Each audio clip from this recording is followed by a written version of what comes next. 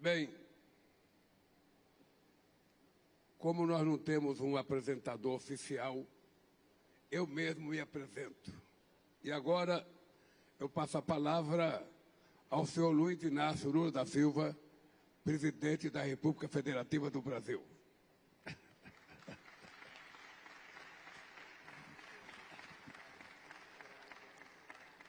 As decisões que tomarmos com relação ao setor energético definirão o nosso sucesso ou o nosso fracasso na batalha contra a mudança do clima. Foram necessárias 28 COPs do clima para nos comprometermos em Dubai com uma transição energética justa, ordenada e equitativa. A Terra não comporta mais um modelo de desenvolvimento baseado no uso intensivo de combustíveis fósseis que vigorou nos últimos 200 anos. 75% das emissões de gases do efeito estufa têm origem na produção e no consumo de energia. Não podemos nos omitir ou intimidar diante da magnitude desses dados. Já sabemos que não é preciso desligar as máquinas e motores, nem fechar fábricas ao redor do mundo de um dia para o outro. A ciência e a tecnologia nos permitem evoluir de forma segura para um modelo centrado nas energias limpas. Essa transformação já está em curso. O uso de renováveis triplicou nos últimos 10 anos. No primeiro semestre de 2025, a energia renovável se tornou a maior fonte individual de geração de eletricidade no mundo, ultrapassando o carvão. Em muitas regiões, as energias solar e eólica já são mais baratas do que a gerada por combustíveis fósseis. O preço das baterias caíram 90%. O Brasil não tem medo de discutir a transição energética. Somos líderes nessa área há décadas. Ainda nos anos 70, fomos o primeiro país a investir em larga escala em alternativas renováveis. 90% da matriz elétrica nacional provém de fontes limpas. Também somos pioneiros no desenvolvimento de motores flexíveis e o segundo maior produtor mundial de biocombustíveis. Nossa gasolina tem 30% de etanol em sua composição e nosso diesel conta com 15% de biodiesel. O etanol é uma alternativa eficaz e imediatamente disponível para adoção nos setores mais desafiadores, como a indústria e o transporte. É lamentável que pressões e ameaças tenham levado a Organização Marítima Internacional a adiar esse passo. A transição energética representa um novo paradigma de desenvolvimento e uma grande oportunidade para promover transformações estruturais na sociedade e na economia. Em 2023, o setor foi responsável por 10% do crescimento do PIB global e empregou 35 milhões de pessoas. É impossível discutir a transição energética sem falar dos minerais críticos essenciais para a confecção de baterias, painéis solares e sistemas de energia. Para gerar emprego e renda e gozar de segurança energética, os países em desenvolvimento precisam participar de todas as etapas dessa cadeia global de valor. Senhoras e senhores, apesar dos avanços, 2024 registrou um novo recorde de emissões de carbono do setor energético, o maior índice desde 1957. Os incentivos financeiros, muitas vezes, vão no sentido contrário ao da sustentabilidade.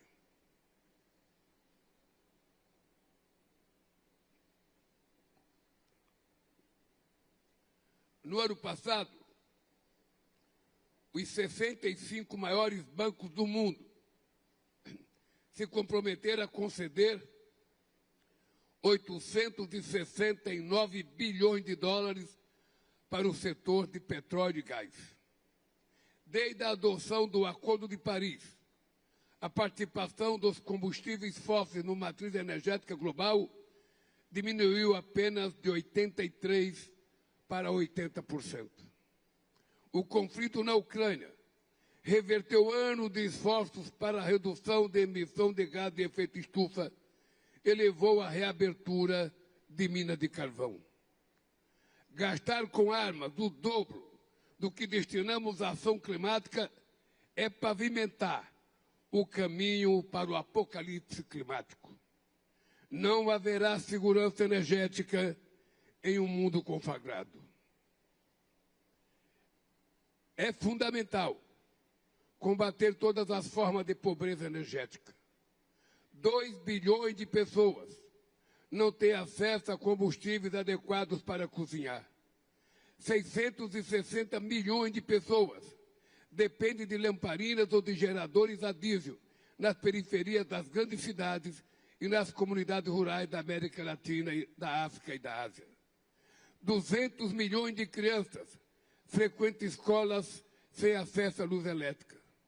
Sem energia, também não há conexão digital, hospitais funcionando ou agricultura moderna. Sem equacionar a injustiça de dívidas externas impagáveis e sem abandonar condicionalidades que discriminam os países. Includes bridge, energy system, and coastal protection to safeguard critical economic assets and the trade corridors. Enhancing health system is also important to respond to the rising cases of heat-related illness and vector-borne disease through strengthening the early warning and climate information system to mitigate loss and damage associated with the adverse impact of climate change. In order to meet its targets on climate change, by 2030, a robust resource mobilization based on common but differentiated responsibility must be implemented without failure. The agency is also based on the fact that the financing gap is widening in most of countries and the public debts are also growing. And this is worsened by the cost of the capital that is exceptionally high for developing countries based on perceived risk that does not reflect the reality on the ground. Therefore, to enable the developing countries to meet their obligation, there is a need for the international financial architecture to be reformed so that trade practices are fair and the cost of borrowing reflect the real risk. We call upon member states, multilateral development banks, and private investors to provide predictable, sustainable, and accessible finance at affordable cost to support technology transfer and to strengthen national and community capacities through grants and highly concessional finance. More importantly, the COP30 should operationalize the new collective quantified goal on climate finance of $1.3 trillion US, which must be transparent, equitable, and responsive to the needs of developing countries. One thing we must be aware, the future will not judge us on the number of COP conferences or other climate-related conferences we are hosting, but on the concrete action we have to take to save Mother Earth, for her to take care of us now and in the future. I thank you for your kind attention.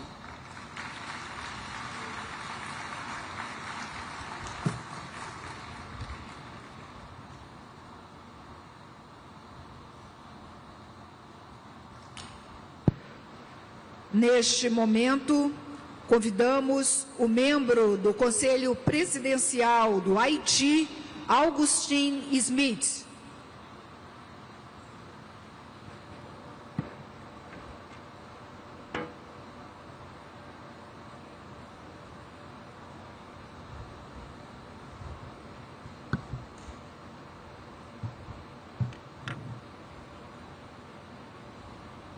Monsieur le Président, Monsieur le Secrétaire Général, Excellences, Mesdames et Messieurs, les chefs d'État et de gouvernement, Mesdames et Messieurs les chefs de délégation, distingués délégués.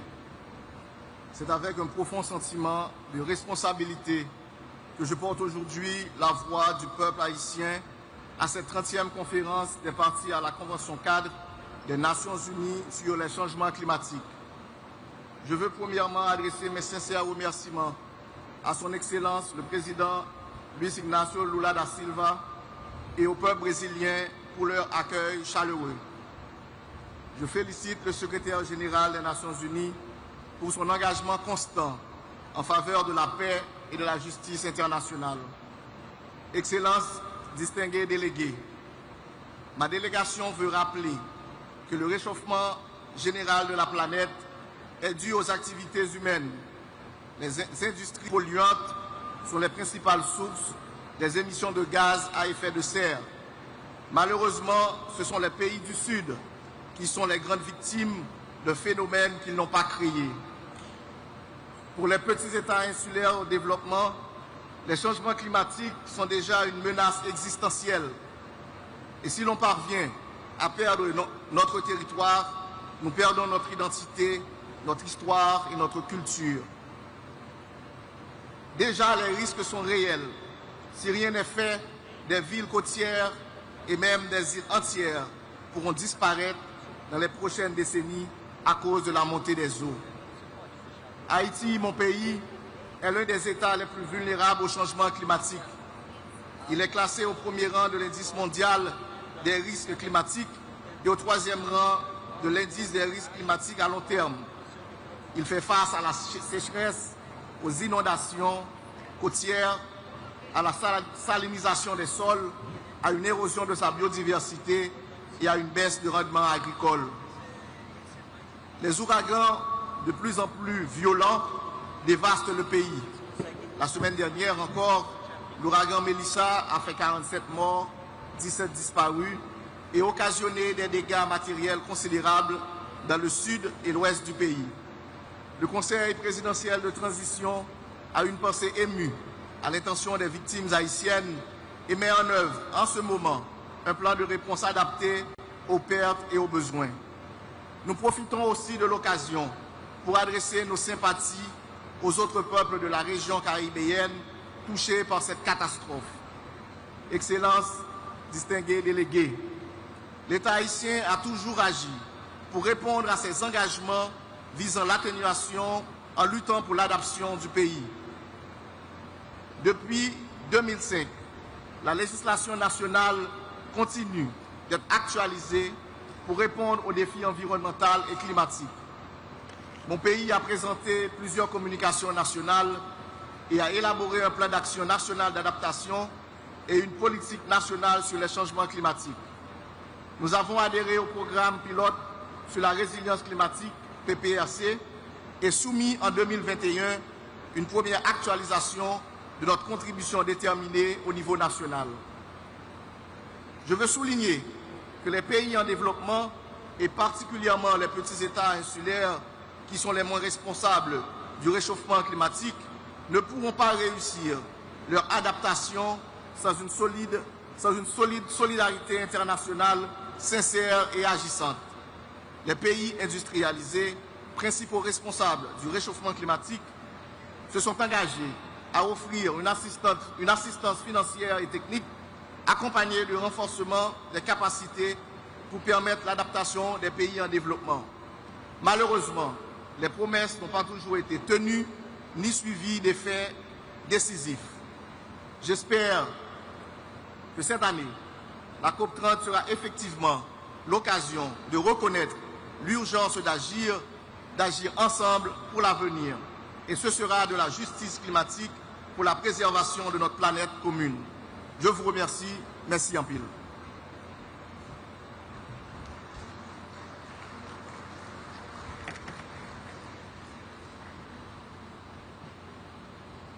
Temos agora a manifestação do representante da Somália, vice-primeiro-ministro Salah Ahmed Jama.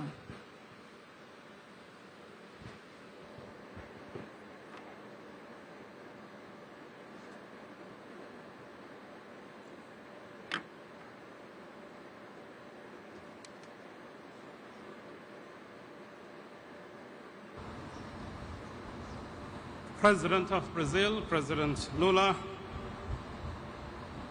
dignitaries, heads of states, greetings to you all. And let me begin by thanking the government and the people of Brazil for their generous hospitality accorded to all of us.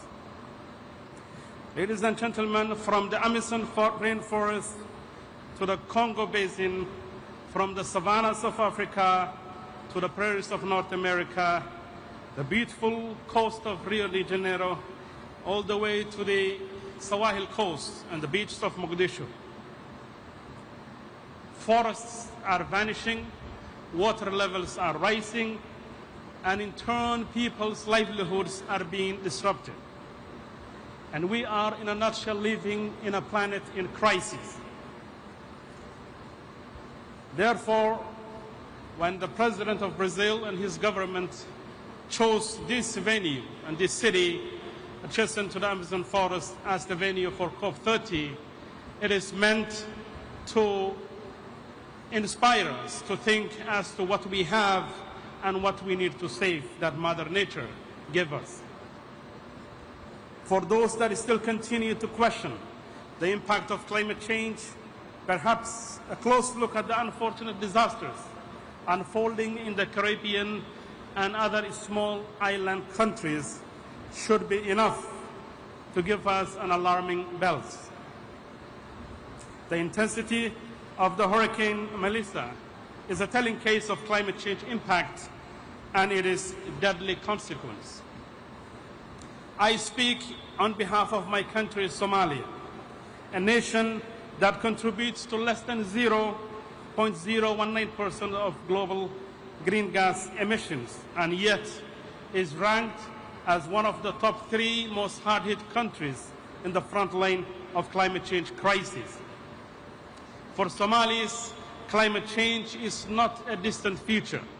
It is here and happening. It is the mother that has to walk tens of kilometers to fetch water. It is the pastoralist that is losing his herds in a matter of no time due to recurring droughts. And it's the child that ends up in a camp suffering from hunger and subject to disease. This is not a statistics, but a story of human suffering and survival. Ladies and gentlemen, Somalia comes to the COP30 with hope for action, armed with clear plans and strategies. We have submitted our 3rd generation NDC and advanced our National Adaptation Plan, both embedded in our National Transformation Plan. Our priorities are very clear. The first priority is adaptation and resilience at a large scale. Our National Adaptation Plan, estimated at $6.3 billion by 2025, we seek partnership that builds early warning systems, climate-smart agriculture, resilient health systems, and climate-proofed infrastructure. For Somalia, adaptation is not a charity, but justice, particularly women and youth who bear the heaviest burdens must be empowered and engaged. Secondly, the issue of access to climate finance is the top priority for countries like Somalia and other similar fragile and conflict-prone countries. Globally, climate finance has reached over 1.5 trillion in 2022, yet fragile and conflict-affected countries together received less than 5% of that total. In Somalia, actual flows were under 300 million by the year 2020, which is less than 1% of what is required to adapt to climate change. We call for more grants, fewer loans, and faster access and support that strengthens national systems. Timely finance is the bridge between vulnerability and viability. In an era of decreasing ODI and shrinking multilateralism, perhaps climate finance could be the only source for financing development in countries like ours. Third, we welcome the recently established Loss and Damage Fund. In the case of Somalia, recent estimates estimate direct climate-related losses in Somalia to about $2.8 billion. So we are certainly facing the brunt of climate change in terms of damage in the form of livestock lost and agrarian communities devastated. We welcome the new fund, but urge rapid capitalization and action because every delay deepens suffering and erodes hope. Fourth, the issue of energy transition is a priority for Somalia and Africa at large, with over 600 citizens in Africa that have never seen electricity. We intend to transition to green energy, but in a just and transferable manner. Somalia has a huge potential in solar and wind, but that needs a huge investment in the form of decentralized mini-grids, solar irrigation, and clean cooking solutions.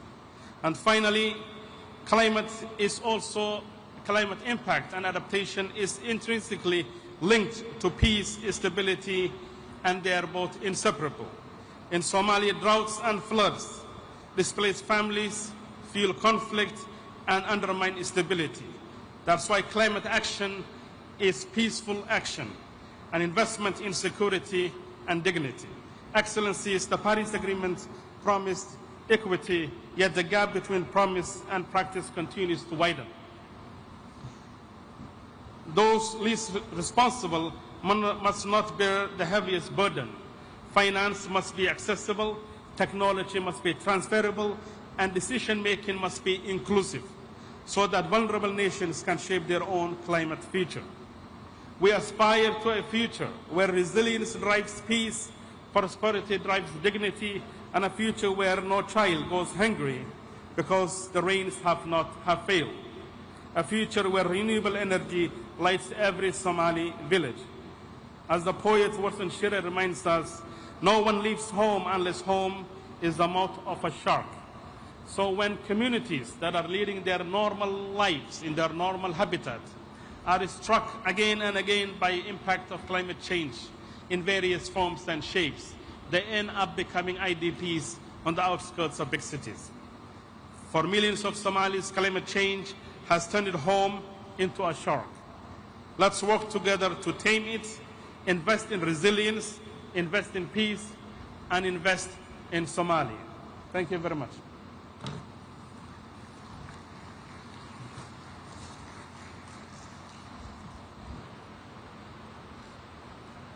Chamamos agora para a manifestação o vice-presidente da Quênia, Kithure Kindiki.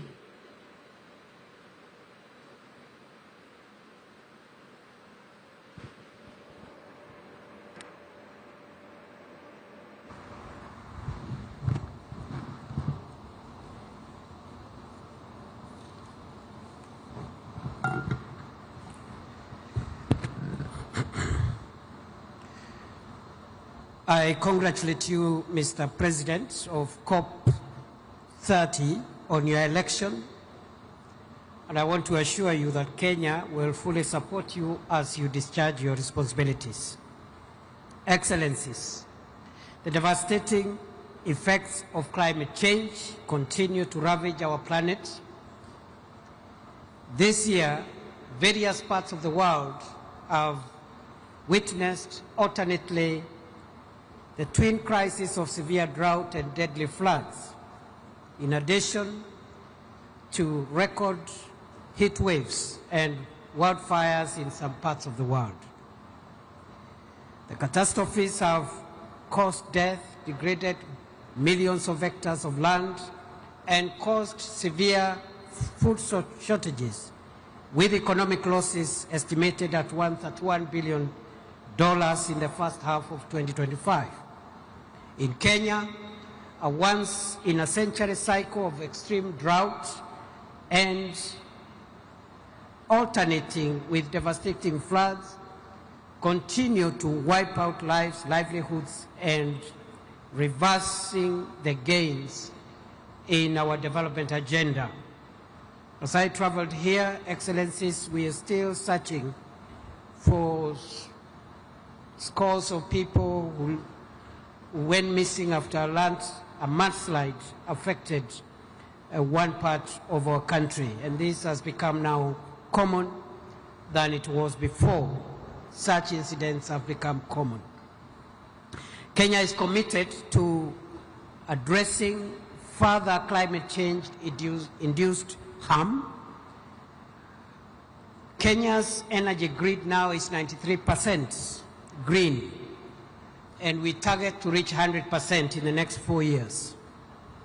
Building on this foundation of green and clean energy, Kenya has updated and submitted a bold and ambitious economy-wide nationally determined contribution focused on greening the energy and industrial sectors in line with the commitments made at the African Climate Summits in Nairobi in 2023 and in Addis Ababa 2024. The two summits have repositioned Africa as a global green growth hub, demonstrating that climate action and development are mutually reinforcing. Excellencies, Africa can help the world in the transition to green energy because Africa has the world's largest untapped renewable energy resources, vast critical mineral resources essential for energy transition, and a youthful demographic that can power the next phase of global manufacturing. However, global investment in Africa has been minimal and slow. Less than 2% of the $3 trillion invested in renewable energy over the last 2 decades has reached Africa, with 600 million people on the continent left without access to energy. Kenya alone needs $62 billion by 2030 to implement our climate commitments. And of this, we've only received $50 million, a paltry 0.08%. The gap between promise and delivery is huge. And sadly, every dollar delayed, every bureaucratic obstacle, and every failed commitment has a human cost. The world should cease to see Africa as an investment risk and see it as an opportunity, an economic opportunity to tap into the continent's abundant, cheap, and clean energy for global green manufacturing. The failure to honor commitments, bureaucratic delays, and the lengthy discussions at the COPs that prioritizes process over delivery are simply cruel and unjust to the millions suffering from the effects of harsh climate today. To achieve different results, 3 things needs to be done.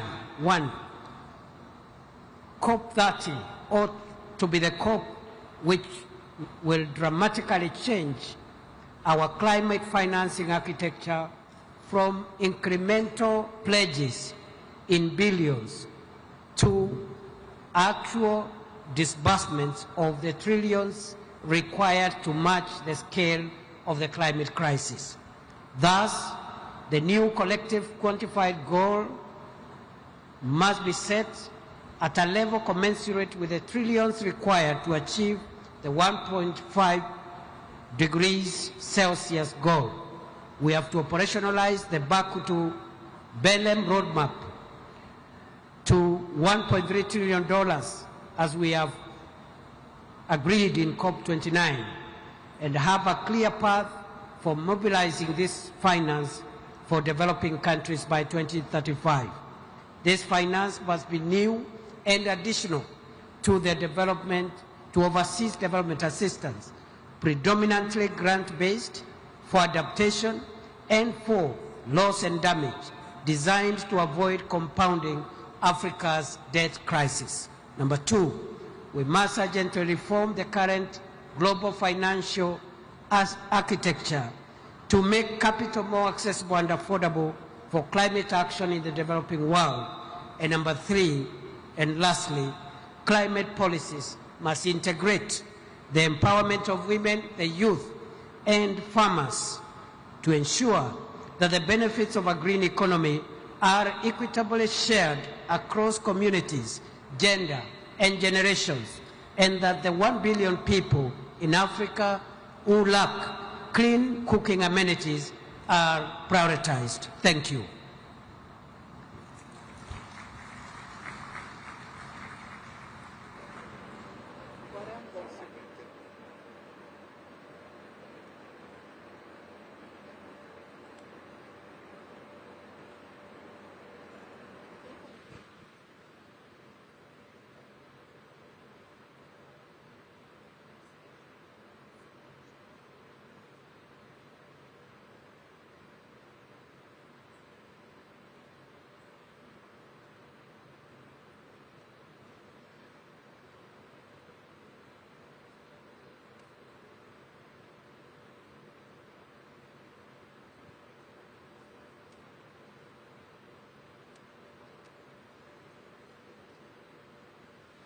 Neste momento, convidamos para a manifestação o presidente do Palau, Surangel Whips Júnior.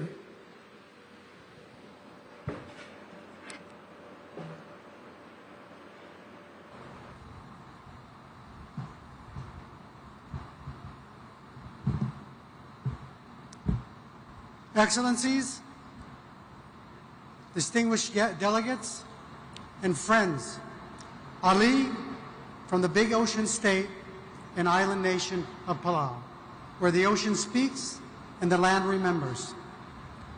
President Lula, thank you for your warm Brazilian hospitality and for your leadership in hosting COP30 here in Belém, the gateway to the Amazon. You know, this sacred setting reminds us of what we must protect and the stewardship we must activate.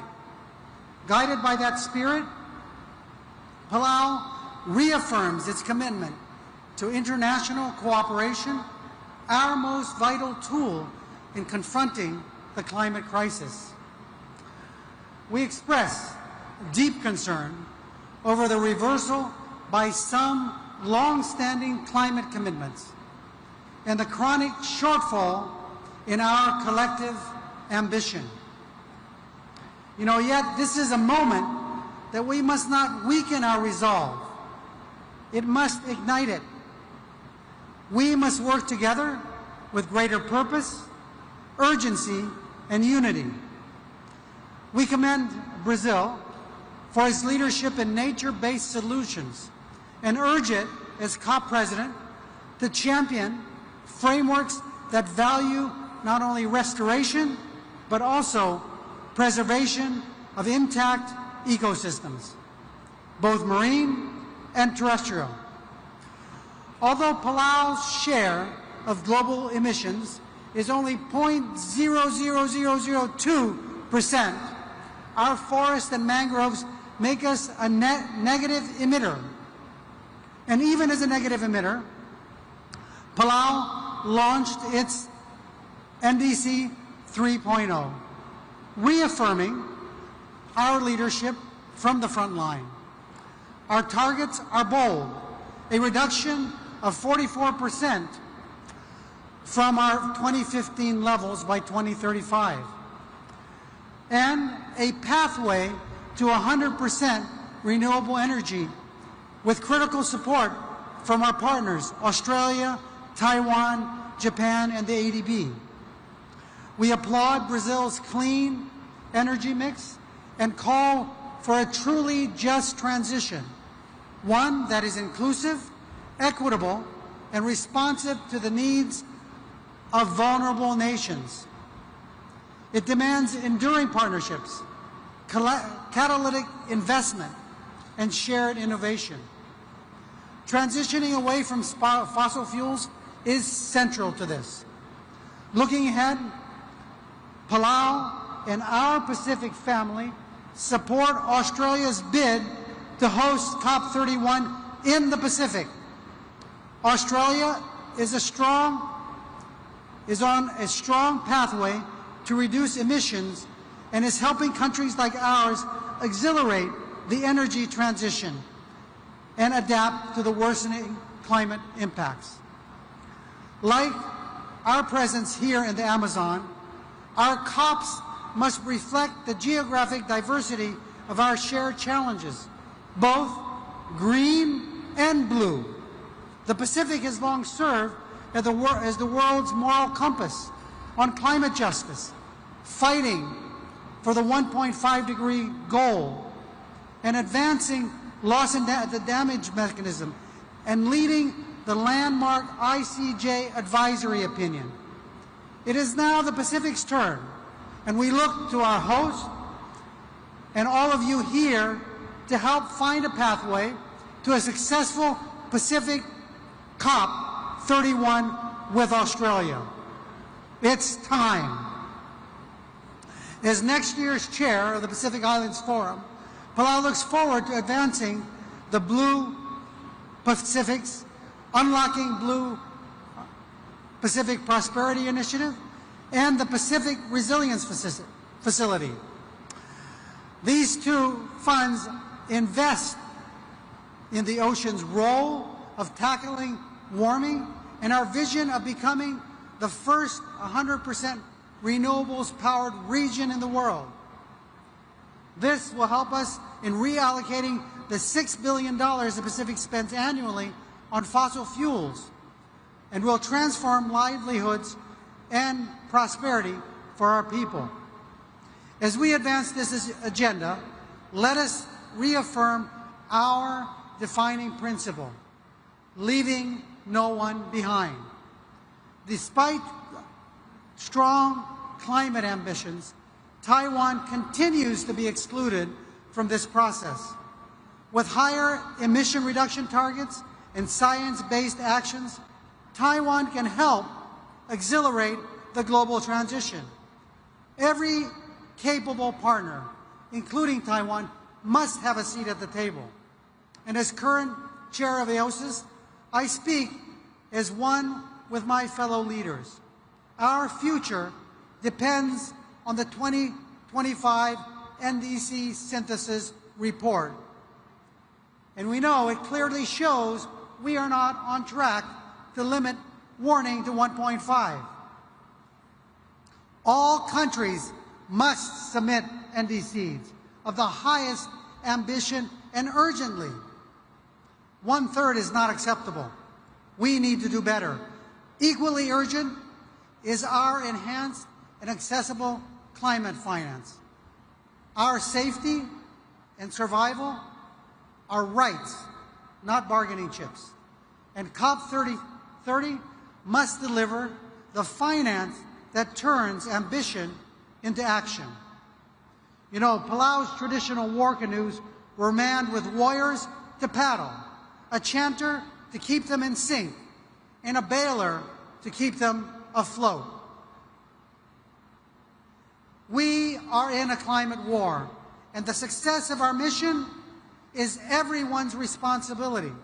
Our survival requires us to chant, bail, and paddle together with unity of purpose as one. Because only together, as the theme of our 80th UN General Assembly reminds us, we are stronger. We envision a Pacific where our children inherit not crisis, but courage and purpose, where our islands are not sinking symbols, but rising beacons of innovation, climate justice, and hope. Obrigado, Kompan Masulang. Thank you.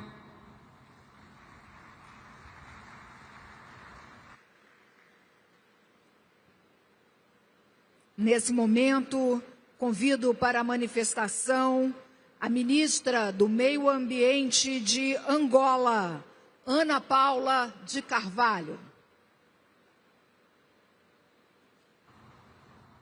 Good morning. I speak in Portuguese. Bom dia. Excelência, Senhor Presidente da República Federativa do Brasil, Excelência, Senhor Secretário-Geral das Nações Unidas, Excelentíssimo Senhor Presidente da COP30, Excelentíssimo Senhor Secretário Executivo da Convenção do Clima, chefes de Estado e de Governo, distintos delegados, minhas senhoras e meus senhores. É com grande honra e profundo sentimento de responsabilidade que Angola se junta a esta cimeira de líderes sobre o clima, realizada aqui em Belém, Pará, no coração da Amazônia, um símbolo vivo da urgência de equilibrar o desenvolvimento humano com a preservação do nosso planeta. Trago a esta plenária uma saudação especial de Sua Excelência João Manuel Gonçalves Lourenço, Presidente da República de Angola, a quem tenho a honra de representar, que por razões de agenda não pode estar presente nesta terceira edição da Conferência das Partes. Neste momento, Angola celebra com orgulho 50 anos da nossa independência, uma data de profunda reflexão sobre o caminho percorrido e os desafios que ainda nos unem. Apesar disso, o nosso país reafirma o seu compromisso firme com uma agenda climática justa, solidária e orientada para resultados concretos. Angola reafirma a sua determinação em contribuir para limitar o aquecimento global a 1,5 graus, bem como o fortalecimento das comunidades vulneráveis para se adaptarem às alterações climáticas. E estamos a trabalhar no sentido de acelerar a transição para uma economia de baixo carbono. Temos avanços consideráveis no que diz respeito às energias limpas, tendo sido registrado um aumento na nossa eficiência energética, quer por via de fontes de abastecimento hídrico, solares e até mesmo ciclos combinados. Relativamente à gestão de resíduos, também foram dados passos significativos. Temos 2 aterros na província do Namibe, que é uma das 21 províncias que compõem o nosso belo país. Para o OGE 2025 foram previstos 2 centros de valorização de resíduos, um para a conclusão na província do Ambo e outro de raiz na província do Bengo, que atenderá as províncias de Luanda, Bengo e Colibengo. Excelências, minhas senhoras e meus senhores, permitam-me partilhar que Angola é um país rico em recursos naturais, mas também vulnerável aos impactos das alterações climáticas, onde a variedade climática já afeta setores críticos, como a agricultura, os recursos hídricos, a energia e as populações rurais que necessitam de respostas estruturadas e eficientes. Por isso, reconhecemos que a COP30 não deverá ser apenas uma conferência, mas um marco moral e político para definir o rumo da humanidade perante o maior desafio do nosso tempo, isto é, a tripla crise planetária, onde vivemos diariamente efeitos das alterações climáticas, a perda da biodiversidade e a crescente problemática dos resíduos. Excelências, minhas senhoras e meus senhores, Angola participa nesta COP com um compromisso renovado e concreto. Foi já submetida a nossa NDC3, que traduz a nossa visão nacional de desenvolvimento de baixo carbono, resiliente e inclusivo. Estamos a reforçar metas de mitigação, mas também a colocar a adaptação e a resiliência climática no centro daquilo que são as nossas prioridades. Porque para nós, adotar é sobreviver. E sobreviver é um ato de dignidade. Acreditamos que a transição energética justa representa uma oportunidade histórica para o continente africano e, em particular, para Angola. A transição que respeita as circunstâncias nacionais valoriza o nosso potencial em energias limpas e garante que ninguém fique para trás. Uma transição justa deve ser também uma transição de justiça ambiental, social e econômica. Trata-se de gerar emprego digno, ampliar o acesso à energia e assegurar a inclusão das mulheres e jovens nas soluções climáticas. Estamos igualmente a finalizar o nosso primeiro Plano Nacional de Adaptação, que será submetido a esta COP30. Este plano integra o clima nas políticas de desenvolvimento, visando proteger os recursos hídricos, agrícolas, reforçar infraestruturas e construir comunidades mais resilientes face à seca, cheias, incêndios florestais que se intensificam a cada ano. A conservação da biodiversidade e a gestão sustentável dos recursos naturais são fundamentais para a nossa soberania ambiental, econômica e social. Mas sabemos que não é possível haver adaptação sem financiamento previsível, acessível e justo. É por isso que nos juntamos à voz dos outros países menos avançados que continuam a enfrentar barreiras desproporcionais para aceder aos fundos que lhes permitem agir. Assim sendo, esperamos que a COP30 seja o início da transformação das promessas em ações reais de financiamento e compromissos em soluções concretas. Excelências, minhas senhoras, meus senhores, nenhum país vencerá esse trabalho sozinho. É por isso que Angola defende firmemente a cooperação Sul-Sul como um dos pilares mais importantes para uma resposta global, mais equitativa, e por isso acreditamos no poder da partilha de conhecimento e na solidariedade entre as nações. O mundo aguarda por decisões corajosas desta cimeira, pois a COP30 deve marcar o ponto de virada em que a ambição se traduz em ação, em que os compromissos se tornam implementações e que a esperança volta a ser credível. Angola reafirma o seu compromisso em ser parte ativa da solução, transferindo resiliência, promovendo uma economia verde e inclusiva e defendendo uma agenda climática africana forte e solidária. Termino a minha intervenção com uma frase que alguém escreveu, mas que nós apoiamos. O desafio climático é, antes de tudo, um teste à nossa capacidade de cooperar e de acreditar que o destino da humanidade é comum. Thank you, merci beaucoup, muito obrigada.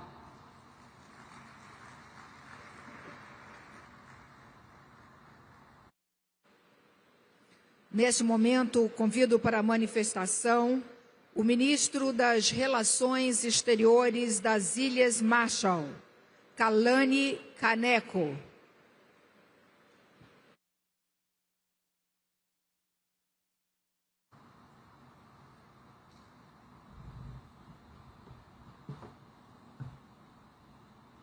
Madam President, Excellencies, I want to start by stating my sorrow at the devastation wrought by Hurricane Melissa in the Caribbean.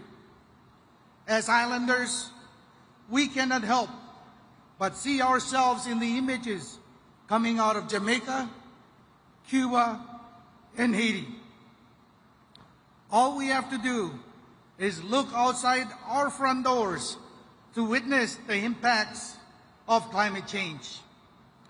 For centuries, we were protected by the vast blanket of ocean that served as a thoroughfare between islands and provided the abundance food that nourished us.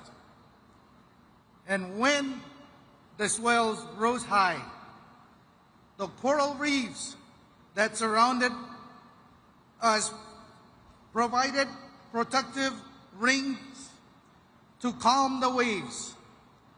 But now the sea rises, the coral dies, and the fish stock leaves our shores for cooler waters. What will happen when the next storm comes to us? If this is a COP of truth, then to answer this question, as the President of Chile said, we must begin with the science. And the International Court of Justice advisory opinion reaffirmed that our response must be a collective one, guided by the best available science in the 1.5 degree temperature limit, grounded in human rights principles of equity, justice, and directed toward ensuring that those most responsible provide support for those most vulnerable. We put our faith in the Paris Agreement 10 years ago, and we have worked tirelessly to live up to its commitment. The Marshall Islands delivered the NDC in February, and we submitted our National Adaptation Plan 2 years ago. And we are doing our utmost to implement these plans with limited resources. We know that the Paris Agreement has moved the needle on climate action. We have expanded clean energy and slowed warming. But the future of my country depends on each and every party coming together to do more faster. Whether leaders are here or not, the largest emitters must show up on paper with higher ambition, NDCs, and more finance. This COP needs to agree on an adaptation package with a new finance goal at its heart, with concessional terms and direct access to small island states. Because I tell you, in the Marshalls, our adaptation needs are overwhelming. For us, and islanders alike, adaptation finance means investing in our survival in the face of hurricanes, wildfires, droughts, famine, and sea level rise. My people have already shown tremendous resilience. When the United States exploded 67 nuclear bombs over the Marshall Islands, we were bequeathed poisoned homes, cancerous growth, communities living in exile. Yet we endure. The fight for climate change is a fight to ensure that the history doesn't repeat itself. It is clear that the fossil fuel industry is not preparing for a just, orderly, and equitable transition. Instead, we see a future of supply shocks, conflict of resources, stranded assets, and the legacy of dangerous climate change being visited upon us to serve the interests of others. A legacy now visited on Caribbean shores. So I stand with President Lula and support his call for international community to come together to define a roadmap for the transition away from fossil fuel. I am equally inspired by the COP President's call for a spirit of Muri Trao, in which we work together to achieve more than we could ever possibly imagine doing alone. Every voice should be heard at this COP. Every nation needs to be part of the solution. The Marshall Islands has long called for Taiwan to be part of the UNFCCC process, and I repeat that call again today. When nations' voices are silenced, democracy dies. The behavior last month around the International Maritime Organization was shocking. It cannot happen again. It is time for those of us who believe in cooperation to stand together in this fight to tackle climate change.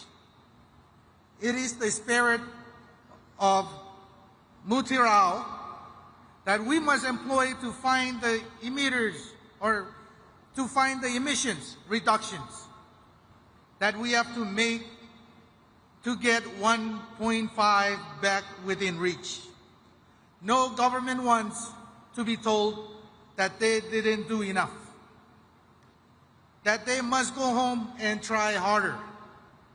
But that's what I'm asking us all to do. But this time, let's work together. Let's help one another. Learn from each other. Support one another and be ready for the next storm. Comoldada, obrigado. Thank you.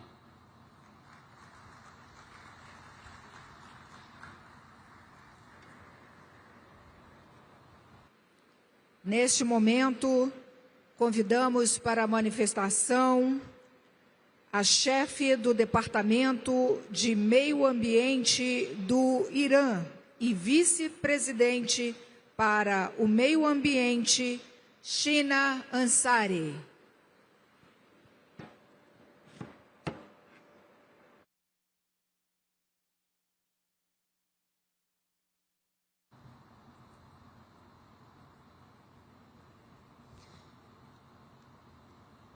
In the name of God, Mr. President, distinguished heads of state and representatives, ladies and gentlemen, at the outset, I wish to express my sincere appreciation to the government and people of Brazil for hosting the COP30 in Belém. This gathering could provide nations with an invaluable opportunity to take realistic, equitable and inclusive actions to address the environmental crisis and challenges facing our planet. In recent years, all countries present at this conference have pledged to protect the environment by reducing greenhouse gas emissions, adapting to climate change, and moving toward the use of renewable energy sources. Despite facing unilateral coercive measures as well as imposed restrictions on access to modern technologies, knowledge, financial support, and foreign investment, the Islamic Republic of Iran has achieved remarkable progress while considering further steps to take in the coming years. Over the past year alone, Iran has increased its solar energy capacity by 75%, expanded wind power generation, being added to a previous target to increase nuclear power capacity, join the BRICS carbon market, and reduce carbon emissions through efficient flare management in its oil and gas fields, such as a 10 billion cubic meters reduction and a further 12 billion cubic meter reduction plan for the next 4 years. Accordingly, transitional fuels and enhanced energy efficiency management projects are underway to enhance the country's resilience to the adverse impacts of climate change. These measures demonstrate Iran's firm commitment to environmental protection. It also emphasizes that despite the mentioned challenges, the Islamic Republic of Iran continues to strive to uphold the right of its people and others to a clean and healthy environment. This does not mean that we overlook major environmental challenges such as prolonged drought and rising temperature, approximately 1.8 centigrade, and a 50 millimeter decline in precipitation over the 50-year period. Rather, it emphasizes that despite all obstacles and being deprived of technology transfers envisioned in the Convention, the Islamic Republic of Iran continues its efforts. Mr. President, the United States, in coordination with its regional proxy, the Zionist regime, has launched military aggression against the Islamic Republic of Iran. This act not only violates international law and constitutes war crimes, but has also caused extensive and lasting environmental destruction. Among the most serious consequences was the release of over 50,000 tons of carbon emissions in Tehran alone. The reckless attacks on Iran's peaceful nuclear energy facilities represent a blatant and deliberate crime that could have led to one of the world's largest environmental catastrophes. This act of aggression is alongside with the 2 years ecocide and a variety of war crimes committed by this outlaw regime in Gaza. These crimes were not only a massacre of innocent people, women and children, but also caused deep environmental damage. Ladies and gentlemen, the Islamic Republic of Iran, while firmly recognizing the inherent environmental and humanitarian threats, continues to believe in the power of international cooperation. Iran stands ready to share its local knowledge and experiences and to engage constructively with other nations and international institutions in advancing our common environmental goals. We are heirs to one earth and one destiny. May we act with respect and justice so that we may pass on a sustainable legacy to future generations. Thank you.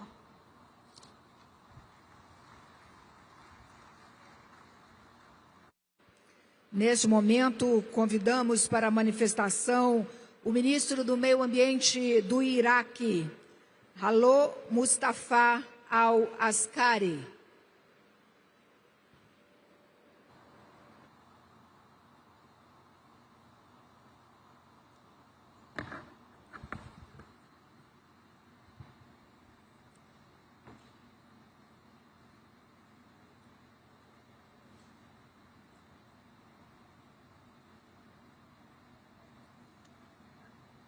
Mr. President, Your Excellencies, distinguished esteemed participants, good afternoon. From Mesopotamia, the land of Iraq, we extend our greetings to you, to Brazil, the home of the Amazon, the lung of the earth, and an active contributor to climate equilibrium throughout the Holocene epoch. It's an honor for me today to represent my country, Iraq, and I'm pleased to convey the greetings of the Iraqi people and the government, along with their appreciation to the Republic of Brazil and the United Nations for organizing and hosting the COP30. This conference is being held in amid of growing global environmental challenges and the increasing impacts of climate change, reminding us that the destinies of our water and air are one, and that the environment knows no borders. And between the Tigris and Euphrates, Iraqi marshes, mountains and deserts, and the Amazon, there is a historical and continuous solidarity. Ladies and gentlemen, we gather today at COP30, making the 10th anniversary of the adoption of the Paris Agreement, and at a time when the world faces an undeniable reality that the current trajectory of updated NDC does not place us on the right track toward achieving the goals of the Paris Climate Agreement. In the context, we call at the conference for a clear and measurable commitment to climate finance and for the equitable support to be directed toward vulnerable countries and communities with limited adaptive capacity as a fundamental human right. Today, Iraq announced tangible progress on its climate action pathway. We have submitted our second nationally determined contribution 2025 to 2030, which serves as the overarching framework and roadmap for climate action in the country. In this document, we have raised our level of ambition to reduce greenhouse gases emissions in full commitment to the Paris Agreement and its provisions. In addition, we have launched 6 other key documents related to climate action. On the other hand, Iraq has taken a significant institutional step by establishing the State of Company for Carbon Economics, aimed at operationalizing the mechanism of Article 6 of the Paris Climate Agreement, engaging with regional and global markets, and put the foundation for a national carbon market. In today's conference, we reaffirm that Iraq is among the world's key contributors to global energy supply and will continue to play this vital role in ensuring the stability of energy and oil markets. However, in parallel, Iraq is advancing the implementation of clear and comprehensive plan to reduce carbon footprint of the energy and of oil industry, as well as to reduce methane emissions. This plan includes ending routine flaring of associated gas by 2028 and improving the efficiency of oil industry operations, expanding renewable energy capacity to reach 12,000 megawatts. In terms of exposure to climate change and the challenges of adaptation and environmental resilience, water scarcity has become an extensional challenge in Iraq, alongside waves of drought, desertification, and sand and dust storms are intensifying. The marshes of the southern of Iraq are experiencing frequent droughts that have affected more than 90% of their historical area. Similarly, the mountains and forests of Kurdistan region, as well as the natural ecosystem in eastern and western Iraq, face the same problem. The crisis threatens biodiversity, agriculture, undermines the livelihoods of local communities, increases displacement and migration, and disrupts the routes of the migratory birds. In recognizing the needs of our people, after decades of suffering and to increase greater resilience, the government of Iraq places climate action at the core of its national development plans. It also places youth, women, academic researchers, civil society, and the private sector at the heart of decision-making and implementation, because climate action requires the participation of all, and because local knowledge and innovation are the driving forces of sustainable solutions. Iraq is also working to open doors and opportunities for cooperation with the neighboring countries to adopt joint regional adaptation plans and cross-border mega projects in the fields of water, agriculture, nature-based solutions, energy, and sustainable transport within the framework of the Paris Agreement.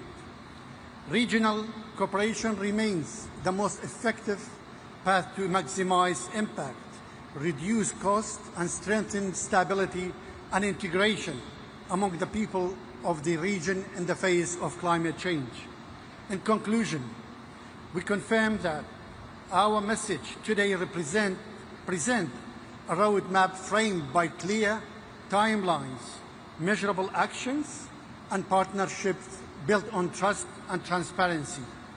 What we have outlined in second nationally determined contribution, along with the institutional reforms and implementation projects we have launched, from ending routine gas flaring to expanding solar energy, representing a genuine commitment by Iraq that deserves recognition and support through financing, technology, and expertise.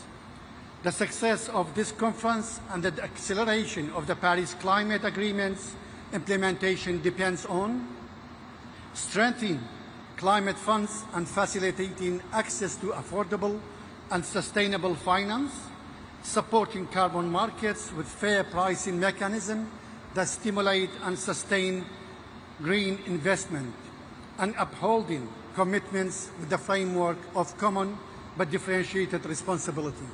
I thank you.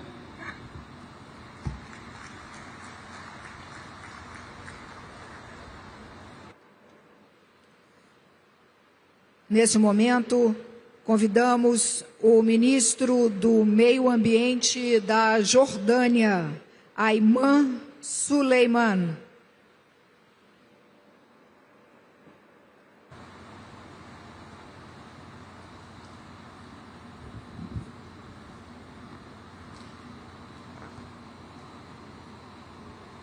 Bismillah ar-Rahman ar-Rahim. Mr. President Lola, Mr. Secretary General, Mr. President of COP30, Excellencies, distinguished guests, good afternoon.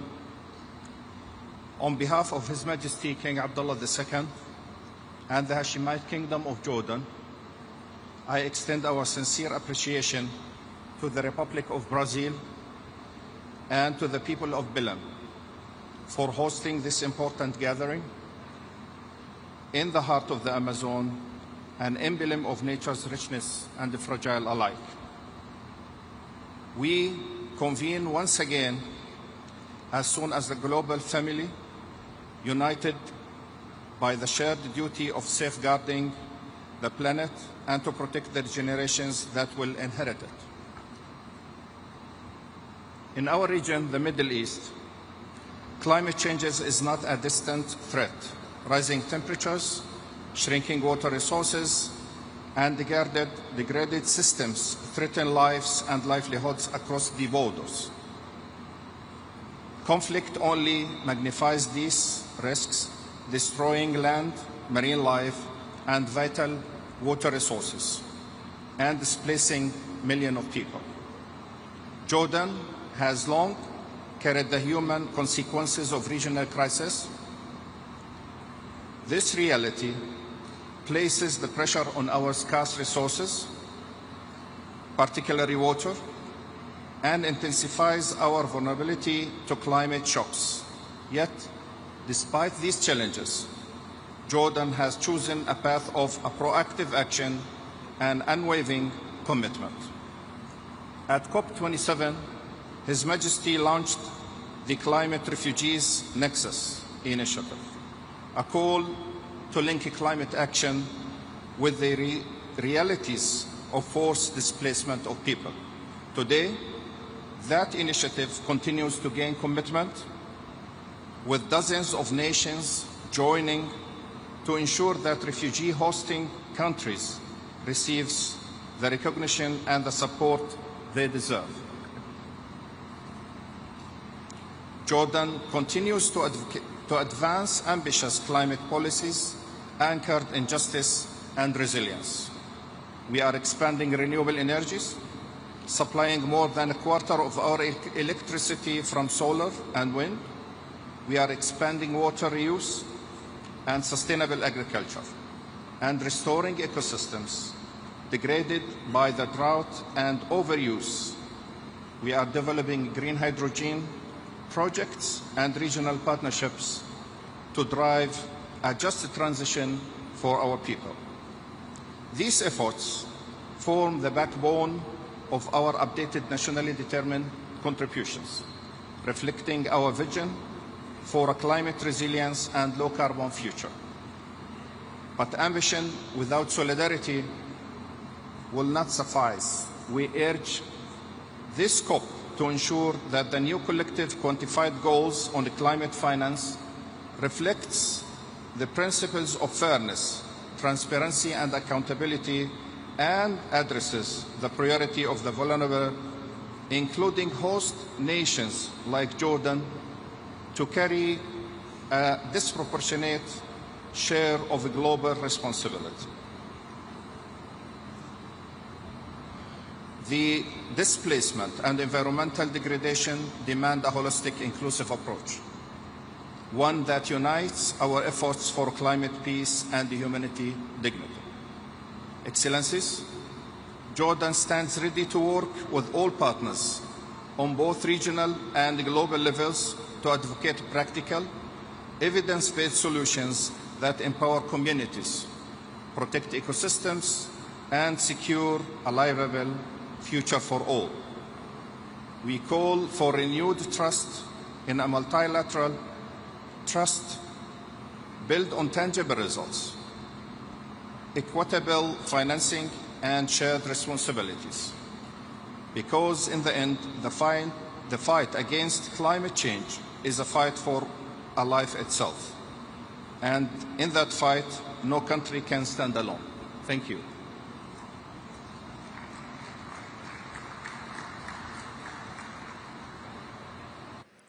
Convidamos agora o ministro do Meio Ambiente e diretor da Agência de Proteção Ambiental da Libéria, Emmanuel Kingurei Yarki Paulo.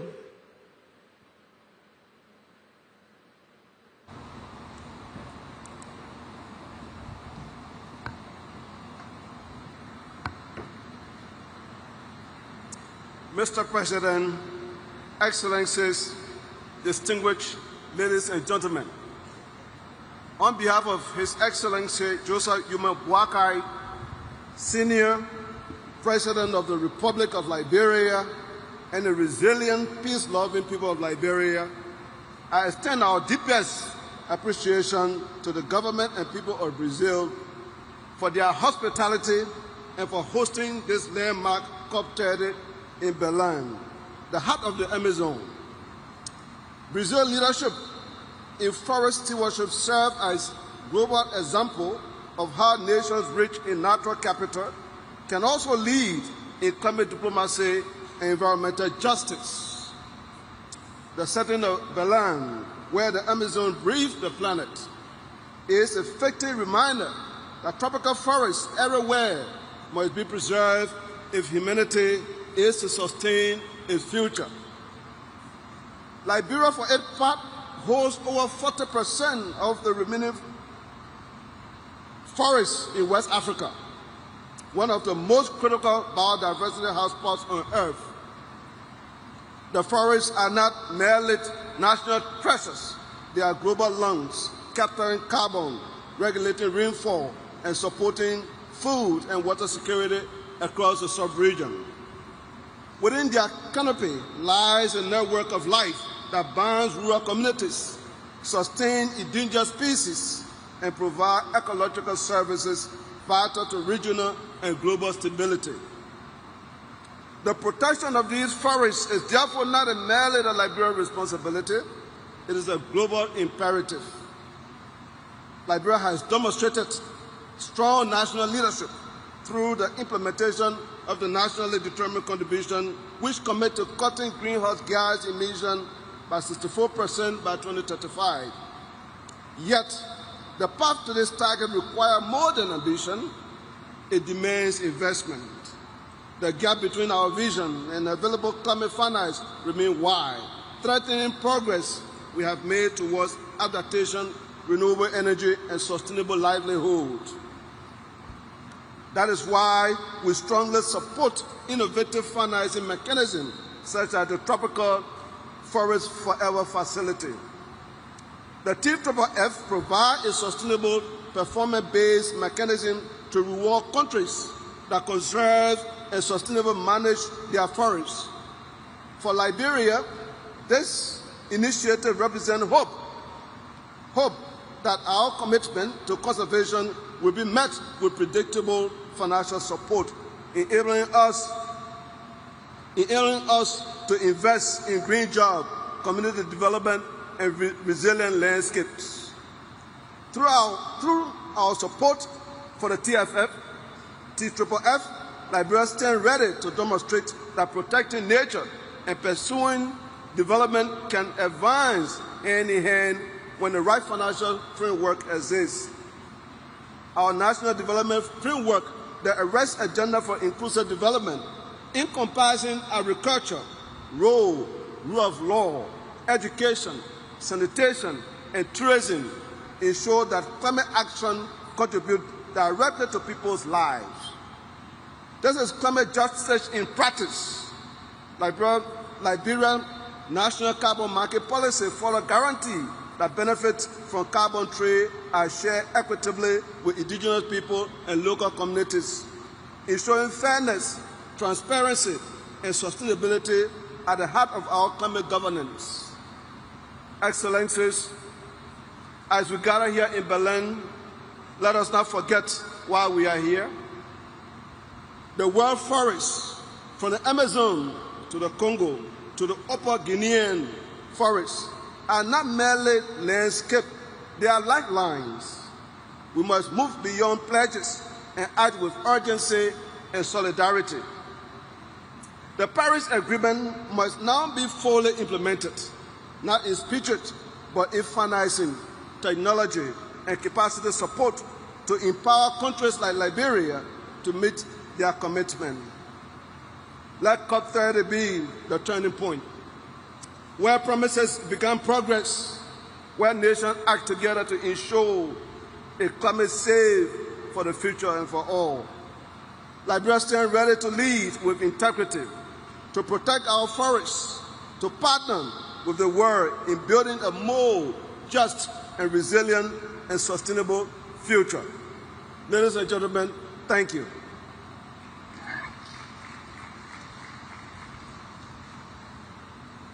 Convidamos nesse momento o ministro do Meio Ambiente da Mauritânia, Messouda Barhan Mohamed.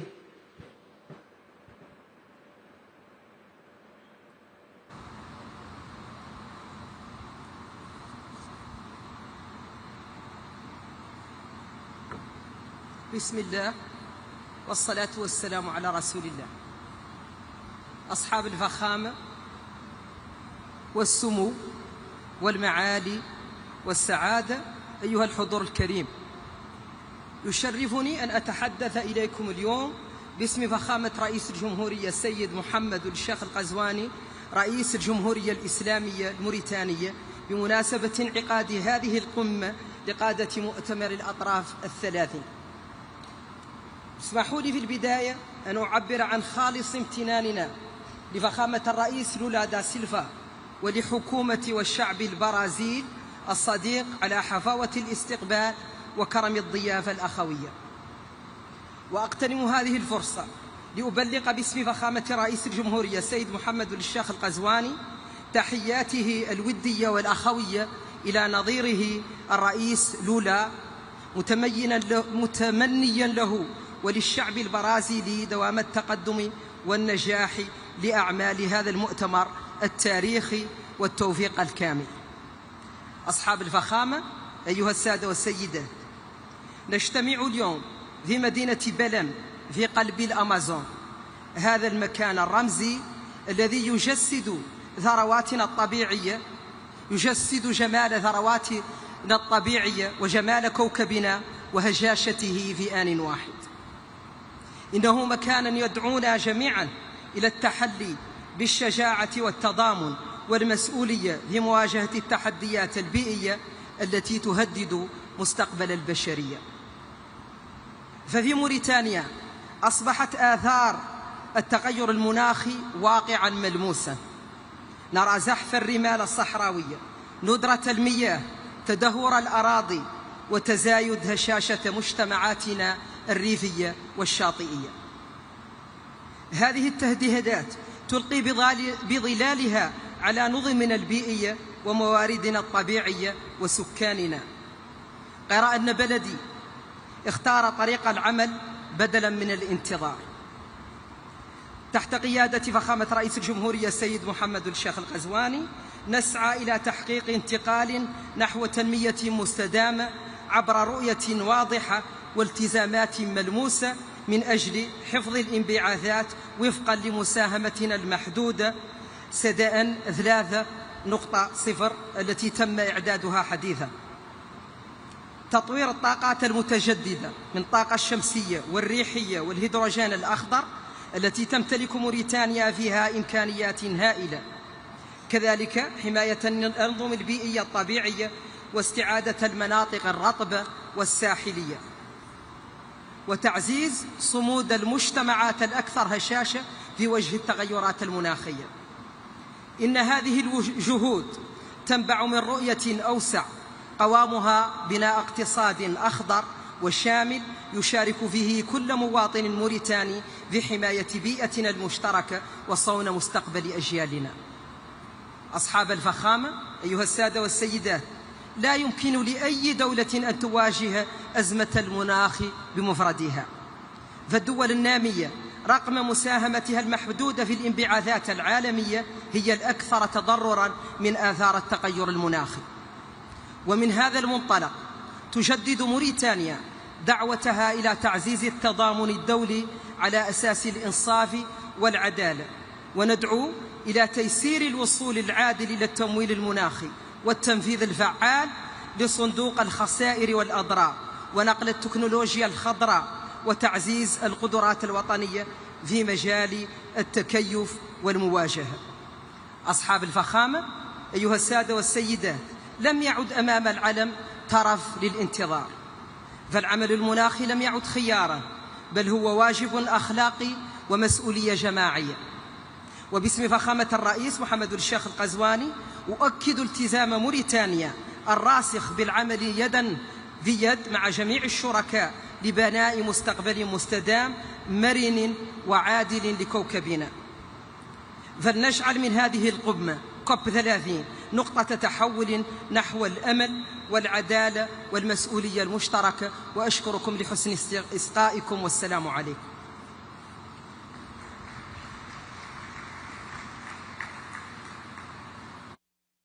Nesse momento, convidamos a ministra do Meio Ambiente do México, Alicia Isabel Adriana Bárcena Ibarra.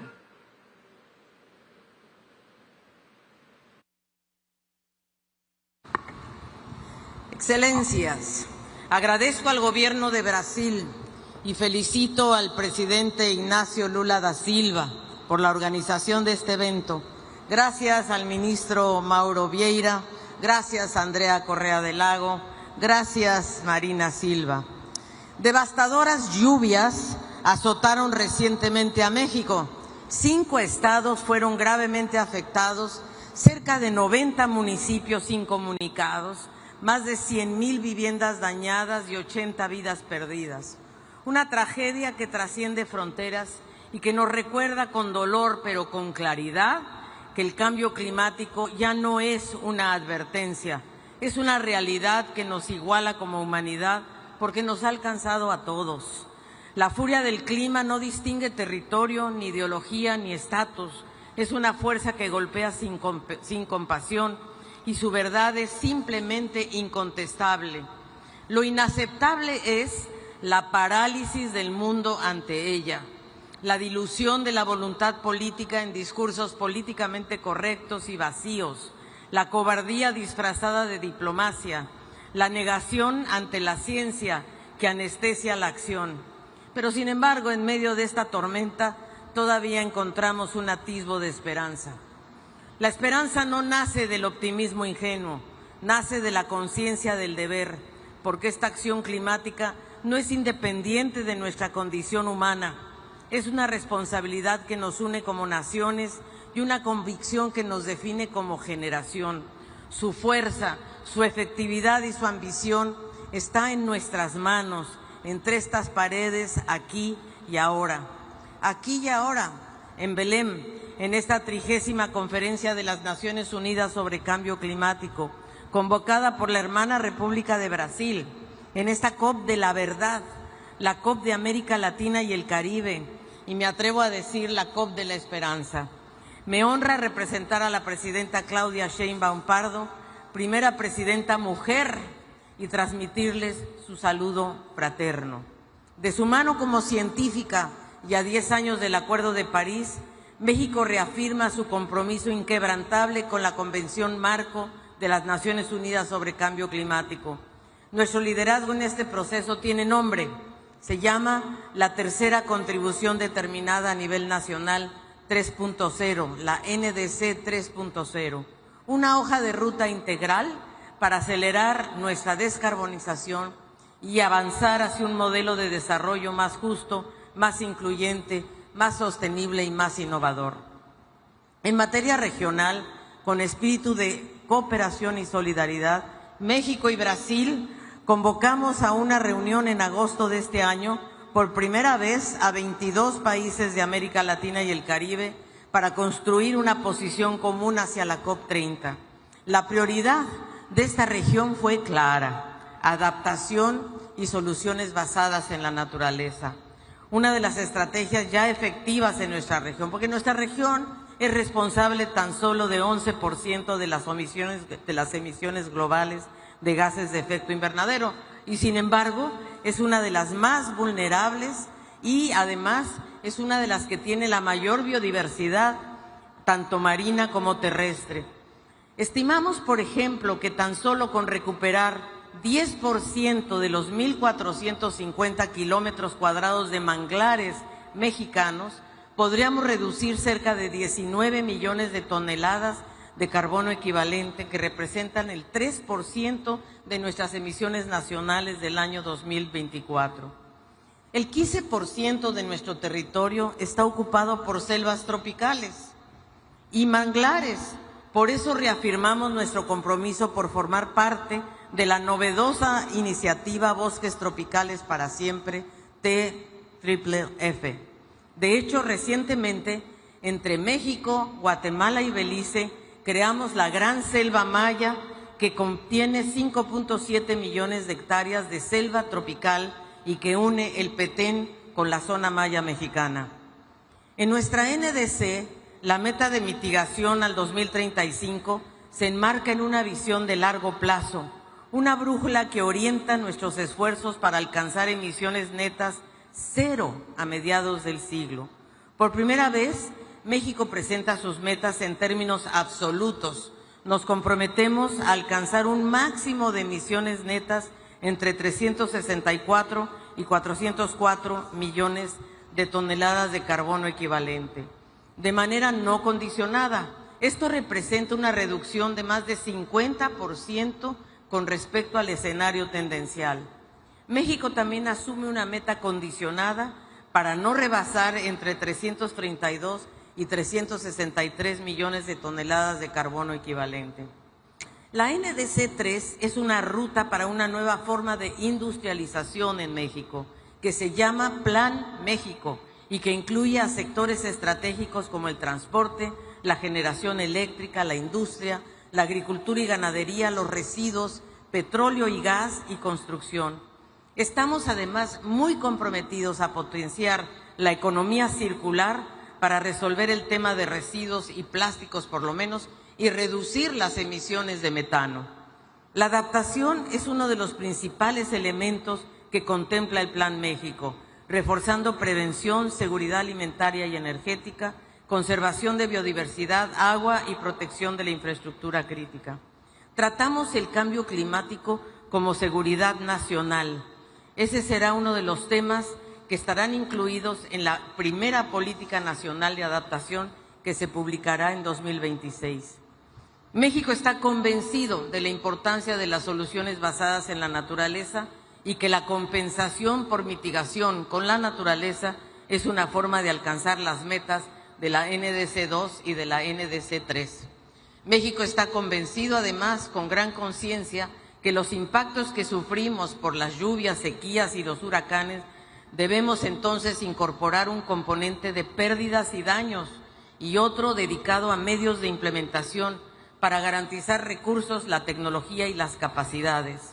Incluimos además un componente transversal que integra la perspectiva de género, derechos humanos, transición justa y la equidad intergeneracional. Reconoce a los pueblos indígenas, a los afromexicanos y mexicanas, a mujeres, infancias y jóvenes como víctimas por su alta vulnerabilidad al cambio climático, pero también como protagonistas para esta transformación. En resumen, la NDC 3.0 se estructura en 5 pilares: mitigación, adaptación, pérdidas y daños, medios de implementación, condiciones habilitadoras y temas transversales. Así, México contribuye al combate global al cambio climático con profundo sentido de responsabilidad, con ambición y con visión de Estado. Esta NDC 3.0 no es un documento solamente, es una hoja de ruta de toda una nación hacia el futuro que merecemos. Se construyó mediante un proceso muy participativo y deliberativo conforme al Acuerdo de Escazú y se basa en la mejor ciencia disponible. Enfatizamos también la importancia de fortalecer las sinergias entre la COP de biodiversidad y la de cambio climático y desertificación. El río Trío, ese río Trío que se construyó en Brasil en 1992, y de medir sobre todo y reportar de manera conjunta para diseñar taxonomías que permitan reconocer las metodologías para valorar la biodiversidad y los ecosistemas marinos y terrestres como grandes sumideros de carbono y fuentes de inversión económica. Pero no medir por separado en cada convención o en cada tratado. Se trata de medir juntos y tener metodologías compatibles. Debemos avanzar en esta armonización de métodos para internacionalizar, por ejemplo, el comercio de carbono que hoy ocurre en territorios limitados o solo a nivel nacional. No hay tiempo que perder, cada décima de grado importa porque cada decisión cuenta, cada retraso se traduce en pérdidas y daños irreparables, en vidas humanas, en ecosistemas devastados, en comunidades en riesgo. Por eso nuestra nueva NDC es una prueba de nuestro compromiso hacia una acción climática ambiciosa, transformadora e integral. Ninguna nación, ninguna, puede recorrer esta crisis sola. Aquí y ahora reafirmamos el valor del multilateralismo. Es imperativo actuar juntos y actuar simultáneamente y además hacerlo no solo con la sumatoria de las NDCs, sino también con una acción de financiamiento que cumpla con el artículo 9.1 del Acuerdo de París. Hoy en la COP30 no venimos a hablar del futuro que tememos, sino del futuro que aún podemos construir. Porque hoy la esperanza no es una palabra vacía, es una acción colectiva que exige nuestra valentía, valentía de invertir en la vida y no en el carbono, valentía de mirar a nuestras hijas e hijos y decirles, hicimos todo lo que estaba en nuestras manos. Señoras y señores, aún tenemos tiempo para llegar y salvaguardar la meta de 1.5 grados, pero la ventana de oportunidad se está cerrando. Hoy más importante que nunca es imperativo que la COP concluya con una señal política clara de nuestra determinación por corregir el modelo de desarrollo y el rumbo. En términos gramscianos, es momento de dejar morir el viejo mundo para dejar uno nuevo, un mundo en el que podamos vivir en armonía con la naturaleza sin dejar a nadie atrás. Por eso quiero recordar para finalizar las palabras que el entonces presidente de Estados Unidos, Barack Obama, pronunció hace 10 años cuando se firmó el Acuerdo de París. Y Obama dijo, Somos la primera generación en experimentar los efectos del cambio climático y la última que tendrá la oportunidad de revertirlos. Muchas gracias.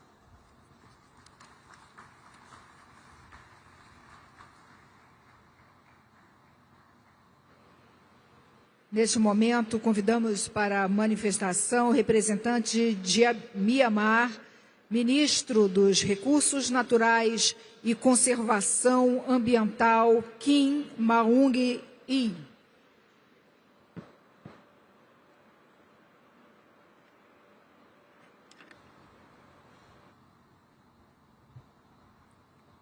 Mr. President, Excellency, distinguished delegates, it is my distinct honor to deliver these statements on behalf of the government of the Republic of the Union of Myanmar. We begin by expressing our sincere appreciation to the government of Brazil for its leadership in convening this pivotal summit and for the excellent arrangements. Myanmar is a Southeast Asian nation bordered by India, Bangladesh, China, Laos, and Thailand, with a coastline along the Andaman Sea and the Bay of Bengal. Our country is a globally recognized biodiversity hotspot, endowed with a rich variety of forest ecosystems, from tropical rainforests and mangrove to high-altitude alpine forests. These invaluable natural resources are a national priority, with forests covering approximately 42.19% of our land area.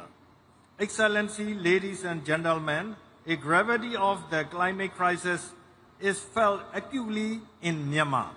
As a nation endowed with significant forest cover and biodiversity, yet ranked among the most vulnerable to climate impacts, we recognize this summit not merely as a meeting, but as an indispensable forum for dialogue, partnership, and collective ambition. Guided by our Myanmar climate change strategy and our NDCs, we've placed the forestry sector at the core of our climate action. We are actively implementing measures to promote renewable energy, enhance energy efficiency, and advance climate-smart agriculture. Furthermore, we are scaling up adaptation activities across sectors, accelerating and scaling up climate finance, assessing pathway for technology transfer, and supporting robust capacity building are the crucial importance for the success of these endeavors, national ambitions, and implementations. It is this context of shared responsibility and opportunity that we warmly commend the President and Government of Brazil for the visionary initiative launched at this summit. I am pleased to formally announce the Government of Myanmar's support for endorsement of the declaration, call to action, and pledge, including the launch of the Tropical Forest Forever Fund, the Belém Declaration on Hunger, Poverty, and People-Centered Climate Action, and the call to action on integrated fire management. To conclude, climate change mitigation is a global issue that concerns all people on Earth, and it requires everyone to be involved, leaving no one behind. All human beings are on Earth must participate in the efforts. We once again extend our heartfelt thanks to the government of Brazil for its invitation to join these meaningful efforts. Myanmar reaffirms its unwavering commitment to strengthening national, sub-national, and local coordination. We will continue to work in closely partnership with the international community to realize our vision of a sustainable, inclusive and climate resilient future for generations to come. Thank you, Mr. President.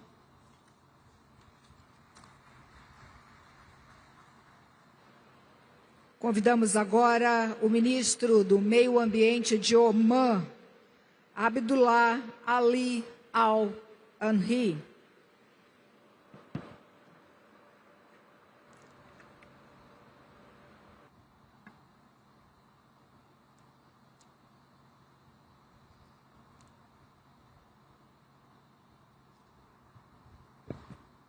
بسم الله الرحمن الرحيم.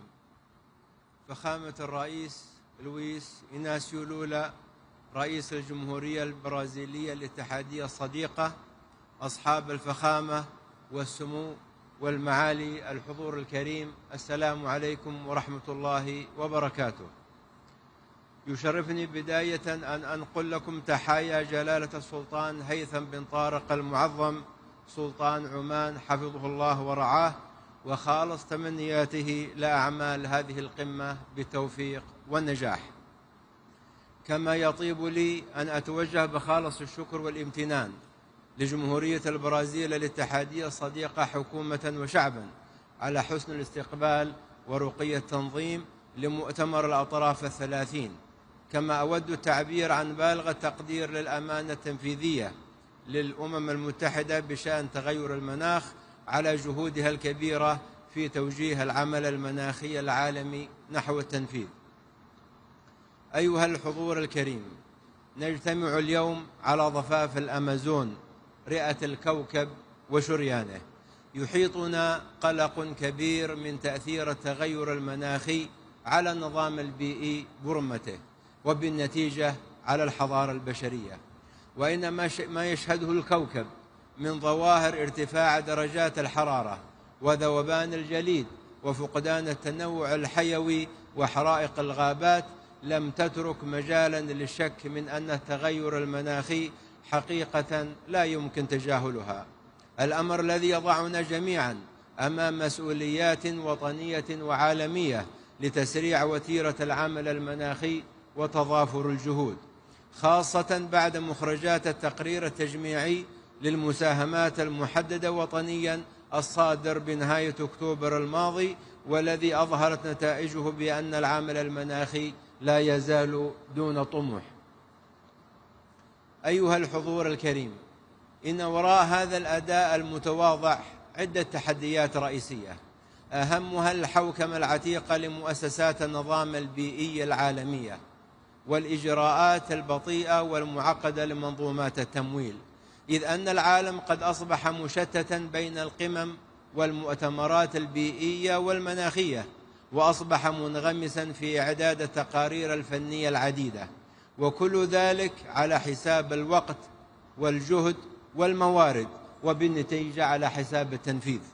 وعلى الضفة الأخرى فإن تعهدات التمويل كثيرة جدا والمتحقق منها قليل، بل وأن المتحقق منها لا تتمكن الدول المستحقة من الوصول إليه، وإن وصلت تصل بعد جهد وعناء، وهذا أمر طبيعي في ظل غياب المعايير وضبابية الإجراءات.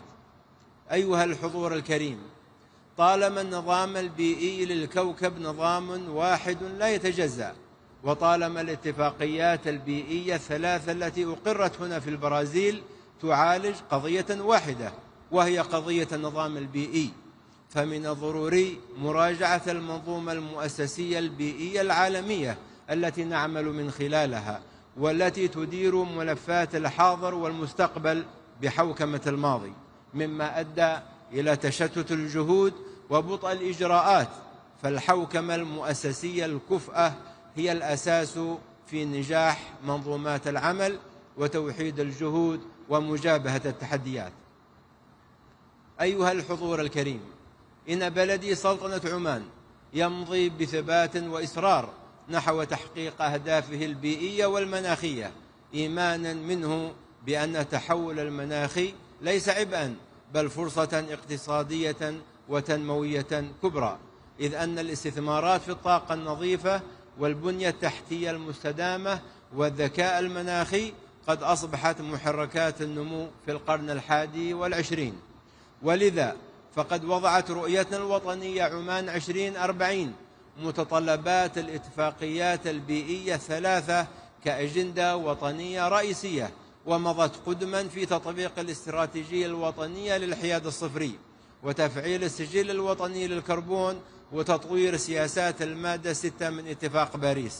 كما تعمل سلطنة عمان على تنفيذ العديد من مشاريع التكيف مع التغيرات المناخية، ومنها نظام الإنذار المبكر ومنظومات الحماية من الفيضانات وتشييد المدن المرنة والمستدامة، إضافة إلى التوسع في تبني الحلول القائمة على الطبيعة.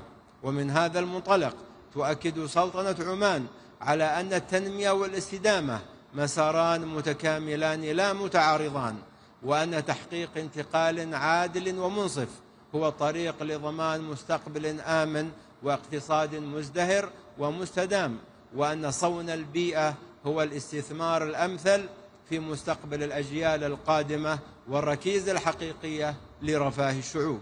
شكرا لكم والسلام عليكم ورحمة الله وبركاته.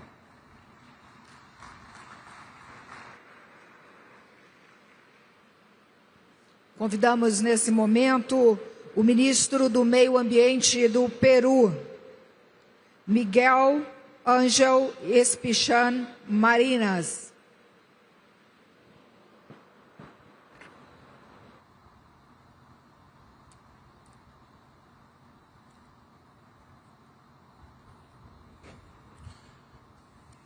Señor Presidente de la República Federativa de Brasil, Excelencias, distinguidos jefes de delegación, ministras y ministros, traigo el saludo de nuestro presidente José Gerí Oré.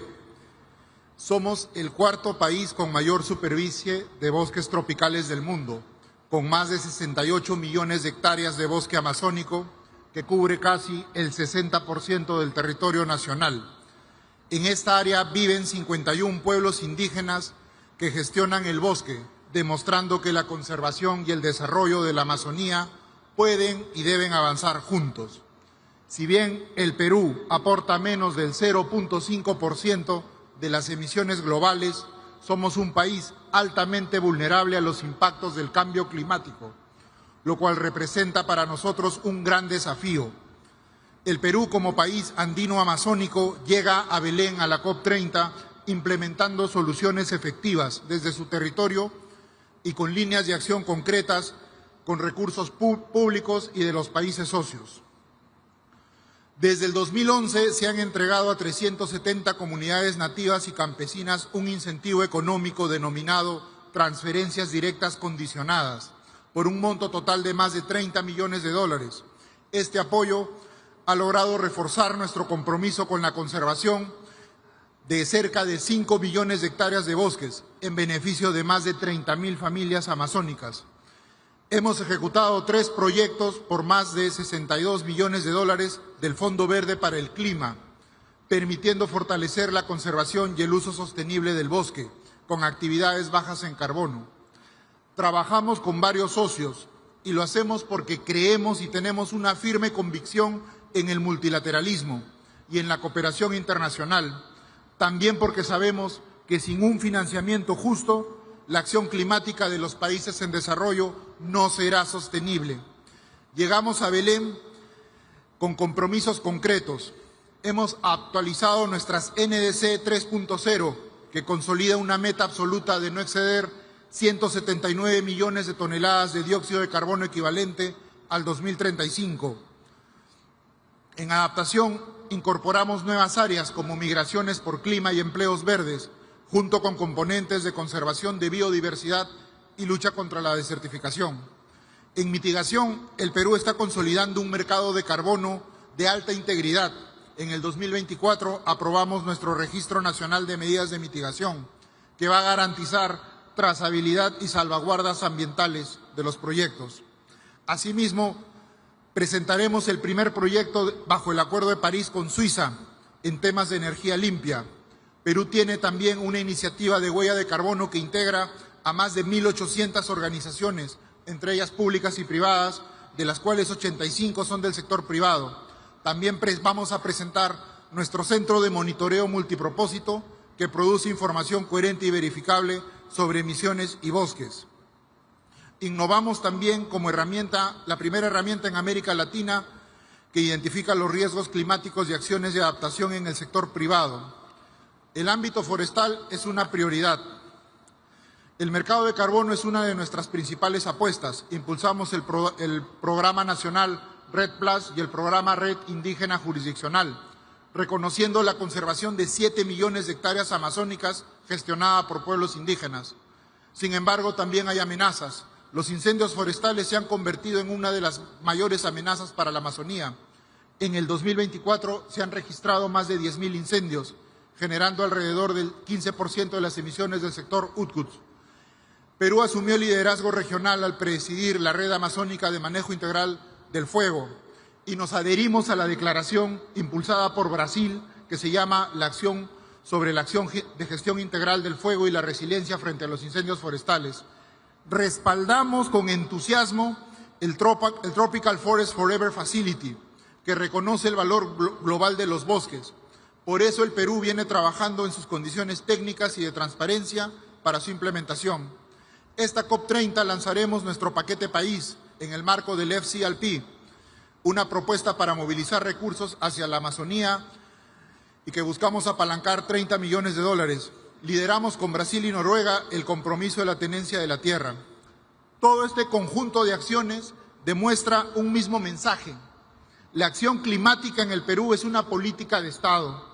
Estamos cumpliendo, estamos invirtiendo y estamos proponiendo soluciones efectivas. Pero necesitamos socios que crean en esta visión y nos ayuden o sigan ayudando a escalarla. Invertir en el Perú es invertir en la Amazonía, en su biodiversidad de ecosistemas, de especies y de genes, y sin duda en la estabilidad climática del planeta. Muchas gracias.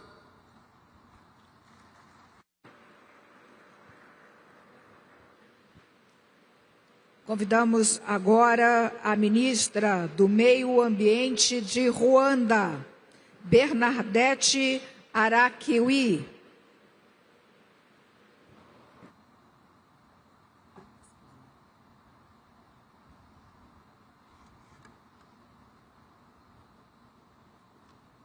His Excellency, President Luiz Inácio Lula da Silva, distinguished heads of state and government, Your Excellencies, esteemed delegates, fellow leaders. I take this moment to convey greetings from His Excellency Paul Kagame, the President of Rwanda, whom I have the honor of representing at this summit. And we express our gratitude to the Federative Republic of Brazil and the State of Para for a warm hospitality. Ladies and gentlemen, Rwanda arrives in Belém with both resolve and hope. We commend Brazil for centering COP30 on implementation, inclusion, and forests. And these are principles that mirror our own journey of turning vulnerability to action. In May 2023, devastating floods across Rwanda claimed more than 130 lives and resulted in almost $200 million in damage, all in just 24 hours. Sadly, this was not an isolated tragedy, but another example of how much damage can be done in one single climatic event. However, Rwanda refuses to be defined solely by its vulnerability. Our climate action is coupled with economic empowerment while also placing women, youth, and children at the forefront. Through our landscape restoration initiatives, Rwanda is on its way to restoring 2 million hectares of degraded land, transforming barren hills into thriving forests and farmlands. Our forest cover has also grown to 30%, a testament to our commitment to restoring ecosystems. In Kigali, we are restoring 5 major wetlands into natural flood buffers to protect our capital while creating green spaces for the city's residents and visitors to enjoy. What was once seen as wastelands is becoming a living shield against climate shocks. With less than a decade to keep the 1.5 degrees Celsius goal within reach, Rwanda's updated nationally determined contributions, our NDC 3.0, has an economy-wide target of reducing emissions by 53% by 2035, while also strengthening resilience across every sector of our economy. Through this ambition, we aim to demonstrate that climate action and economic development are not opposing forces, but rather mutually reinforcing imperatives. As we move from Baku to Belém, Rwanda looks forward to agreeing on a clear roadmap to deliver the $3 billion annual commitment agreed up at COP29, while charting a path towards the more realistic goal of at least $1.3 trillion per year by 2030. Rwanda advocates for accessible, predictable, and equitable climate finance, as well as a loss and damage fund that meets the needs of the most vulnerable. Capacity building and technology transfer that empowers domestic climate action must also be prioritized. Rwanda will continue to work with partners to ensure the global goal on adaptation achieves its potential through indicators that measure both adaptation progress and the adequacy of adaptation finance. We commend Brazil for placing forests at the core of COP30, not merely as carbon sinks, but as living ecosystems that sustain biodiversity, livelihoods, and climate resilience. And yesterday's launch of the Tropical Forest Forever facility offers a transformative model for rewarding conservation at scale. Rwanda also supports Brazil's call for COP30 to be a moment to deliver real action and for all parties to submit enhanced NDCs that are aligned with the 1.5 degrees Celsius target. Your Excellencies, the choice before us is clear. We can continue with incremental progress while the planet burns, or we can rise to meet the scale of this crisis. The fossil fuel era is drawing to a close. We must now ensure the transition is just, inclusive, and equitable. Rwanda's message is clear. Climate vulnerability must not dictate our future. Ambitious climate actions grounded in restoration, inclusion, and green growth is not only possible, but essential for all nations. And the world must match such ambition with finance that is accessible, predictable, and just. Let Belém mark the moment when every nation, regardless of size or emissions, has the tools to thrive in a safe, equitable, and resilient world. I thank you.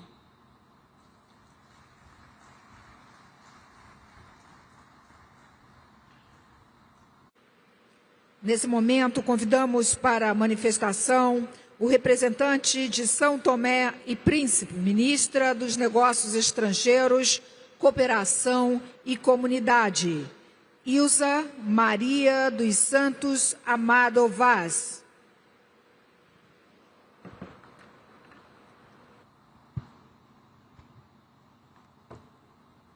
Sua Excelência, Senhor Presidente da República Federativa do Brasil, Lula da Silva, Suas Excelências, Senhores Presidentes, chefes dos governos e os representantes dos Estados-membros, Sua Excelência, Senhor Presidente da COP30, representantes das organizações internacionais, senhoras e senhores, é com profunda honra e elevado sentimento de responsabilidade que tomo palavra em nome da Sua Excelência, o Presidente da República Democrática de São Tomé e Príncipe, nesta Cimeira do Clima que nos reúne em Belém, cidade de encontros, de partidas e de esperança.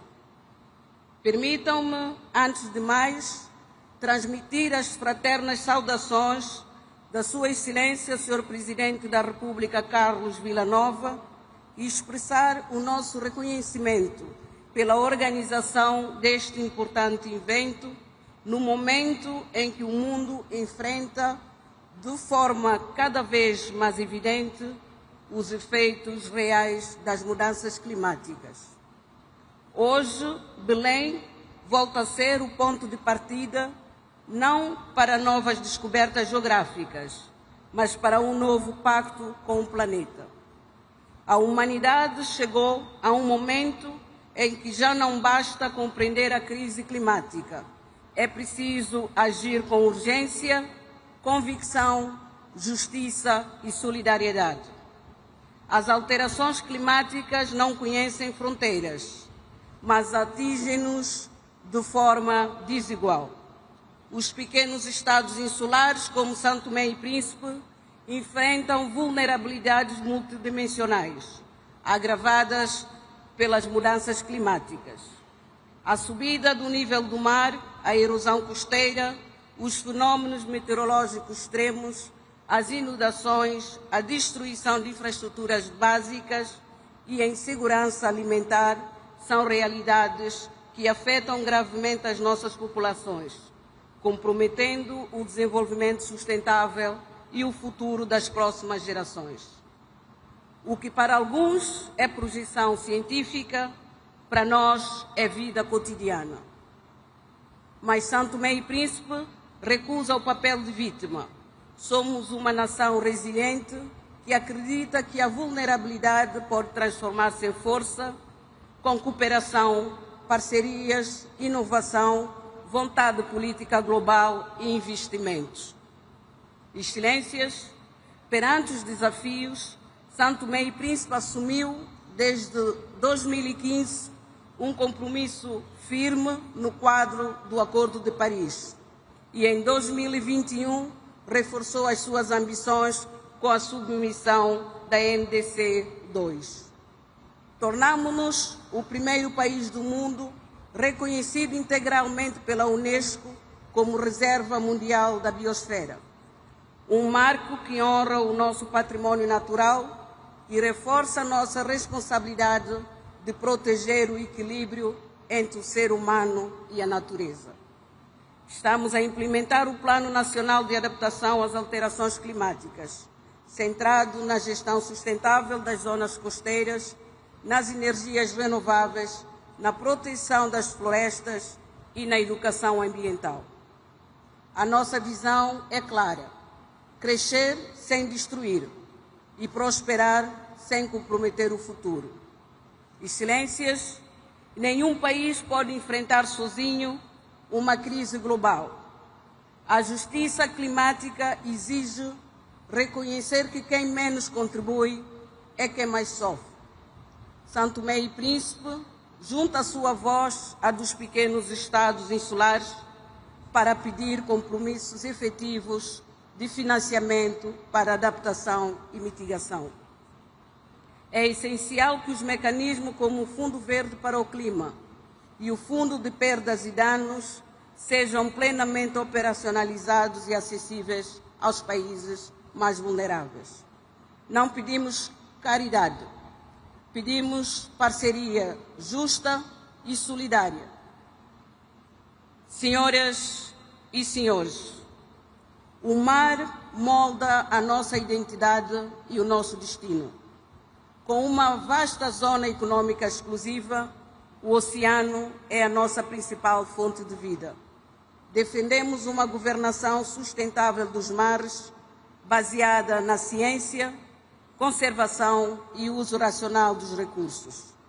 Reforçamos também a cooperação com os países irmãos da Comunidade dos Países da Língua Portuguesa em programas sobre a biodiversidade marinha, transição energética, pesca sustentável e resistência costeira.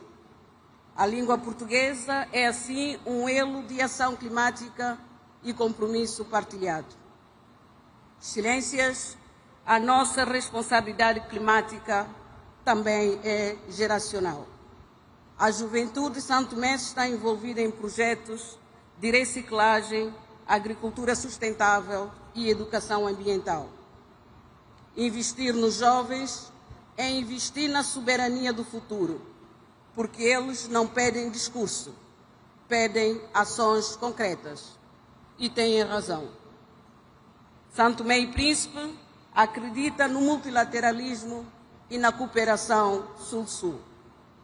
Destacamos as parcerias, iniciativas e mecanismos promovidos pelo Brasil, país anfitrião desta cimeira, com resultados concretos em agricultura sustentável, inovação ambiental, proteção florestal. Um exemplo de solidariedade e de laços transformadores em soluções reais. Belém foi ponto de partida de grandes viagens. Hoje deve ser o ponto de partida de uma nova jornada da humanidade de reconciliação com a natureza e de justiça climática. O que está em causa não é apenas o ambiente, é a dignidade humana, o direito a existir com segurança e esperança. Senhoras e senhores, que façamos do combate às alterações climáticas um território de união, que façamos da palavra compromisso um verbo de ação no presente. Implementamos.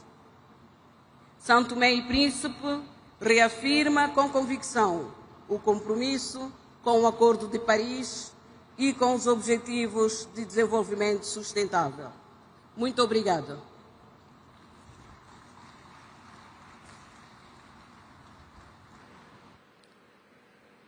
Convido nesse momento para a manifestação o ministro do Meio Ambiente e da Transição Ecológica do Senegal, El Hadj Adjidouramane Diouf.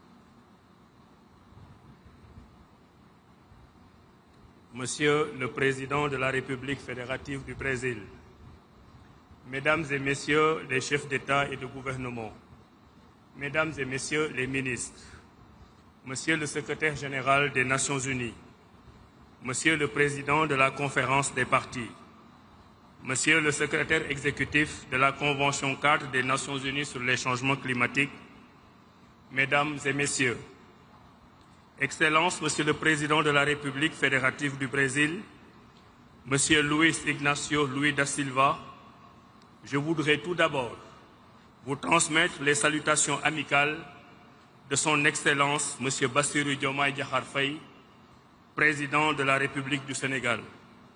Le Président Diomaye Faye vous adresse ses vives félicitations pour la tenue de ce sommet des leaders en prélude à la 3e conférence des partis à la Convention cadre des Nations Unies sur les changements climatiques. Cette rencontre démontre, une fois de plus, l'urgence d'une action collective face à la crise écologique. Dépassant légèrement l'année précédente, cette année 2025 est la plus chaude, avec ses désastres climatiques de par le monde, et dont la plus récente est l'ouragan Mélissa dans les Caraïbes, avec son lot de destruction. Mesdames et Messieurs, l'urgence climatique met en péril non seulement la vie humaine, mais elle impacte aussi négativement les infrastructures et les biens de survie. Aucun continent n'est épargné. Les pays les plus vulnérables, nos pays, sont en souffrance croissante. Notre responsabilité à tous est donc fortement engagée et la COP30 doit être l'occasion d'inverser la tendance et de renforcer les efforts mondiaux de réduction significative d'émissions de gaz à effet de serre. Nous devons, par notre solidarité commune, construire cette trajectoire globale de neutralité carbone d'ici 2050, car chaque dixième de degré compte afin de limiter la hausse de température à 1,5 degré Celsius. Mesdames et Messieurs, à l'instar des autres pays, Le Sénégal est également touché par les changements climatiques, exposant ainsi la vulnérabilité de nos populations. En plus d'être un enjeu environnemental, le changement climatique constitue également un risque économique pour nos pays. Bien souvent contraints de s'endetter pour y faire face, alors qu'ils sont très peu émetteurs de gaz à effet de serre. C'est pourquoi la question du financement de la crise climatique et d'une transition écologique juste et équitable mérite d'être au cœur des échanges ici à Belém. Le Sénégal, à l'image d'autres pays africains, entend pleinement jouer sa partition en élaborant et en mettant en œuvre sa contribution déterminée au niveau national.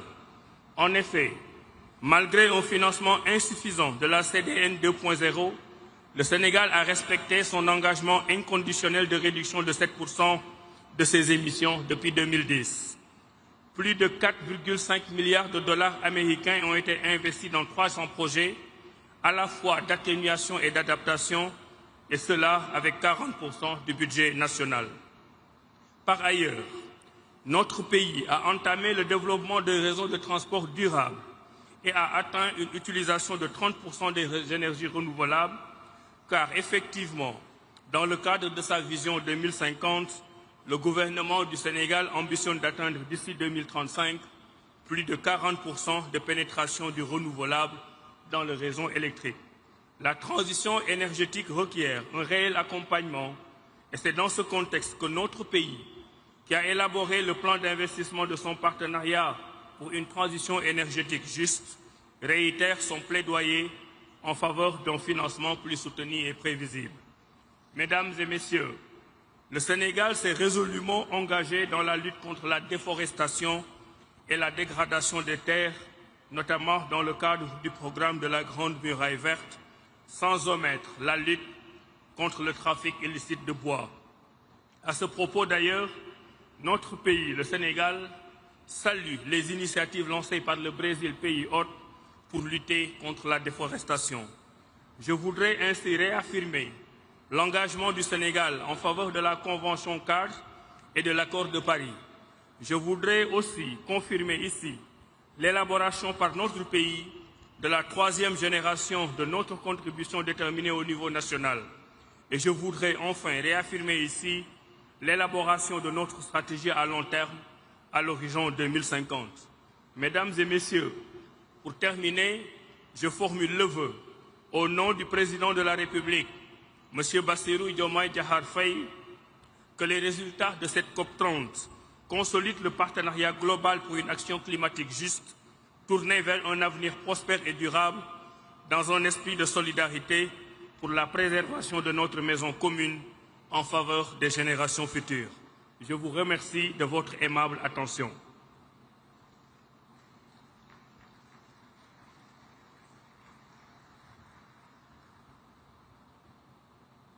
Agora chamamos para a manifestação o representante de Serra Leoa, ministro do Meio Ambiente e Mudança do Clima, João Emanuel Abdullahi.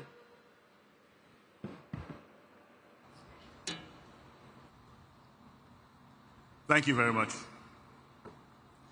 Excellencies, distinguished leaders and delegates, ladies and gentlemen, I bring you warm greetings from President Julius Maada Bio, the government and people of the Republic of Sierra Leone, a small but determined nation in the Upper Guinean forests of West Africa, committed to confronting the global climate crisis. We gather here in Belém not merely to deliberate, but to decide the future of our planet. For many of our people, climate change is not an abstract concept.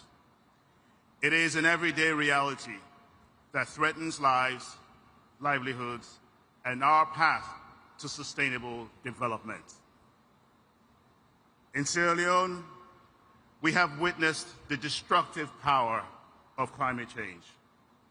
Severe floods and landslides have taken lives and displaced families.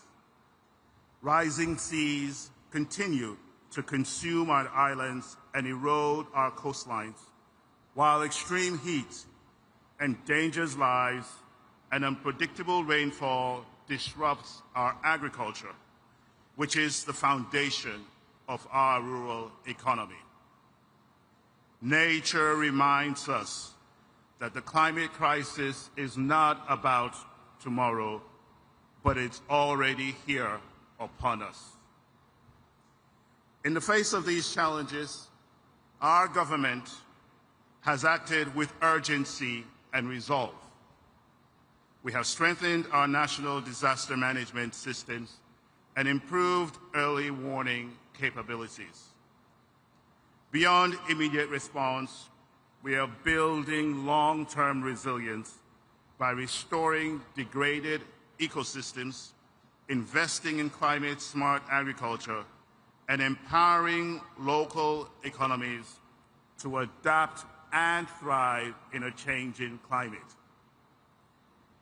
Sierra Leone has also made significant progress in advancing our climate governance framework, and we aim to enact a new climate legislation in the first quarter of 2026.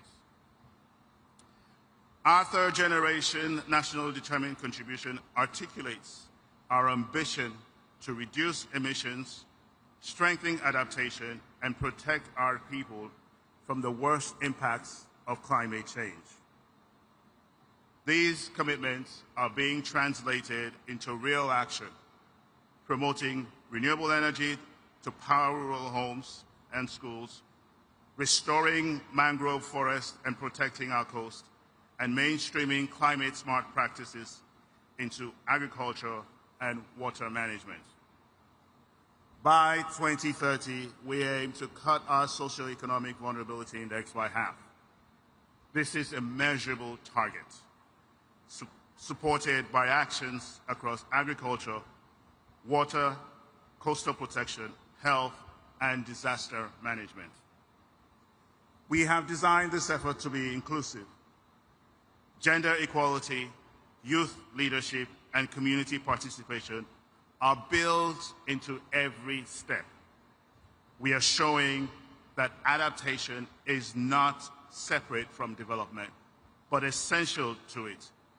That every farm restored, every coastline protected, and every child kept in schools strengthens our resilience and advances our shared prosperity. We recognize that climate change affects every sector of our society. That is why we have taken deliberate steps to mainstream climate action into our national planning and budgeting systems. Climate action is no longer a side issue.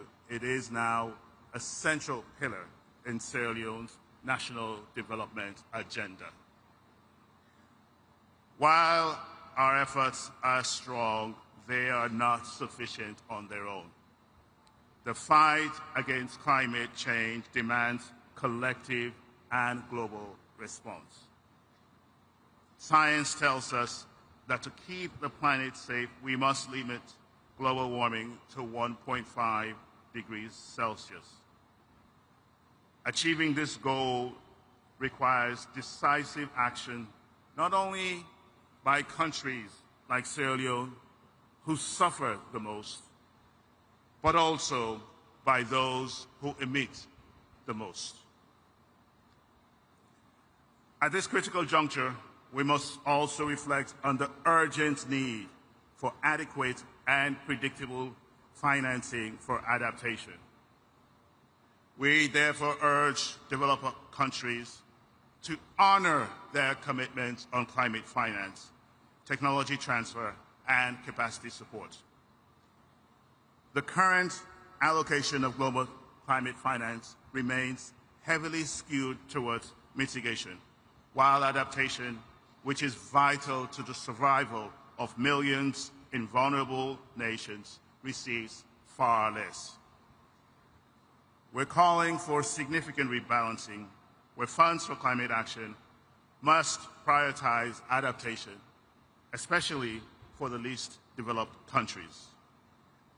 Adequate and predictable financing for adaptation must be channeled to where it is needed most in order to strengthen resilience, protect livelihoods, and secure a sustainable future for vulnerable communities. Technology transfer and capacity building must be greatly enhanced for LDCs, which contribute the least to global emissions, but bear the greatest burden of its impacts. Adequate provision of adaptation finance must not only be pledged, but also tracked and verified on the ground, ensuring that resources reach the communities most affected by extreme heat, floods, droughts, and rising seas. The climate negotiations must remain guided by science, equity, and justice, giving voice to those whose lives and futures are most at risk. At this defining moment, I urge all leaders to move from promises to performance. Let COP30 be remembered as the summit where ambition met action, where the world agreed not only to reduce emissions, but also to invest in resilience and adaptation for all. Sierra Leone stands ready to contribute, ready to partner, ready to lead by example. Together, let us secure a future of resilience, justice, and opportunity for ourselves and for generations on board. I thank you.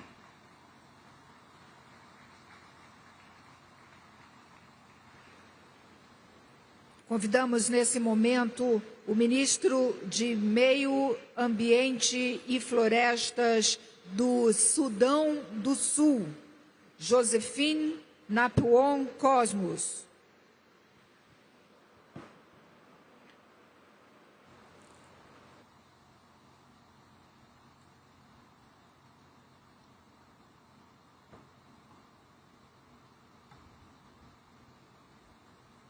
Mr. President, Excellencies, distinguished delegates, ladies and gentlemen, I bring you warm greetings and best wishes from His Excellency Salva Kiir Mayardit, the President of the Republic of South Sudan, the government and the people of South Sudan, and a message of peace, unity, development, and unwavering commitment to the global climate partnership. Once again, I convey our gratitude to the government and the people of Brazil for hosting COP30 in this beautiful city of Belém and for the warm hospitality accorded to my delegation. I extend our solidarity to all nations gathered here in the shared endeavor of protecting our common home. The climate crisis in South Sudan is worsening. Over recent years, our people have endured recurring floods, heat waves, droughts, and irregular rainfall patterns. These climate extremes are compounding the effects of conflict and fragility. Excellencies, we gather at this difficult time for the planet. As the United Nations Secretary General has warned in the lead-up to this summit, humanity is on the brink of overshooting the 1.5 degrees Celsius threshold, and in Secretary General's recent intervention, he has said plainly that we are failing to avoid an overshoot, with devastating consequences for the most vulnerable. This is not an abstract projection for South Sudan. It is already our lived reality. We therefore urge all parties to treat the clarion call and the Secretary General's warning as a moral and political summons to act with agency and equity. COP29 produced a historic political outcome on finance by setting a new collective quantified goal. which explicitly calls for mobilizing at least USD 300 billion per year for developing countries by 2035. Further urges the international community to work towards mobilizing up to USD 1.3 billion per year by 2035. For countries such as South Sudan, reaching the new collective quantified goal, full ambition will determine whether we can protect lives, rebuild climate resilient livelihoods, and embark on low emissions development pathways. We therefore call all developed countries to deliver on the new collective quantified goal. South Sudan welcomes progress towards a dedicated global loss and damage mechanism. However, the fund remains critically undercapitalized relative to needs. We call for rapid, predictable, and adequate capitalization of the loss and damage fund. The fund must be able to issue calls and disperse at scale so that countries like South Sudan can rebuild lives, restore livelihoods, and safeguard essential services after disasters. South Sudan's pathway to resilience depends on urgent, sustained technology transfer and capacity building. We ask developed countries, multilateral development banks, and private actors to scale up capacity building and technology transfer and remove barriers to access finance. Excellencies, the operationalization of Article 6 offers new opportunities to mobilize finance while delivering real emissions reductions. But Article 6 mechanisms must be governed by integrity, transparency, and fairness. We urge parties to support inclusive rules and capacity support so that least developed and fragile states can participate meaningfully in Article 6 markets on fair terms. South Sudan stands ready to engage constructively at COP30. We reiterate our commitment to implementing our NDC, NAPA, NAPS priorities and to cooperate through Article 6 in ways that deliver finance, technology, and capacity for sustainable development. We conclude with an urgent appeal to deliver on the new collective quantified goal and the path to mobilize USD 1.3 trillion, fully capitalize the loss and damage fund, operationalize Article 6 and commit to technology transfer and capacity building that empower countries like South Sudan to protect their people and environment. Mr. President, South Sudan thanks all partners for solidarity, and we look to COP30 to turn commitments into tangible support and shared progress. Thank you.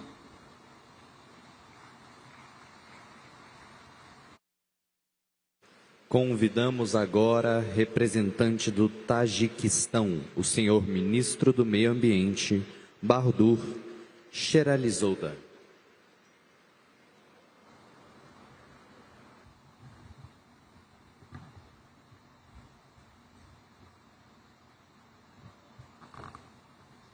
Excellencies, distinguished heads of delegations, dear friends, on behalf of the government of the Republic of Tajikistan, I would like to extend our sincere appreciation to the government of Brazil for warm hospitality and organization of the COP30.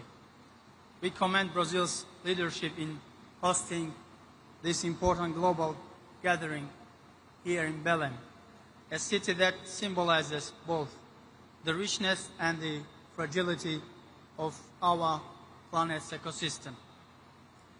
Excellencies, climate change is no longer a distant concern. It is a present and escalating crisis that threatens the very foundation of life on Earth. Its devastating consequences rising temperatures, melting glaciers, desertification, and the loss of biodiversity are affecting every community.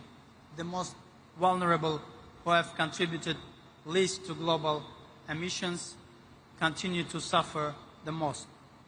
For Tajikistan, a mountainous and landlocked country located in the heart of Central Asia, climate change poses a particular grave threat to our water resources and to the livelihoods of our people. Our glaciers, which serve as a primary source of fresh water for the entire Central Asian region, are retreating at an alarming rate. Over the past several decades, we have lost more than 1/3 of our glacier area, a trend that endangers regional water issues, agriculture, energy production, and ecosystems across our shared basins. At the same time, Tajikistan's vast water resources hold enormous potential for clean and renewable hydropower generation. With over 60% of Central Asia's water resource and significant untapped hydropower potential, Tajikistan is well positioned to become a key producer and exporter of green energy. The development of renewable energy potential, particularly hydropower, serves as a main instrument to achieve our national climate ambitions and commitments under the Paris Agreement, while contributing to a low-carbon future for our neighboring countries by increasing the share of green energy in their economies. Excellencies, recognizing the urgency of preserving glaciers and protecting mountain ecosystems, the government of Tajikistan hosted the first international high-level conference on glacier preservation in Dushanbe earlier this year. The conference brought together heads of states, ministers, scientists, societies, and experts from around the world to discuss joint measures for preserving glaciers and strengthening resilience in mountainous regions. Distinguished delegates, in recognition of Tajikistan's long-standing global advocacy for water and climate issues, the United Nations General Assembly has declared 2025 as the International Year of Glaciers Preservation. One of the most significant elements of this resolution is the establishment of a trust fund for glacier preservation under the management of the United Nations. Tajikistan made its initial financial contribution to this trust fund, demonstrating our commitment to collective global action. We take this opportunity to invite all UN member states, international and financial organizations, and other partners to make financial contributions to this fund and support global initiatives dedicated to glacier research, monitoring, and preservation. Furthermore, Tajikistan, together with France, has co-initiated United Nations Decade of Action for Cryospheric Sciences, aimed at enhancing global understanding and cooperation in cryospheric research and policy. We invite all countries, research institutions, and development partners to contribute to its successful implementation. Excellencies, as we meet here in Belém at a decisive moment for our planet, Tajikistan wishes to underscore several key priorities for the global climate agenda. First, urgent action to limit global temperature rise. We must to redouble our collective efforts to keep the global temperature rise below 1.5 degrees Celsius. This requires ambitious science-based indices, the acceleration of renewable energy transition, and global commitment to the production and use of green energy. Second, strengthen the global adaptation framework. Adaptation must receive equal priority with mitigation. Greater support and including predictable climate finance, technology transfer and capacity building is essential for countries most affected by climate impacts, particularly landlocked and mountainous developing countries. Third, protecting the world's water and cryosphere systems. Glaciers, snow covers, and permafrost are crucial components of the global water cycle and climate systems.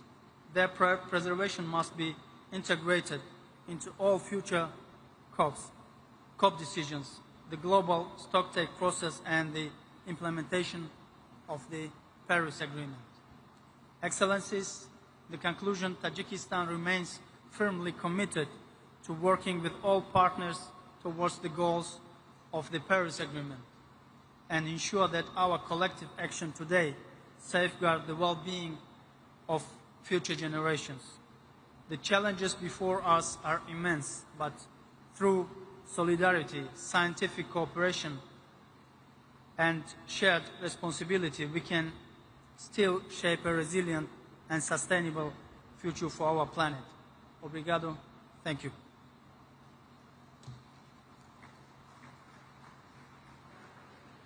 Convidamos agora representante de Tuvalu, o senhor ministro do Interior, Mudanças Climáticas e Meio Ambiente, Maina Vakafua Talha.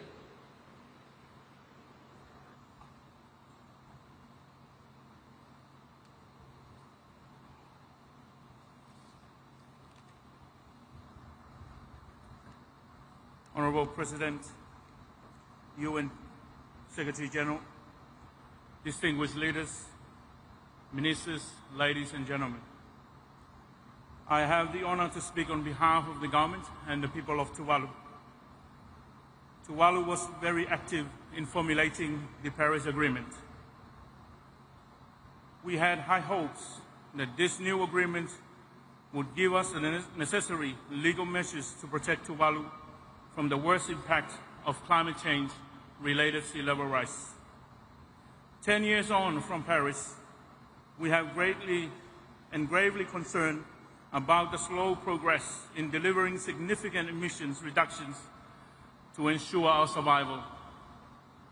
The recent released UNEP Emission Gap Report 2025 off target informs us that about a third of the parties to the Paris Agreement have submitted newly their nationally determined contributions.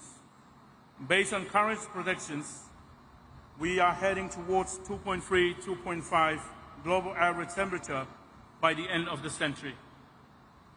We are clearly not on track to keep the Paris Agreement's promise of stabilizing global temperature at 1.5 degrees Celsius relative to pre-industrial levels.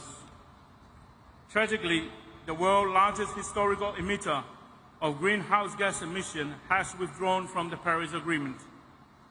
I was at the UN General Assembly when President Trump spent a considerable amount of his address to world leaders disparaging renewable energy sources and challenging the scientific consensus on climate change.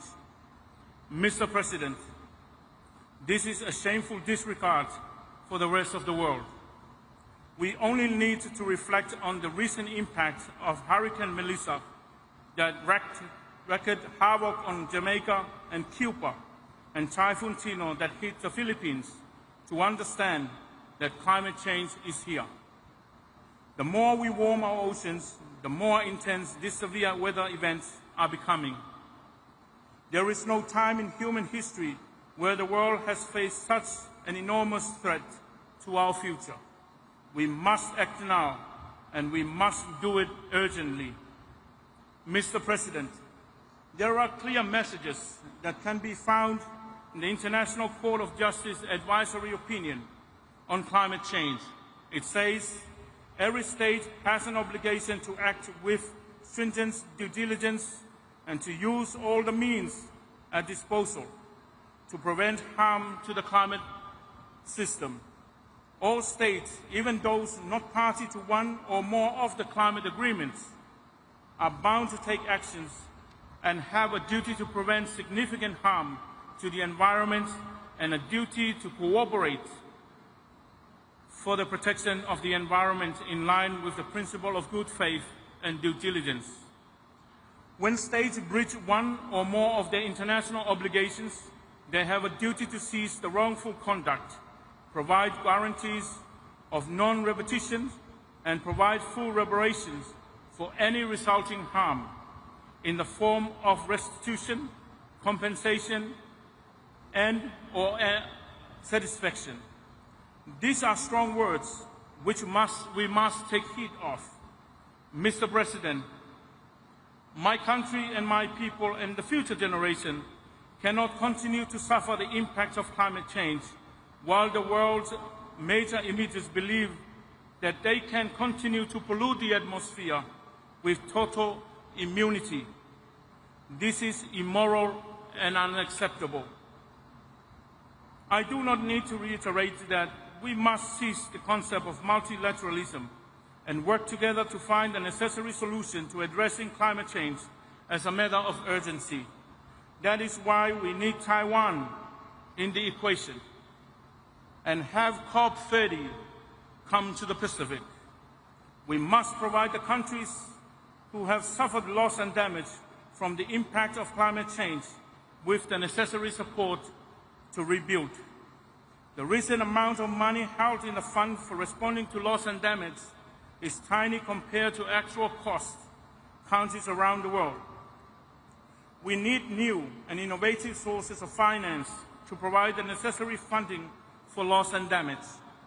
To do this, we need to establish a group of finance experts who can think outside the box and develop new and innovative sources of finance for loss and damage. There are many ideas out there. We need these experts to find innovative solutions for us.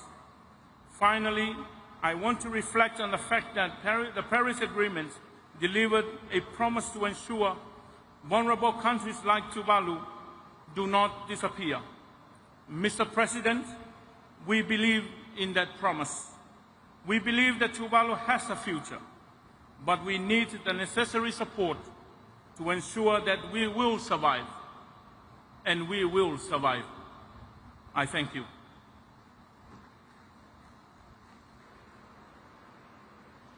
Convidamos agora representante da Venezuela, o senhor ministro de Relações Exteriores, Ivan Gil.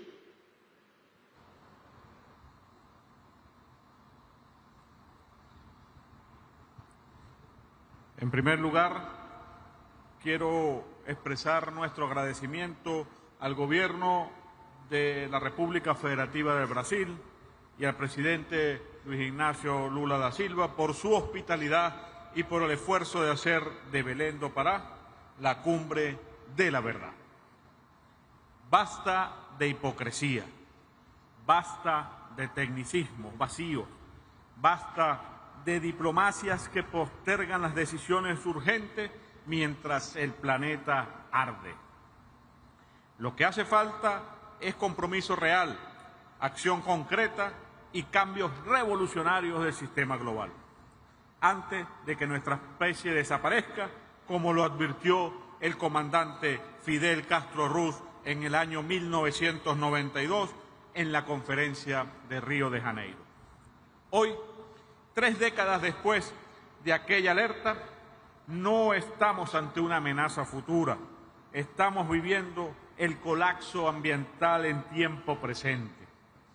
Ya no hablamos de un aumento determinado, de un determinado número de grados en la temperatura promedio global. Estamos al borde del umbral que acabaría la vida como la conocemos. Y eso es, en sí mismo, un fracaso colectivo del sistema internacional. Más allá de los números fríos que se han discutido en esta sala, los efectos están a la vista. El deshielo, la desertificación, pérdida de suelos fértiles, olas de calor y de frío extremo, incendios forestales que devoran millones de hectáreas de selva y vida, lluvias torrenciales y huracanes que amenazan comunidades en el Caribe, la Amazonía, África y en el Pacífico. Todo esto tiene una causa: el modelo capitalista salvaje, un imperialismo voraz y hambriento de petróleo y recursos que, en lugar de corregirse para frenar el cambio climático, se ha vuelto más feroz e inhumano. Ese imperialismo no envía barcos al Caribe para ayudar a reparar los daños del cambio climático, sino para amenazar, asediar y saquear los recursos naturales de nuestras naciones soberanas, como el caso de Venezuela, que es asediada a diario con el único objetivo de robarles sus recursos. La potencia más mortífera del planeta ha amenazado la zona de paz de nuestra América Latina con el único objetivo de saquear nuestro petróleo. Las grandes corporaciones transnacionales actúan hoy como potencias paralelas que violan el derecho internacional y ocupan territorios soberanos con total impunidad. Ahí está el caso de la ExxonMobil, que opera de manera ilegal en un mar que no ha sido delimitado, explotando recursos que no le pertenecen, sin respeto alguno por la soberanía ni por la justicia internacional. Eso no es inversión ni desarrollo, eso es saqueo y violación del derecho internacional, amenazando con incrementar el caos político, social y climático en la región, con la complicidad de un Estado miembro de esta conferencia. Señor presidente, el discurso de la transición energética promovido por las potencias occidentales es una farsa. No se trata de una transición hacia la sostenibilidad, sino hacia una nueva forma de dominación. Una transición que concentra el control de la tecnología y excluye a los países del sur global, que les arrebata su conocimiento, su soberanía energética y su derecho al desarrollo. Porque en realidad esta transición no consume menos energía, sino más. El balance energético global es hoy más negativo que hace una década. Cada unidad de energía que se produce bajo este nuevo modelo demanda más energía fósil que antes y al mismo tiempo se imponen sanciones y restricciones tecnológicas a los países que no se someten a ese esquema de dependencia. Eso no es justicia climática, eso es neocolonialismo energético. Y si a esto le sumamos la manipulación del sistema financiero internacional, donde los fondos para la mitigación del cambio climático nunca llegan a los pueblos que más los necesitan, entonces debemos decirlo con claridad: la política ambiental multilateral ha fracasado. Desde la Conferencia de Estocolmo en 1972, pasando por Kioto, Río, por París, se han acumulado decenas de declaraciones, alertas tempranas, promesas y compromisos. Pero mientras los documentos se multiplican, los compromisos se incumplen. Hoy tenemos un mundo con más pobreza, más desigualdad, más guerra y más concentración de poder.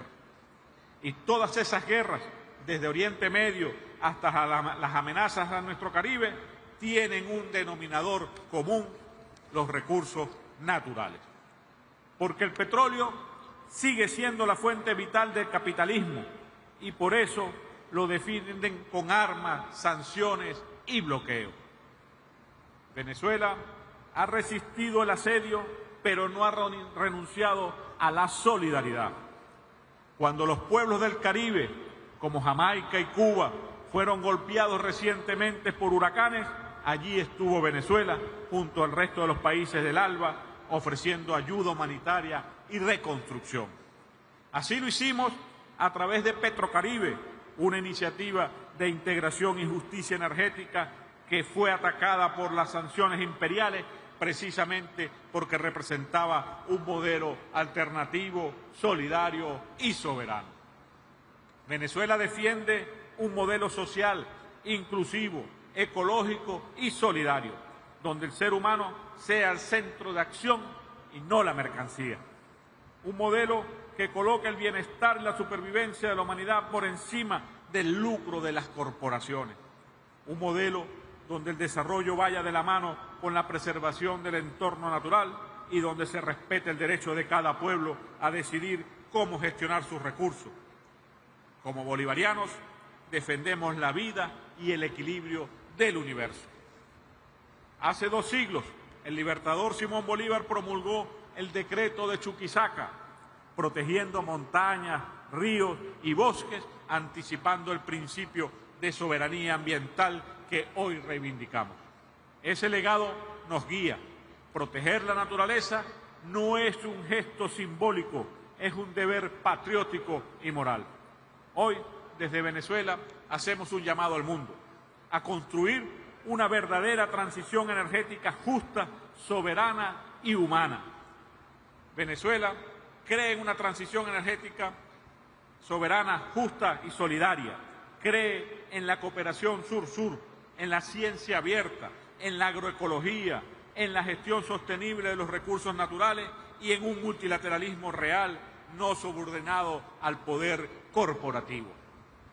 Vamos a unir esfuerzos para descolonizar la economía, la tecnología y la energía, a reemplazar el capitalismo depredador por un nuevo sistema basado en la cooperación, la solidaridad y la justicia climática.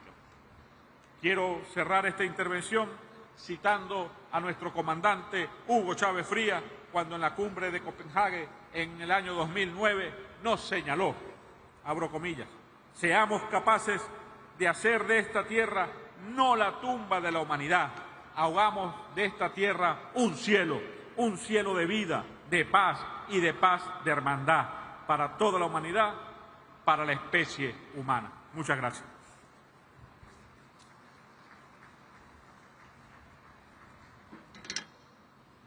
Convidamos agora representante da Zâmbia, o senhor ministro da Economia Verde e do Meio Ambiente, Mike Bosch.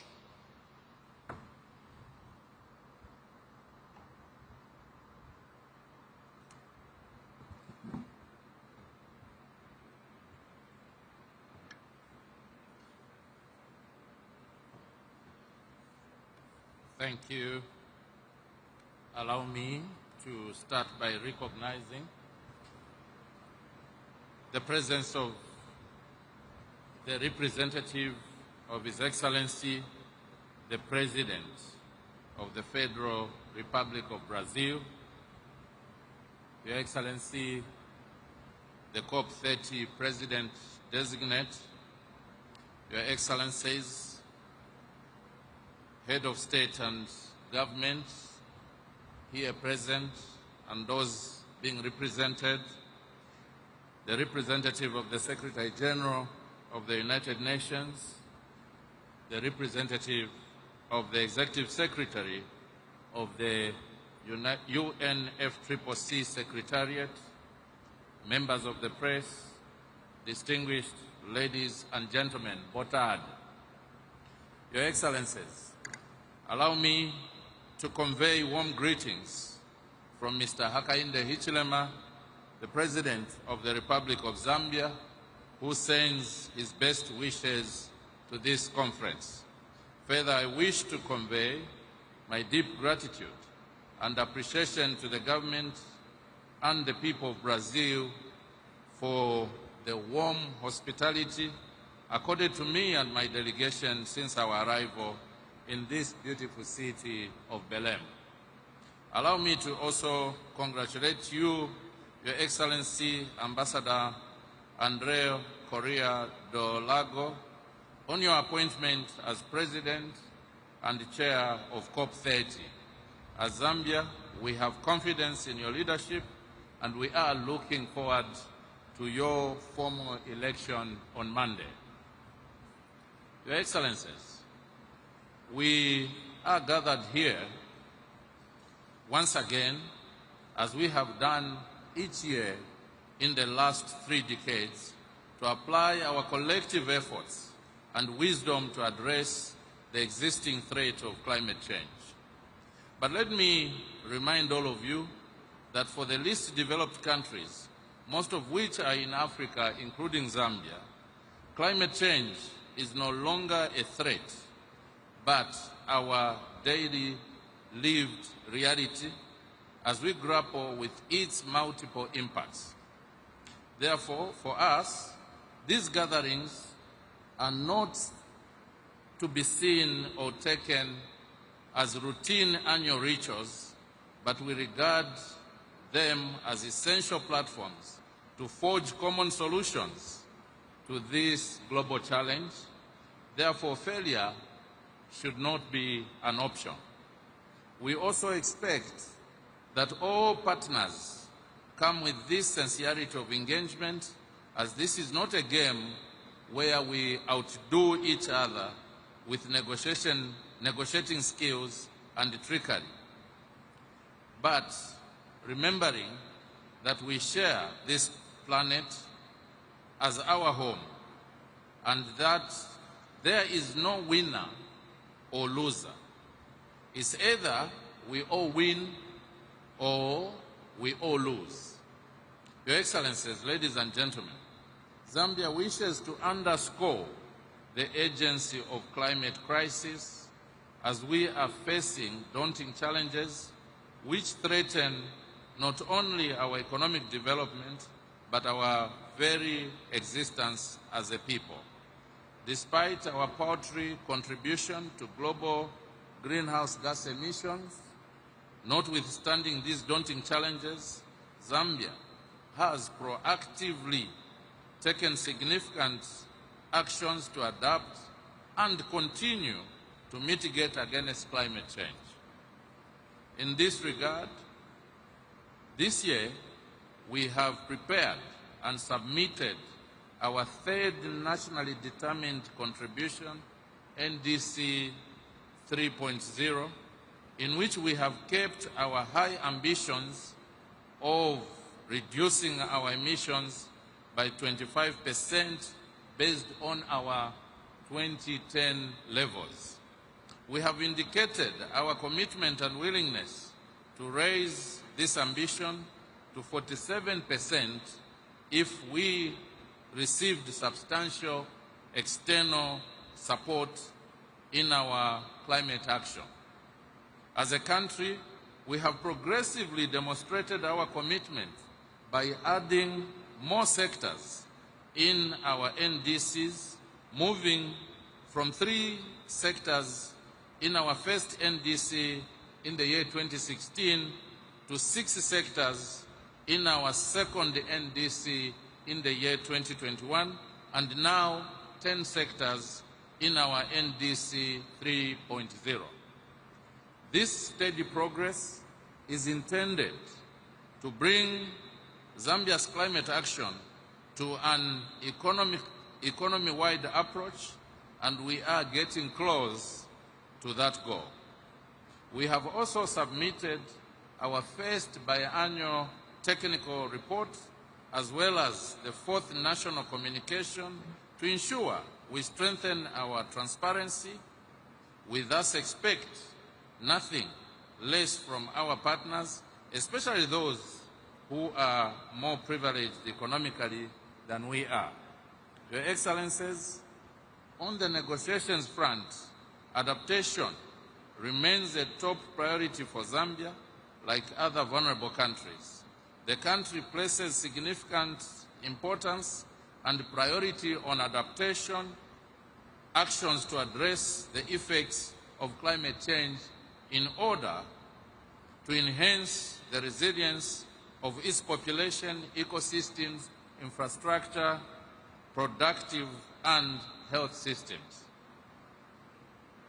Regrettably, there has been very little progress made on adaptation-related agenda items in the last few years, and it is important that these matters are taken seriously, as adaptation provides the only lifeline to the most vulnerable countries and peoples. In this regard, Zambia calls for progress on the global goal on adaptation by adopting robust, comprehensive but manageable set of indicators for tracking progress in building resilience.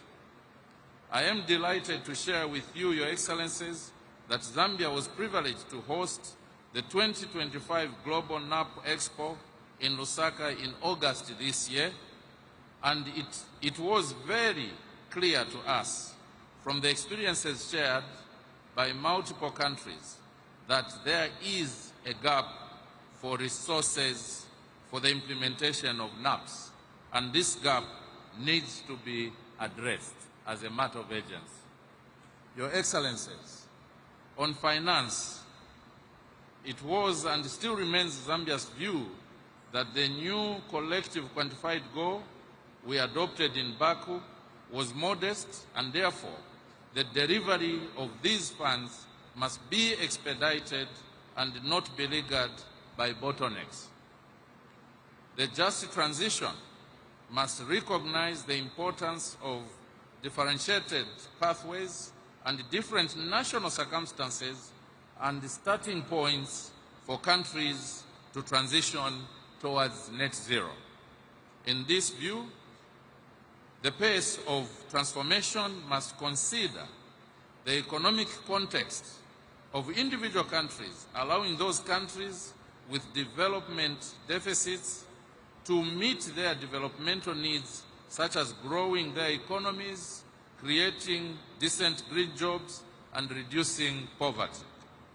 As a tropical forest country, Zambia commends the launch of the Tropical Forest Forever facility by the host country Brazil and wishes to express its full support for this important initiative, which we had already conveyed in writing prior to our arrival here. As I conclude, I wish to call for collective sincerity in addressing global challenges like climate change. We need a common resolve, commitment, and shared responsibility to save our common home, planet Earth. This country, Brazil, where we are gathered today, gave us the Rio Conventions in 1992, which includes the Climate Change Convention itself. It is therefore a perfect platform to reset our resolve to work jointly as a global community and reverse climate change. Finally, I wish to thank the government and the good people of Brazil for a well-organized COP30 and wish you all the best deliberations and best outcomes. Muito obrigado. Thank you very much.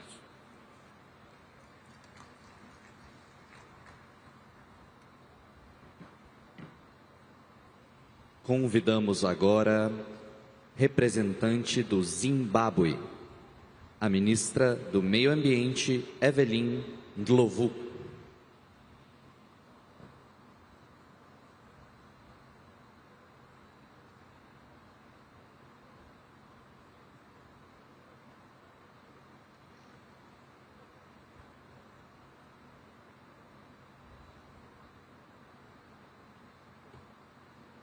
Your Excellencies, the President of the Federal Republic of Brazil, Your Excellencies, ladies and gentlemen, I am honored to address this August gathering in this scenic city of Belém, the gateway to the Amazon. This venue serves as a powerful symbol of what is to shake our future generations in terms of climate change, ecological balance, and well-being of present and future generations. At the onset, I wish to express my profound gratitude to the government and people of the Federal Republic of Brazil for their warm hospitality and the excellent facilities of this landmark COP30. Due to other pressing national commitments, my President, His Excellency Dr. E.D. Mnangagwa, regretfully could not be here and appointed me to represent him. Therefore, in this regard, I will read his statement to the summit as follows. Your Excellencies and distinguished delegates, Zimbabwe commends the government of Brazil for its exemplary leadership on the global climate agenda. As a country endowed with vast initiatives such as the Tropical Forest Forever Facility, Zimbabwe welcomes this effort and looks forward to its operationalization as a significant contribution to the global forest conservation.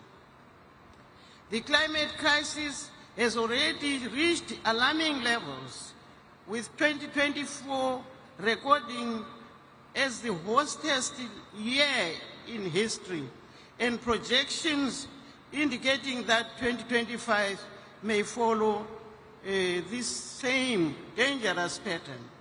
Developing countries continue to endure the heaviest impacts despite bearing the least responsibility.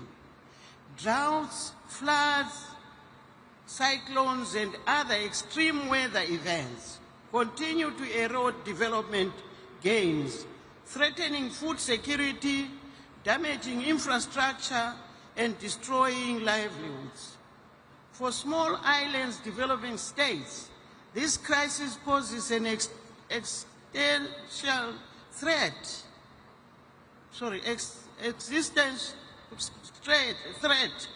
It is abundantly clear that climate change is not solely an environmental change. It is a developmental emergency. Your Excellencies, in this regard, our collective responsibility to this crisis must be held and be science-based. The science is unequivocal. We must keep the 1.5 degrees goal within reach or face irreversible and catastrophic consequences. On its part, Zimbabwe has demonstrated its unwavering commitment to the Paris Agreement. We submitted our third generation nationally determined contribution, NDC 3.0, country statement within the stipulated deadline. Our NDC 3.0 is a product of inclusive multi-stakeholder consultations, as well as a thorough assessment of the implementation of our 2021 revised NDC. Through NDC 3.0, Zimbabwe commits to reducing greenhouse gases emissions by 40% per capita by 2035, relative to the business as usual trajectory. We increased our mitigation measures from 17 to 27 across all sectors of the economy. We are determined to accelerate a just transition towards renewable energy, climate-smart agriculture, forest conservation, methane capture, and green industrialization. Your Excellencies, the level of ambition, however, requires adequate, predictable, and accessible climate finance. Zimbabwe requires at least US 19 billion to finance its NDC 3.0, as well as technical support to build national capabilities. In parallel, Zimbabwe has raised its ambition in the adaptation agenda. Guided by the Zimbabwe Climate Change National Adaptation Plan, we are integrating climate resilience across key sectors, communities, and development planning processes to protect lives and livelihoods and ecosystems. Your Excellencies, landlocked developing countries face unique climate change. Our geographic remoteness, high transport costs, dependency on transition routes, and energy constraints increase our vulnerability and hinder our capacity to transition to sustainable economies. Recognizing this, we completed the national registration of least developing countries as a negotiating group under the UNFCCC. This will enable us to advocate for climate justice tailored to our specific circumstances. However, ladies and gentlemen, ambition without the means of implementation is insufficient. The real impact will depend on access to predictable and accessible finance at scale. At COP29 in Baku, we agreed on the new collective quantified goal of 300 billion per year in climate financing by 2035. While this is welcome, we must now focus on the full and immediate implementation of the Baku to Berlin roadmap, which aims at mobilizing at least 1.3 trillion annually by 2035. Delays will only deepen inequalities and amplify the human cost of inaction. Your Excellencies, we also underscore the urgent need to increase adaptation finance and the full operationalization of the fund for responding to loss and damage. Vulnerable communities are already paying a high price for the crisis they did not create. For developing countries, climate change is neither charity nor benevolence. It is a matter of equality, historical responsibility, and climate justice. Your Excellencies, as we enter the negotiations, Zimbabwe wishes to highlight the following priorities. A concrete Baku to Berlin roadmap to scale up climate finance with clear milestones and monitoring mechanisms, strengthening the global goal on adaptation with clear indicators to measure progress. The full and effective operationalization of the fund for responding to loss and damage to address irreversible climate change impacts. Enhance the financial and technical support for NDC 3.0 implementation in developing countries and fulfillment of unmet climate finance commitments consistent with national priorities and development strategies. Your Excellencies, in conclusion, Zimbabwe approaches COP30 with renewed ambition and determination to contribute to global climate action. The decision we make in Berlin today will echo across generations and make us work together. Let us work together to turn commitments that we are committing ourselves today into real action and safeguard this planet we call our home. I thank you, Your Excellencies.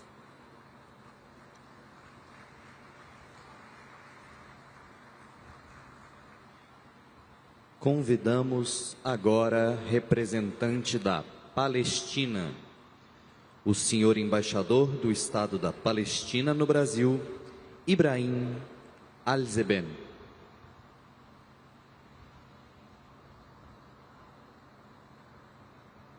مساء الخير للجميع. بريسيدنسيا boa tarde. معالي السيد أندريه كوريا دولاغو رئيس الدورة 30 لكوب 30، معالي السيد أنطونيو غوتيريس الأمين العام للأمم المتحدة، أصحاب المعالي والسعادة، السيدات والسادة، بالنيابة عن دولة فلسطين قيادتها الشرعية وشعبها، أود أولاً أن أعرب عن خالص امتناننا وتقديرنا لفخامة الرئيس لويس إناسيو لولا دا سيلفا وحكومة وشعب البرازيل على استضافتهم الكريمة والتنظيم المميز لهذه الدورة. كما أعبر عن تقديرنا الكبير لفخامة ولسيادة الأمين العام للأمم المتحدة السيد أنطونيو غوتيريس على التزامه الثابت بمواجهة الآثار السلبية لتغير المناخ، وعلى دفاعه أيضاً عن قضايا البشرية العادلة. السيد الرئيس، الحضور الكريم، إن أزمة المناخ ليست أمراً نظرياً أو مفهوماً مجرداً، إنها واقع ملموس ومترابط يؤثر مباشرة على حياة ومستقبل شعوبنا ونظمنا البيئية. وفي ظل هذا الواقع نجد أنفسنا في لحظة حاسمة تتطلب تعبئة عاجلة لمسؤولياتنا المشتركة والعمل الجماعي لتخفيض ثم وقف انبعاثات الغازات الدفيئة وتأمين التمويل المناخي وتعزيز التضامن العالمي، لا سيما اتجاه الدول ذات الأوضاع الخاصة بمن فيها دولة فلسطين، حيث يزيد تغير المناخ من وطأة واقع كارثي فرضه علينا الاحتلال العسكري الاستيطاني الإسرائيلي منذ 58 عاماً. إن دولة فلسطين شأنها شأن العديد من الدول الأكثر تضرراً لم تسهم إلا بقدر ضئيل في الانبعاثات العالمية، ومع ذلك فهي تواجه بشكل متزايد نتائج مناخية قاسية تفاقمت بسبب الاحتلال الذي حرم الشعب الفلسطيني لعقود من حقه غير قابل للتصرف في السيطرة على أراضيه وممارسة سيادته على موارده الطبيعية. هذا الأمر الذي ألحق بشعبنا خلال العامين الماضيين كارثة إنسانية وبيئية غير مسبوقة في التاريخ الحديث، وليس بخاف على أحد ما تعانيه غزة نتيجة لحرب الإبادة التي تشنها إسرائيل حتى الآن، تلك التي خلفت قرابة 250,000 ضحية وتراكم أكثر من 61 مليون طن من الأنقاض، بعضها ملوث بمواد خطرة، إلى جانب تدمير متعمد لشبكات الصرف الصحي والمياه، مما أدى إلى تلوث المياه الجوفية، المياه الساحلية. السيدات والسادة، غزة الآن تواجه مخاطر جسيمة على الصحة العامة وتهديد البيئة في ازدياد، كما دمرت الإبادة الجماعية الأراضي الزراعية والغطاء النباتي، مما ترك السكان في حالة انعدام حاد للأمن الغذائي والمجاعة، وقد تم استخدام الجوع كسلاح. في الوقت نفسه تواصل باقي أجزاء فلسطين المحتلة في الضفة الغربية والقدس معاناة من التوسع الاستيطاني الإسرائيلي ومصادرة الأراضي وندرة المياه وتحويلها والتدهور البيئي، مما يهدد سبل العيش والأمنين الغذائي والمائي. السيدات والسادة، يشكل الوضع الكارثي للبيئة في فلسطين عاملاً مهماً في تغيير المناخ العالمي، وهذا يبرز الحاجة الملحة إلى تحرك دولي عاجل نحو تحقيق العدالة المناخية لحماية الإنسان والبيئة على حد سواء. السيدة الرئيسة، رغم التحديات والعقبات الجسيمة التي يفرضها الاحتلال غير القانوني، تظل دولة فلسطين ثابتة في التزامها بالعمل إلى جانب جميع الدول من أجل خفض الانبعاثات، ويتم تجسيد هذا الالتزام في سياسات وإجراءات ملموسة، منها أولاً على سبيل الذكر إطلاق عملية تحديث المساهمات المحددة وطنياً والأولويات حتى عام 2040. ثانياً، دمج تغير المناخ في التخطيط الوطني والقطاعي. ثالثاً، تطوير استراتيجية طويلة الأمد لاقتصاد منخفض الكربون بهدف تحقيق نمو مستدام. رابعاً، إنشاء إطار معزز للشفافية فيما يتعلق بتغير المناخ. خامساً، تعزيز الشراكات بين القطاعين العام والخاص في مجالي الطاقة المتجددة وإدارة النفايات من أجل ترسيخ مساهمة القطاع الخاص بشكل فاعل. سادساً، تعزيز الزراعة الذكية مناخياً وتوسيع الموارد المائية عبر إعادة استخدام ومعالجة المياه العادمة. السيد الرئيس، لابد من تلبية شروط أساسية حتى تتمكن فلسطين تحت الاحتلال بالتزاماتها المناخية، وهي أولاً وقبل كل شيء انتهاء الاحتلال الإسرائيلي لأرضه، الاعتراف بالضغوط الإنسانية من قبل المجتمع الدولي، من قبل الإنسانية والمادية والبيئية الشديدة الناجمة عن العدوان والتدمير المستمرين مما يعقد الإغاثة الإنسانية وإعادة الإعمار. ثانياً، الالتزام بمبادئ العدالة المناخية. ثالثاً، تيسير نقل التقنيات المناسبة والميسورة التكلفة خصوصاً في مجالات الطاقة المتجددة. رابعاً، تقديم المساعدة التقنية ودعم بناء القدرات وتعزيز أنظمة الرصد والإبلاغ والتحقق. السيد الرئيس، السادة الحضور، عندما تتوفر هذه الشروط يمكن لفلسطين التي ترزح تحت الاحتلال الآن أن تنفذ التزاماتها المناخية بفعالية وتحمي شعبها وأرضها من أجل تحقيق المصير والاستقلال والسيادة على أراضينا، وبذلك تستعيد فلسطين دورها ونستعيد دورنا كأمناء شرعيين عليها ملتزمين برعايتها وفقاً لتراثنا وتقاليدنا ووفقاً أيضاً للقانون الدولي. السيد الرئيس، السادة الحضور، لقد اختارت دولة فلسطين وشعبها الثبات في وجه الاحتلال، والثبات في مواجهة تغير المناخ، والثبات على أرضنا رغم كل التحديات.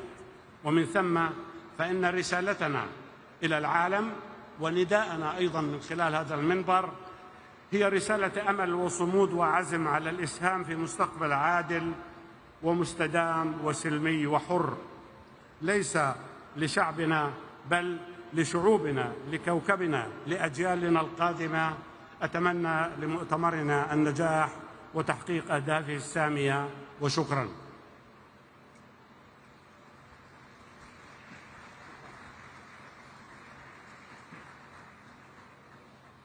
Convidamos agora representante da Rússia, o enviado especial da Presidência para a Mudança do Clima, Ruslan Edelgeriev. Уважаемый председатель, уважаемые дамы и коллеги, последствия изменения климата уже ощущаются во всем мире, но особенно остро в развивающихся странах. Мы видим опасный перекос, когда глобальная повестка почти полностью сфокусирована на митигации.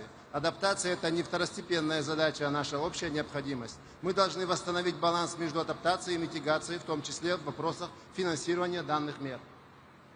Именно поэтому на предстоящей 30-й сессии конференции сторон в Белене нам критически важно согласовать набор показателей для глобальной цели по адаптации. Мы предлагаем прагматичный подход, давайте согласуем тот минимальный набор, который устраивает всех сейчас, и зафиксируем план по доработке остальных показателей. Это позволит нам начать их апробацию и получить ценные данные уже для второго глобального подведения итогов. И, конечно, любой прогресс в адаптации невозможен без адекватных средств осуществления, прежде всего, финансирования. Подчеркну, что путь каждой страны к низкоуглеродному будущему уникален. По этой причине рабочая программа по справедливому переходу должна оставаться площадкой для диалога и обмена опытом, а не инструментом для навязывания новых обязательств. Нам нужны практические результаты, развитие навыков, передача технологий, доступное финансирование для переходных проектов, а не новые цели, которые могут подорвать социально-экономическое развитие. На КС-28 мы достигли исторического результата, завершили первое глобальное подведение итогов. Его выводы должны стать основой для обновления наших национальных вкладов и развития международного сотрудничества. Они должны служить ориентиром, а не директивой. Мы считаем недопустимым выборочный подход по итогам ГПИ и попытки навязать странам конкретные технологии или виды топлива. Право выбирать свой путь декарбонизации должно оставаться незыблемым. Нам необходимо как можно скорее уже на КС-30 запустить диалог ОАЭ по имплементации итогов ГПИ. Этот диалог должен быть конструктивным, не предписывающим и крайне важно должен уделить внимание односторонним мерам, которые подрывают международное сотрудничество и дух Парижского соглашения. В этом контексте особенно символично, что предстоящая КС пройдет в городе Белене в самом сердце Амазонии. Само место проведения конференции задает тон нашей работе, напоминая фундаментальную роль лесных экосистем в стабилизации глобального климата. Леса Амазонии не просто национальное достояние Бразилии, а важнейший компонент планетарной климатической системы, регулирующий водные циклы и поглощающий колоссальные объемы углерода.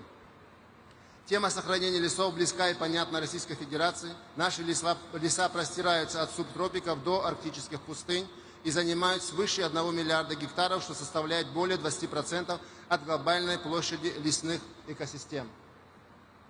Научные данные, полученные с использованием современных технологий дистанционного зондирования, подтверждают их колоссальный вклад. Средний годовой объем поглощения парниковых газов российскими экосистемами в секторе землепользования и лесного хозяйства превышает 1 миллиард тонн СО2 эквивалента.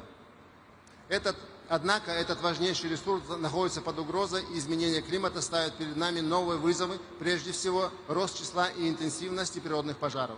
В России работа по борьбе с лесными пожарами ведется на системной основе. В рамках национального проекта по обеспечению технологического лидерства беспилотной авиационной системы мы активно внедряем технологии дистанционного зондирования Земли и беспилотные летательные аппараты для оперативного мониторинга и ликвидации очагов возгорания пожаров. Таким образом, Российская Федерация задача охраны лесов от пожаров является одним из национальных приоритетов развития. Именно поэтому, исходя из собственного опыта, мы полностью поддерживаем призыв к действиям в отношении комплексного управления огнем и наращивания устойчивости к природным пожарам.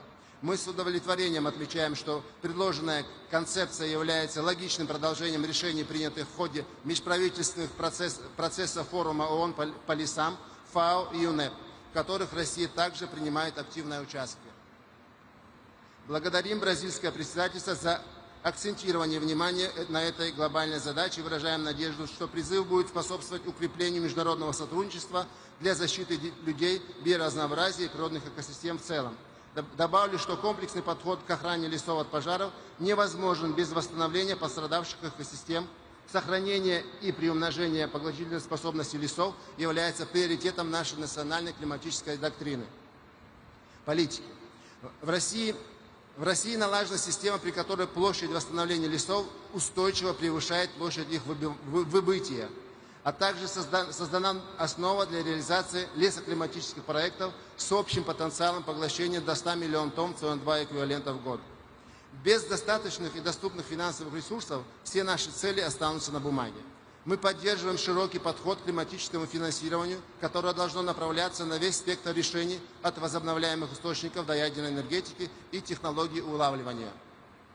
Так называемое переходное финансирование является ключевым инструментом для быстрого снижения выбросов в краткосрочной перспективе без ущерба для энергобезопасности и экономического роста. Путь от Баку до Белема должен стать дорогой к укреплению доверия и мобилизации ресурсов, а не к созданию новых барьеров. Уважаемые коллеги, только через сбалансированный, справедливый и уважительный диалог мы можем выстроить устойчивое и безопасное будущее для всех. Благодарю за внимание.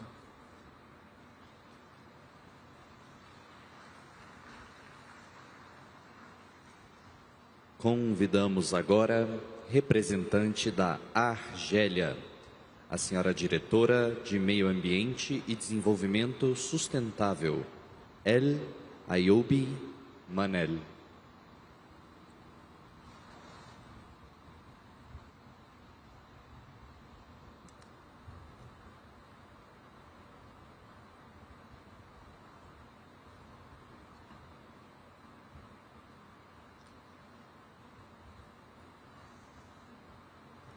بسم الله الرحمن الرحيم. السلام عليكم ورحمة الله. Boa tarde. Excellencies, ladies and gentlemen, Excellency Ambassador Andre Correa do Lago, President of the COP30. First, I would like to thank the Brazilian government for its warm welcome, for all the efforts made so that this global event is a success, and for the generosity with which we were hosted in this beautiful Amazonian city of Belém. Distinguished guest of the COP30, as a representative of His Excellency the President of the People's Democratic Republic of Algeria, His Excellency Abdelmajid Tebboune, I am honored to speak today at this critical gathering as we confront huge climate challenges that affect us all. Algeria is facing major environmental challenges, is engaged in an ambitious, dynamic, articulated, solid strategic plans such as the National Action Plan for Environment and Sustainable Development, the National Plan and the National Plan of Adaptation to Climate Change. These initiatives, supported by strong political will, aim to restore degraded soils, stop the advance of the desert sands, reduce the pollution, manage natural resources, and build climate resilience in order to participate in the common efforts aimed at preserving our planet, which is threatened by ruthless pursuit of gain and by our own restlessness. In this way, Algerian national efforts aim also to guarantee a better quality of life for our people and for future generations. Ladies and gentlemen, desertification is a particularly alarming problem. In the case of our country, my country, Algeria, desertification is being addressed with the Green Dam project covering 5 million hectares, mobilizing a budget of about $600 million for 2023 to 2030. This program has completed 64% of the plantations and created thousands of direct jobs. It also includes hundreds of water collection with the secure units to secure the supply.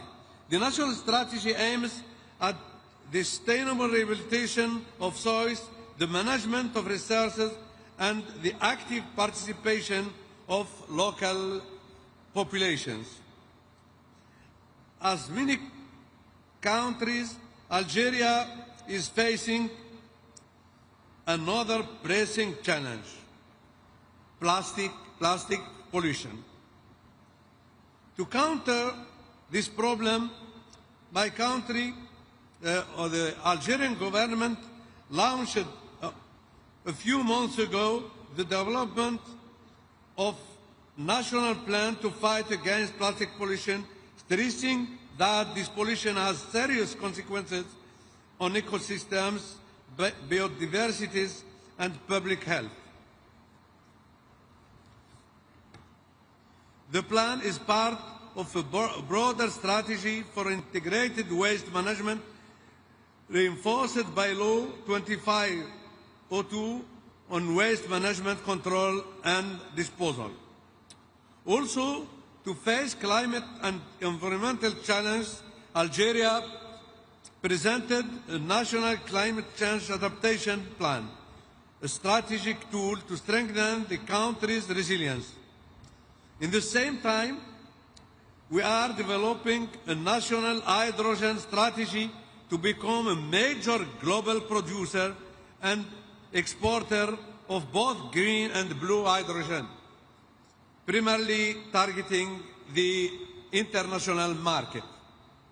The plan includes producing 40 terawatt-hours of hydrogen by 2040, leveraging its existing gas export infrastructure and developing new pipelines and derivatives like ammonia and methanol.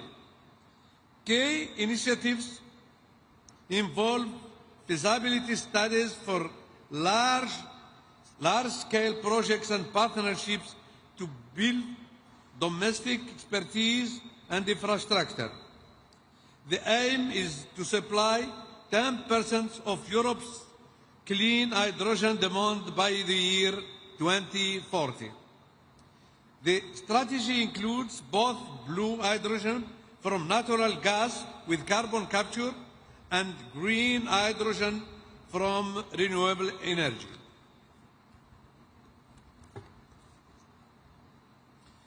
Several feasibility studies for large-scale green hydrogen exports are underway.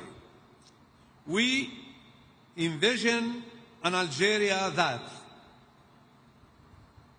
harnesses its formidable renewable energy potential, especially solar, to drive a diversified green economy, protects its land, combating desertification, rehabilitating degraded ecosystems, strengthening the great green dams legacy, empowers rural youth and women in climate-smart agriculture, water-efficient systems, and sustainable livelihoods, contributed constructively to global climate governance, sharing our experience, learning from others, building partnerships.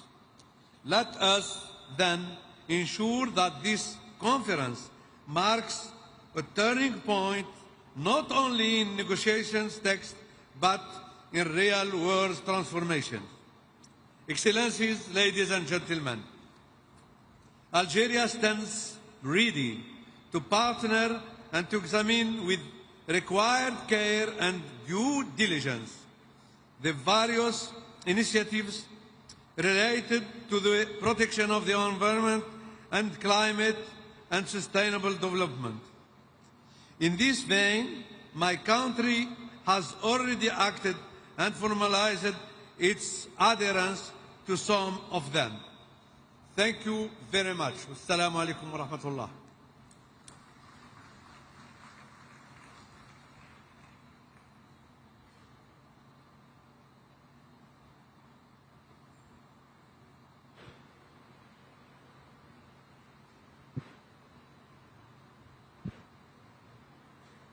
Convidamos agora representante da Armênia, o senhor vice-ministro das Relações Exteriores, Robert Abizov Gomonian. Excellencies, ladies and gentlemen, at the outset I would like to extend my appreciations to His Excellency Luiz Inácio Lula da Silva, President of the Federative Republic of Brazil, as well as to the government and people of Brazil for their outstanding hospitality, and wish every success to our deliberations. We are meeting here in Belém at the heart of Amazonia on the 10th anniversary of the adoption of the Paris Agreement, with a renewed sense of hope and optimism that we can turn the dangerous tide of climate change and achieve the agreement's objectives. As we enter the critical decade of implementation following the first global stocktake, the decisions we take here in Belém must chart a credible path towards climate resilience and climate justice. The biannual transparency report, the synthesis report on NDCs, and the synthesis report on NAPs released by the UNFCCC Secretariat provide encouraging evidence of positive changes. They validate the effectiveness of the Paris Agreement in decreasing global emissions and strengthening adaptation mechanisms. However, the same reports point to the need for urgent and enhanced action, reminding us that we are still far from the levels we strive to achieve. If we are to keep the goals of the Paris Agreement within reach, we must redouble our collective efforts to accelerate the progress. COP30 in Belém must therefore become a milestone, transforming global ambition into concrete action on climate change mitigation, adaptation, as well as loss and damage, guided by equity and the common but differentiated responsibilities and respective capabilities. Distinguished delegates, Armenia is firmly committed to contributing to collective efforts to mitigate and adapt to the impact of climate change. Despite Armenia's negligible share of global emissions, we strive for active participation in international undertakings to limit temperature rise to 1.5 Celsius through comprehensive economy-wide mitigation measures. As a landlocked developing country, Armenia seeks to demonstrate that even small states can lead by examples through ambitious national actions. Armenia's updated NDCs for 2026-2035 under the Paris Agreement, informed by science and national circumstances, will represent an enhanced commitment to addressing climate change-related challenges. They aim to climate-proof our ecosystems, biodiversity, agriculture, and livelihoods. Our efforts are underpinned by the adoption of a comprehensive climate law, establishing a robust legal foundation for long-term economy-wide action and the integration of climate priorities into all sectors. Our long-term low-emission development strategy, in turn, provides clear pathway towards a resilient, low-carbon economy in line with the Paris Agreement. Energy transformation lies at the core of our climate strategy. We are expanding renewable energy generation at an unprecedented pace to substantially increase the share of green energy in our national mix. At the same time, we continue to rely on nuclear energy as a safe and stable component of our clear energy mix, providing real carbon-neutral electricity and enhanced energy security. Excellencies, there is a growing recognition that nature, climate, and land are parts of our one indivisible system, while fragmented approaches are no longer sufficient. Responding to the scale of the crisis requires coherence, partnership, and trust. For Armenia, this is not an abstract concept. Our country lies at the crossroads of the Caucasus, one of the world's biodiversity hotspots, where fragile mountain ecosystems are facing the combined pressure of climate change, land degradation, and biodiversity loss. We have learned that adaptation and restoration must go hand in hand, that no biodiversity policy can succeed without integrating climate and land considerations. To move the needle further and achieve transformative changes, we must recognize that environmental challenges are interconnected and affect us all, whether high in the mountains, deep in the forests, or on the high seas. We must rethink our relationship with nature.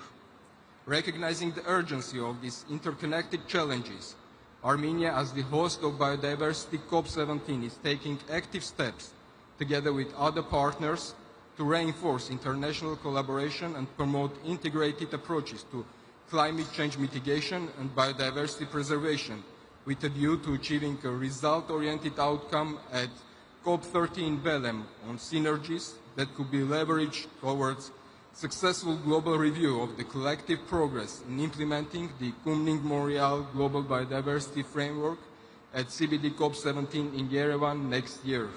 Armenia looks forward to welcoming you all to Yerevan next October for Biodiversity COP17 to review our progress, strengthen the bridges among the Rio Conventions, and reaffirmed that multilateral cooperation is indispensable to restoring and protecting the living fabric of the planet for present and future generations. I thank you.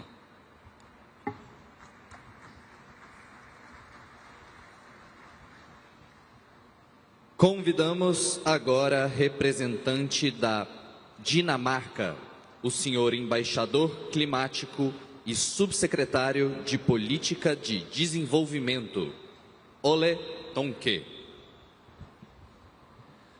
Thank you so much.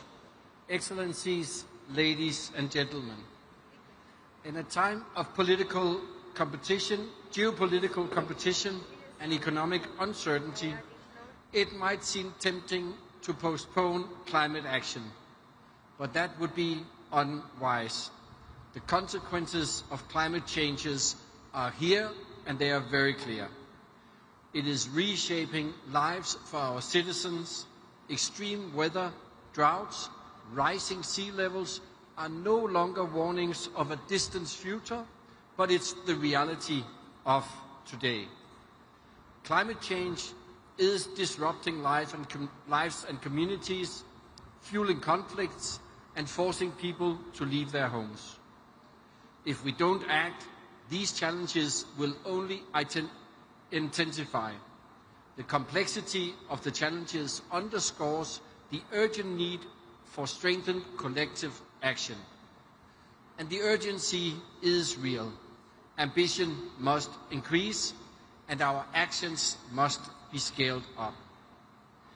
Recently, EU member states have called.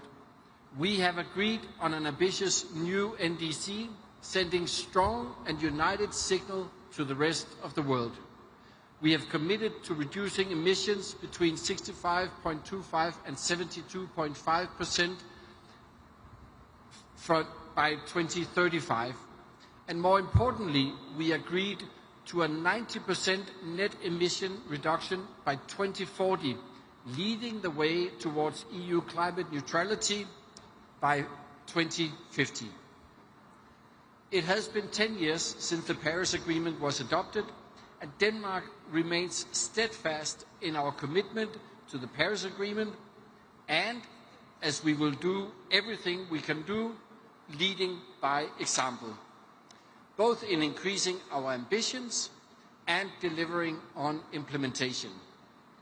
A key element is moving from fossil fuels into renewable energy. Over the last 10 years, a remarkable technological transformation has happened. Renewable energy and technologies have become the fastest growing source of electricity in history. Switching to clean energy is not essential not only for green transition, but also for our security, and at a lower price than fossil fuel electricity generation. Step by step, we are moving forward, creating jobs and new opportunities, and reducing dependencies. Climate change affects everyone. A strong global agreement on adaptation is essential for all countries and a priority for Denmark. Strengthen resilience by protecting critical infrastructure and essential services will not only safeguard societies, but also promote economic growth and create jobs. Finally, we need financing to support our global ambitions.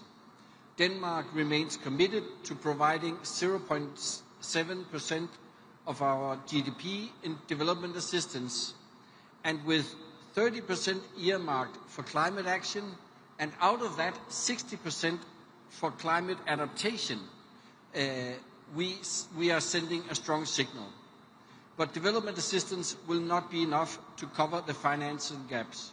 We must scale up all innovative financial solutions. As a concrete first step, I'm announcing at this COP today that Denmark will issue $100 million in a state-backed guarantee to the Inter-American Development Bank. This will help mobilize $400 million in new concessional lending for countries in the region towards accelerating energy transition in the Amazon areas. We cannot allow ourselves to do the easy thing alone, nor to postpone climate action. Denmark's ambitions and actions underline that we are determined to go the extra mile. Thank you.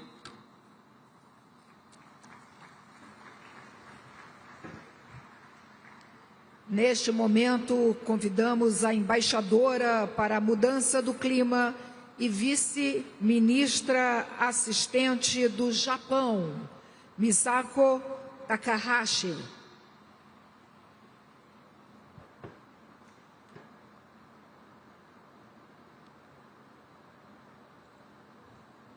Distinguished guests, thank you for this opportunity to speak about Japan's climate actions at this excellently organized session today. Being committed to reducing greenhouse gas emission, or namely mitigation, is one of the most critical aspects of addressing climate change. Japan reaffirms its unwavering commitment to achieve net zero by 2050. To achieve the 1.5-degree goal under the Paris Agreement, which marks its 10th anniversary this year, international community, including not only developed countries, but also major emitting countries, must be united in our efforts. 2025 is the year for each party to submit our nationally determined contributions, NDCs. NDCs, together with the global stocktake and the biennial transparency report, are three critical elements for the ambition ratchet-up cycle under the Paris Agreement. In February this year, Japan submitted its NDC, which aims to reduce its greenhouse gas emissions by 60% in fiscal year 2035 and by 73% in 2014 compared to 2013 levels. Japan's reduction pathway is ambitious as it is consistent with the Paris Agreement 1.5-degree goal. In fact, we have already achieved approximately 27% reduction by fiscal year 2023, and Japan is committed to making steady progress. In this context, we welcome fellow countries that have submitted new NDCs this year toward achieving global net zero. At the same time, we call on parties that have not yet submitted NDCs to submit them as soon as possible with the highest possible level of ambition. In our view, it is crucial that all countries, regardless of being a developed or developing country, submit their NDCs with the highest possible ambition at the earliest opportunity and advance actions aligned with them. We need to keep the ambition ratchet-up cycle rolling in order to move forward with green gas emission reduction. Our expectation is extremely high that discussions will be held from next week based on the NDCs and biennial transparency report submitted by countries around the world, and that a strong political message for further mitigation will be delivered as an outcome. Strengthening adaptation efforts is urgently needed for developing countries, in particular LDCs and SIDS. Japan is leveraging its public and private sector expertise in disaster prevention to provide wide-ranging support across Asia, the Pacific, Africa, and other regions, covering flood and drought countermeasures, agricultural support, and beyond. We will continue these efforts. Climate finance is also crucial for advancing developing countries' mitigation and adaptation efforts. Under the Paris Agreement, Japan will continue providing financial support as a developed country. Simultaneously, as outlined in last year's new collective quantified goal, NCQG, meeting developing countries' climate finance needs requires not only public finance from developed countries, but also support from capable non-developed countries and the mobilization of private finance. whether for mitigation or adaptation, needs and circumstances of each country differ significantly. Last year, under Azerbaijan's highly appreciated presidency, the NCQG was agreed after difficult negotiations. Going forward, we should avoid repeating similar negotiations. What we wish to see is practical discussion and efforts grounded in reality, focusing on how to respond to the diverse needs of each country to advance their actions and achieve the objectives of the Paris Agreement. Japan has proposed the Asia Zero Emission Community, so-called AZEC platform, which promotes energy transition through various pathways, taking into account each country's circumstances. Tangible cooperation with Southeast Asian countries and Australia is well underway through this platform. Furthermore, we will actively contribute to reducing emissions in other countries, including working with Brazil to decarbonize the automotive sector by leveraging both nations' strength in biofuels and high-performance mobility. Japan supports the Belém 4X pledge on sustainable fuels launched in this COP and will continue to commit in expansion of sustainable fuels, including in the road transport sector. In addition, in order to promote private investment in the field of climate change and the environment in Latin America, which has the abundant Amazon rainforest and renewable energy, we will provide support through ODA loans and private sector investment finance by JICA. These are just a few examples of Japan's international efforts. We will continue to vigorously promote initiatives both domestically and internationally. Let me conclude that Japan will continue to be an engaged partner in the international community for the success of COP30 and for the implementation of climate actions. Thank you very much for your kind attention. Muito obrigada.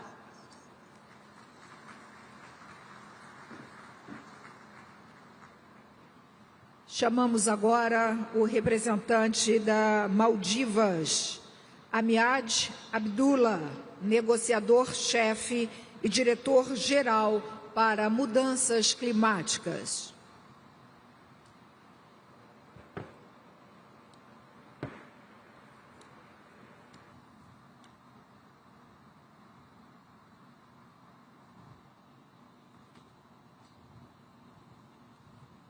Presidency, Excellencies, friends, ladies and gentlemen, the Maldives extends its warm appreciation to the government of Brazil for its leadership in hosting COP30 here in Amazon, a reminder of the natural systems that sustains all life.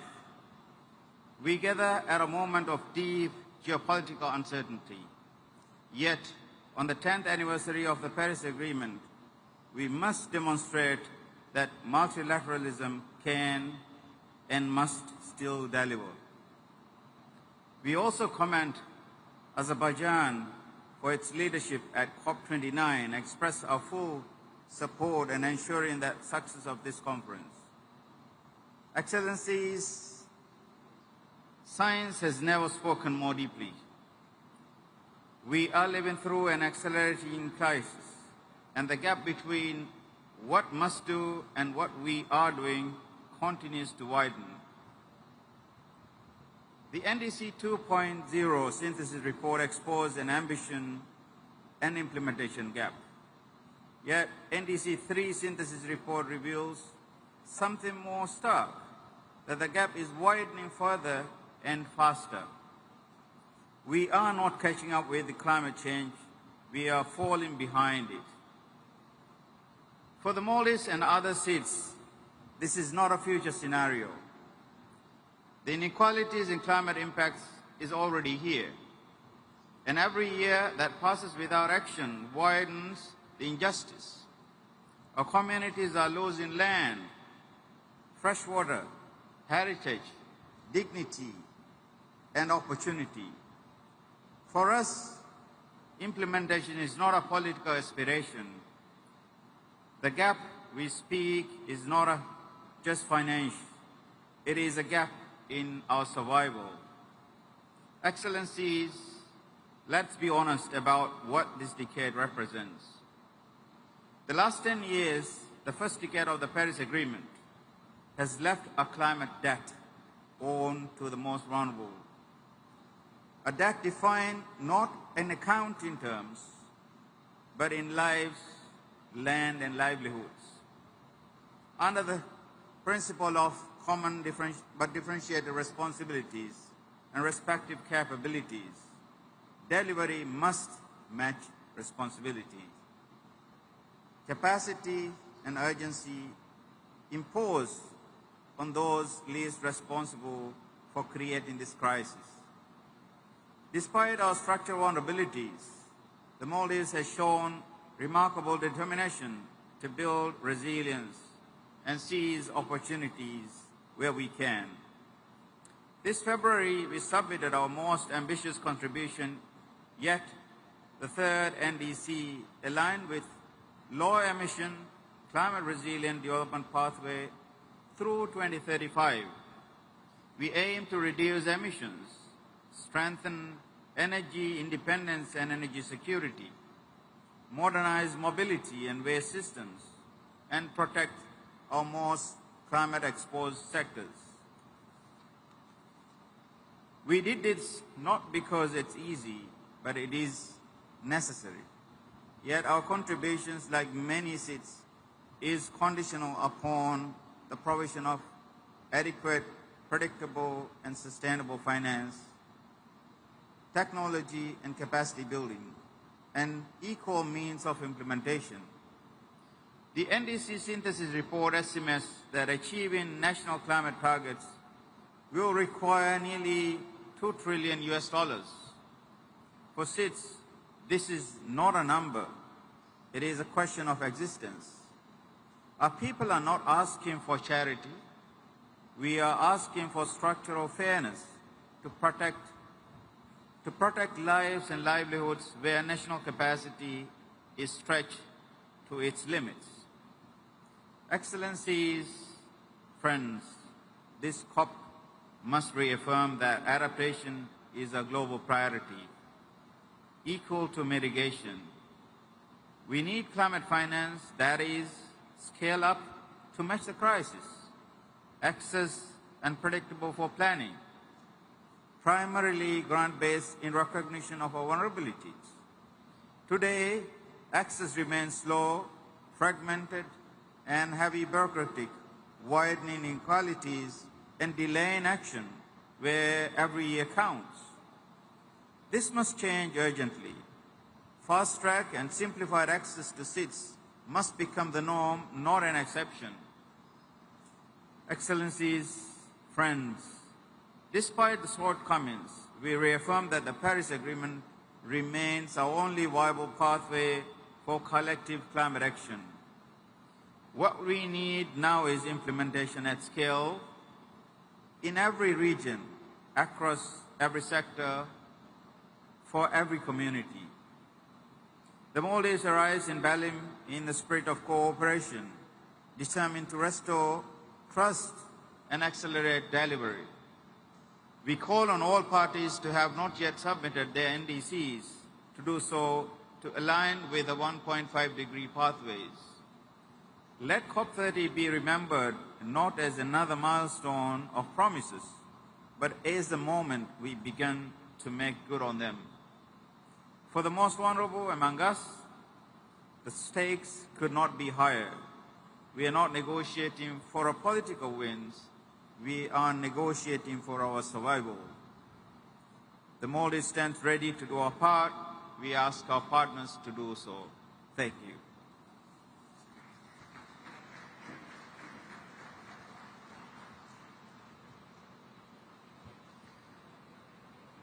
Neste momento, chamamos o secretário de Estado do MRE da Mongólia, Munkitusi Lanajav.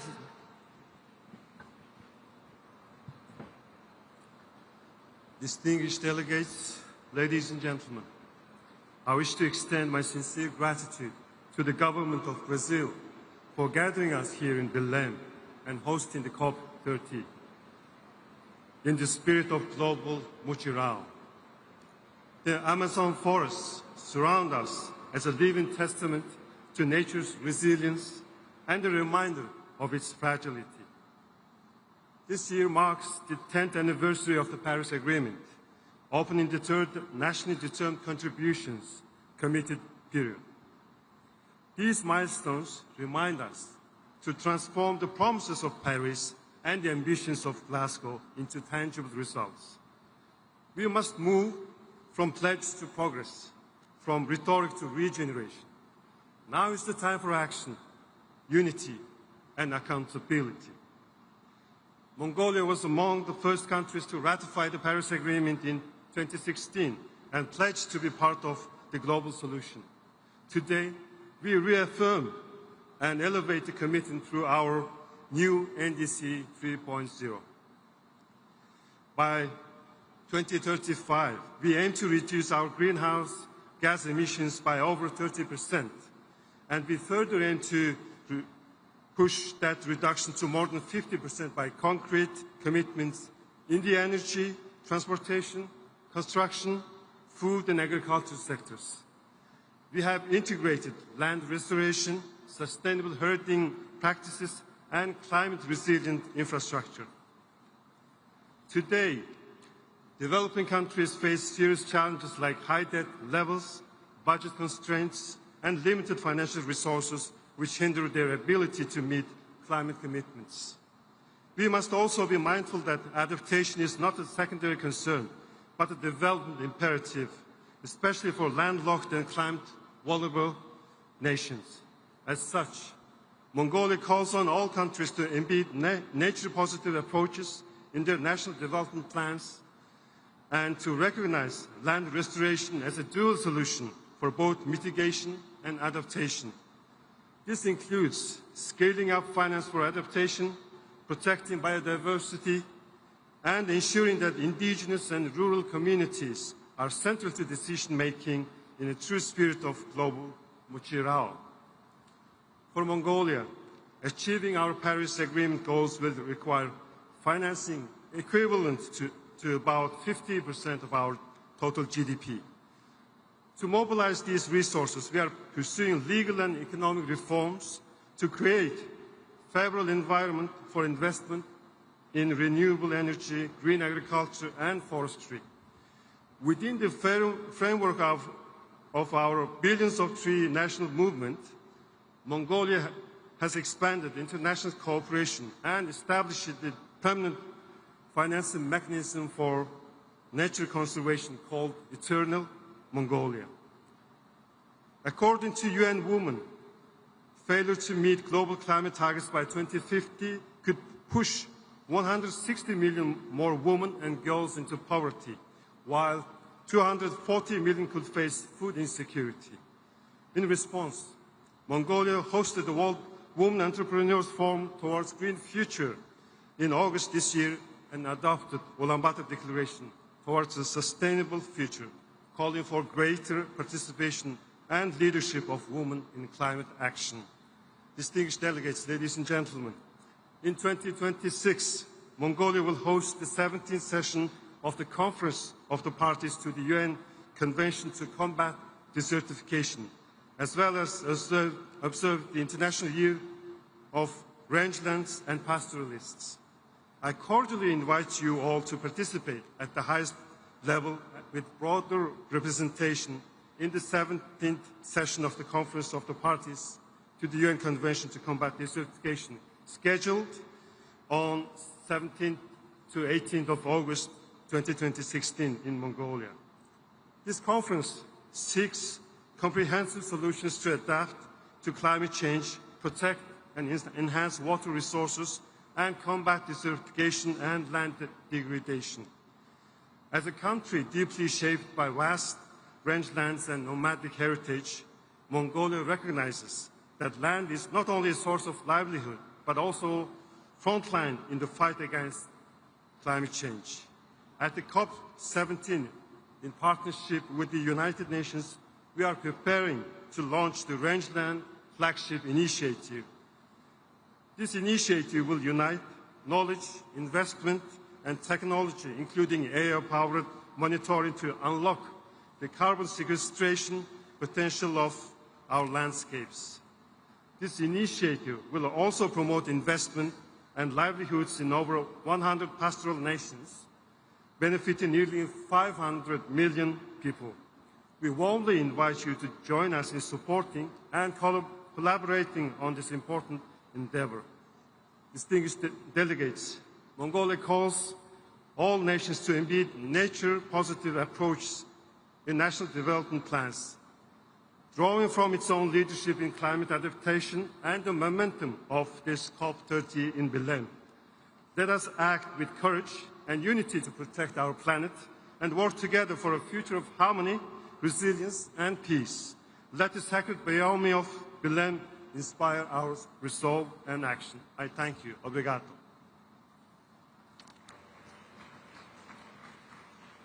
Nesse momento, convido o representante do Nepal, o secretário do Ministério de Florestas e Meio Ambiente, Rajendra Prasad Mishra.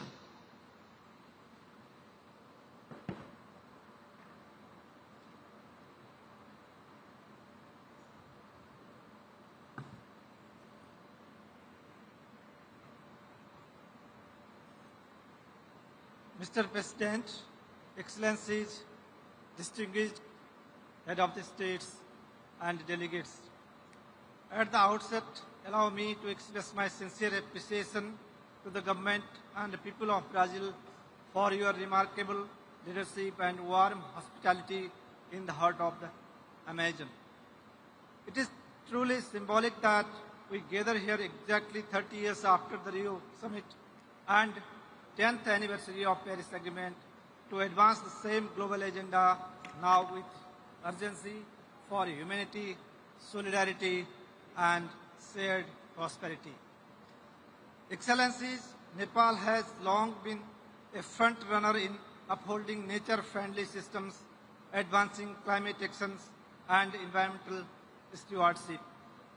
Nearly 46% of our land remains under forest cover, protected in close partnership with local communities and indigenous people.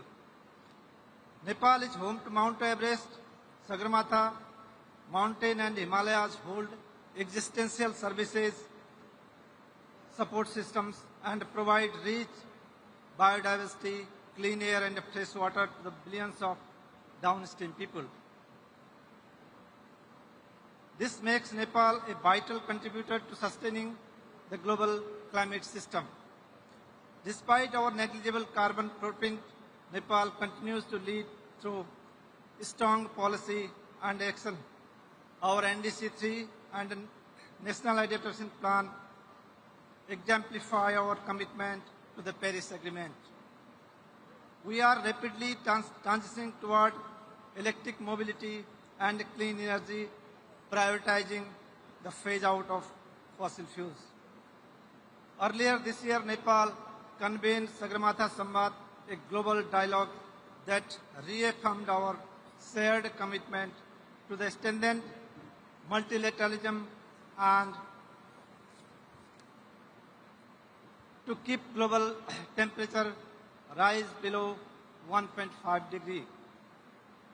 This Samvad echoed the COP30 presidency vision of multilateral unity in purpose for all and forever. Excellencies, despite these efforts, Nepal faces escalating climatic crisis in recent years. This year alone, over 300 lives were lost to floods, landslides, droughts, glacial lake outbursts, and forest fires triggered by the temperature extremes. For vulnerable mountain countries like Nepal, the climate crisis is not a longer threat, rather it is a daily reality for all. Excellencies, a decade after Paris Agreement, the evidence is clear. It is delivering, but not at the pace and scale needed. For countries like Nepal, access to finance and technology remains costly and complex. It should be easier and accessible to all.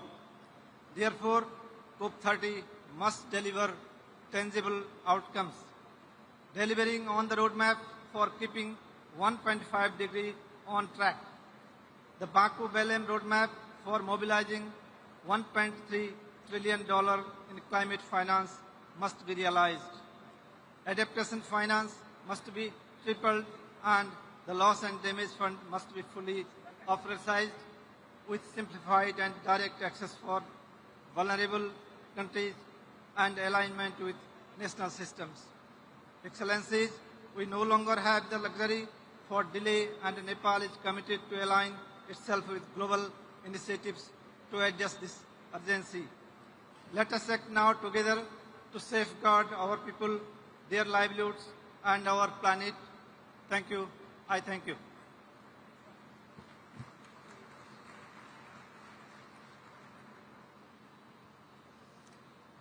Convidamos para a manifestação a secretária federal do Ministério da Mudança de Clima e do Meio Ambiente do Paquistão, Aisha Umera Moriani. Mr. President, Excellencies, distinguished delegates, good afternoon and Assalamu alaikum.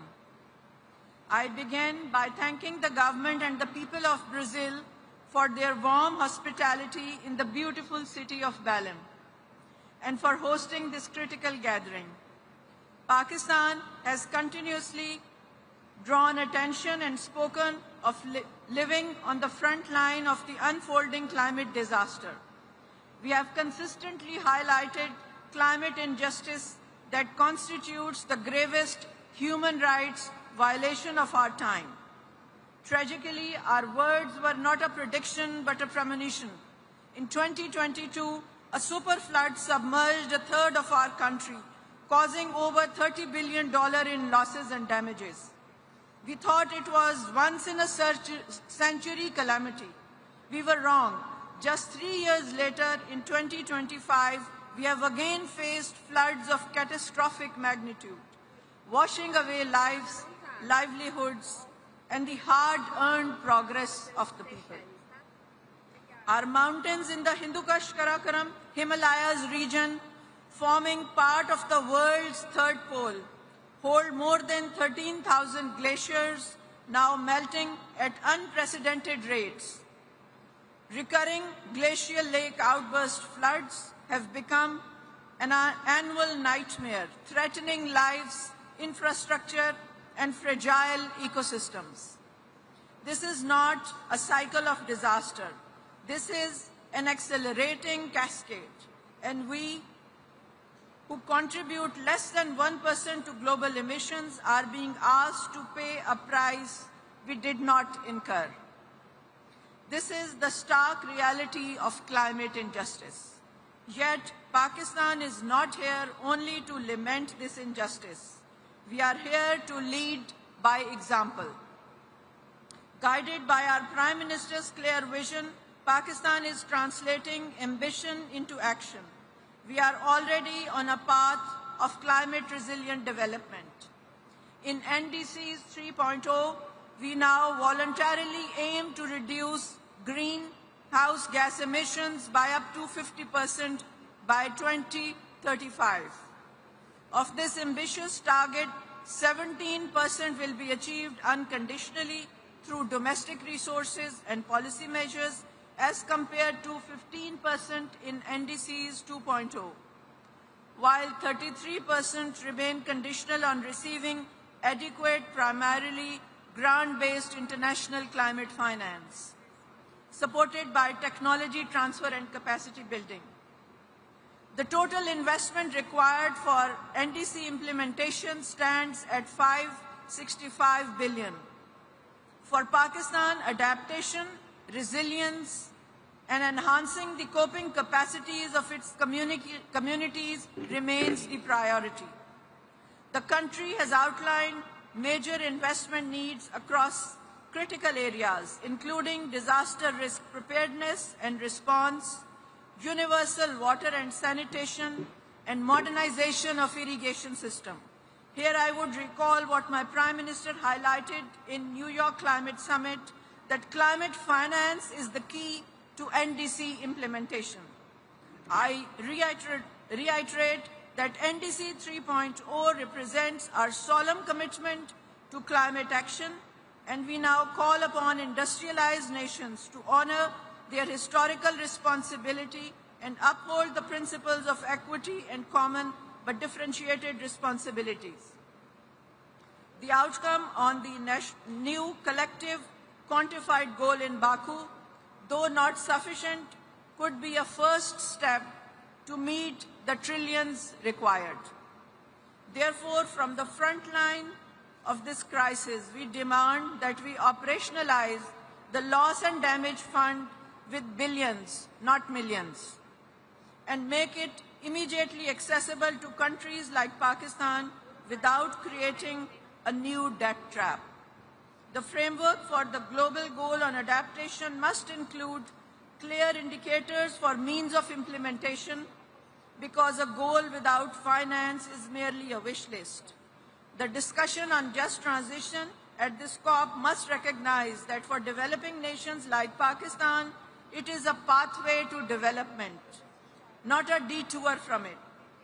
Our transition must be nationally defined, ensuring it lifts our people out of poverty, provide energy crisis, and create sustainable livelihoods, all while aligning with our climate goals. A just transition cannot be just a slogan. It must be a vehicle for equitable development, fully supported by the means of implementation.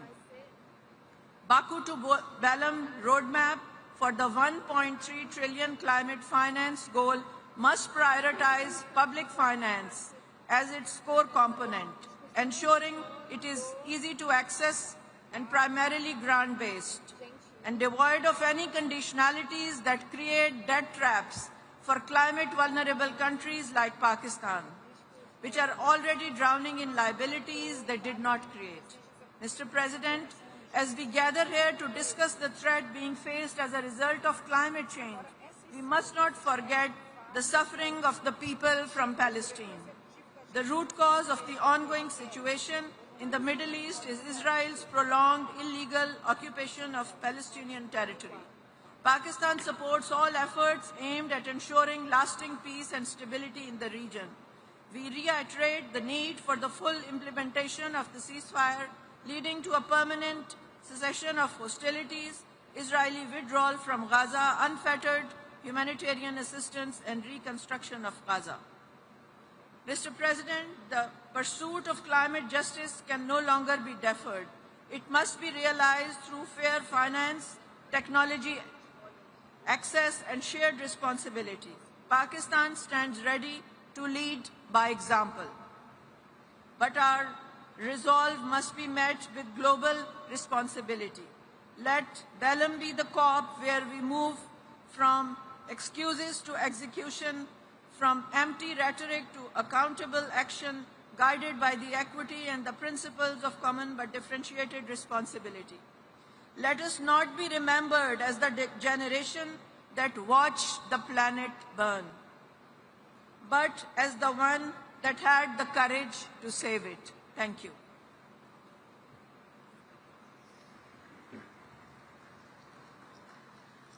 Neste momento, vamos ouvir a manifestação do vice-ministro do Meio Ambiente do Uruguai, Oscar Capucci.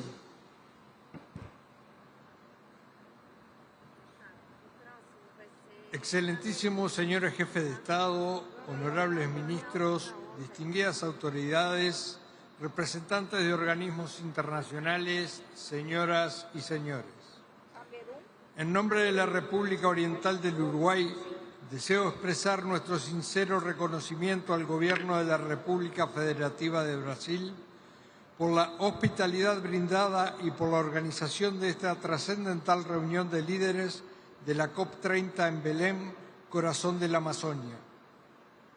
Este encuentro nos convoca con una responsabilidad histórica: reafirmar nuestro compromiso colectivo con la acción climática, la justicia ambiental y la solidaridad entre los pueblos.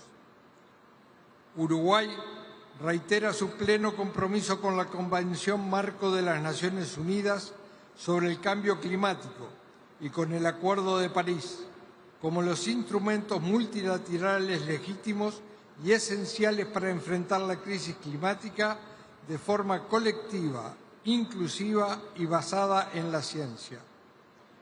En esta instancia decisiva, Uruguay hace un llamado a renovar los compromisos en materia de financiamiento climático, con especial énfasis en la adaptación, incluyendo la definición de una nueva meta colectiva y cuantificada que permita fortalecer la resiliencia de los países más vulnerables. Asimismo, es fundamental brindar claridad y previsibilidad sobre el cumplimiento efectivo de los compromisos financieros de los países desarrollados hacia los países en desarrollo. Las brechas que aún existen en los montos y que en las condiciones preferenciales del financiamiento deben ser abordadas con determinación y sentido de justicia. Uruguay aboga por decisiones firmes y concretas en materia de adaptación, particularmente en lo que respecta al financiamiento y a la implementación de los planes nacionales de adaptación.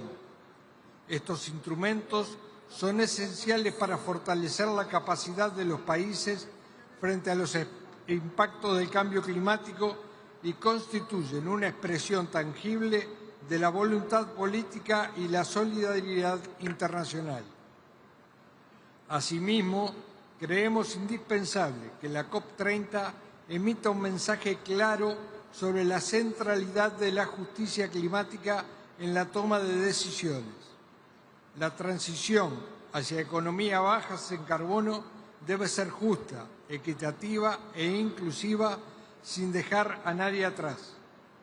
La acción climática debe avanzar de la mano de la justicia social, la equidad intergeneracional y la participación plena de las comunidades locales, las juventudes y las mujeres. Excelencias, Uruguay se ha posicionado como un país pionero en la integración de la sostenibilidad ambiental con el desarrollo económico productivo. En el ámbito energético, culminamos con éxito una primera transición energética, transformando la matriz eléctrica gracias a la incorporación temprana y estratégica de energías renovables no convencionales que hoy constituyen la base de un sistema limpio, autóctono y resiliente. Esta transformación fue posible gracias a una política de Estado de largo plazo, sostenida por distintos partidos políticos y acompañada por un clima favorable de la inversión y la innovación.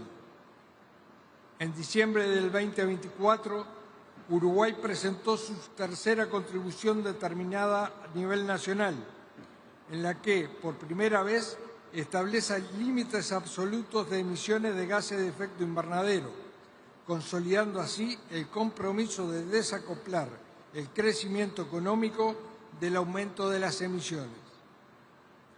Estos compromisos están alineados con la estrategia climática de largo plazo al 2050, que define la ruta hacia la neutralidad de carbono mediante el impulso de las renovables, el almacenamiento energético, el hidrógeno verde y la reconversión de procesos industriales hacia fuentes limpias. Junto con la mitigación, la adaptación y la resiliencia son ejes centrales de nuestra política climática.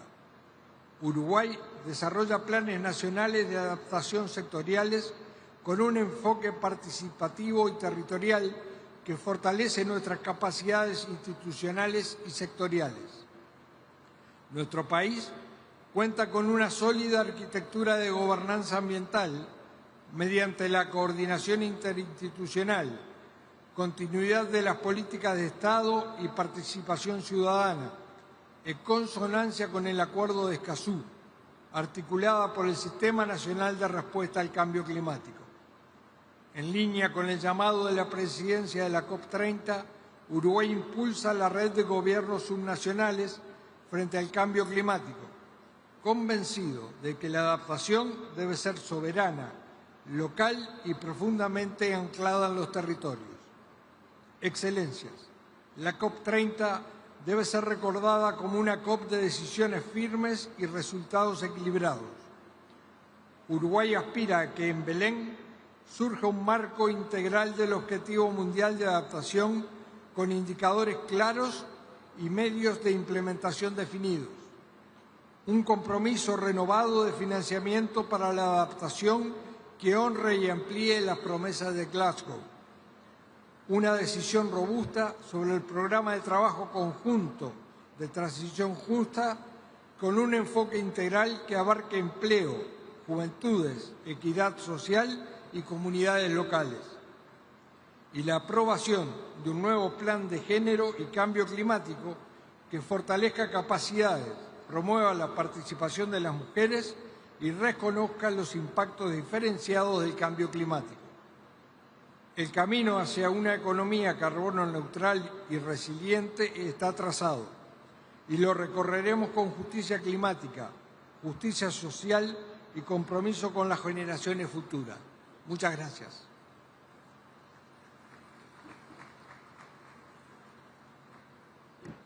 Nesse momento, convidamos o representante do Canadá, embaixador Emmanuel Kamara-Riarnax.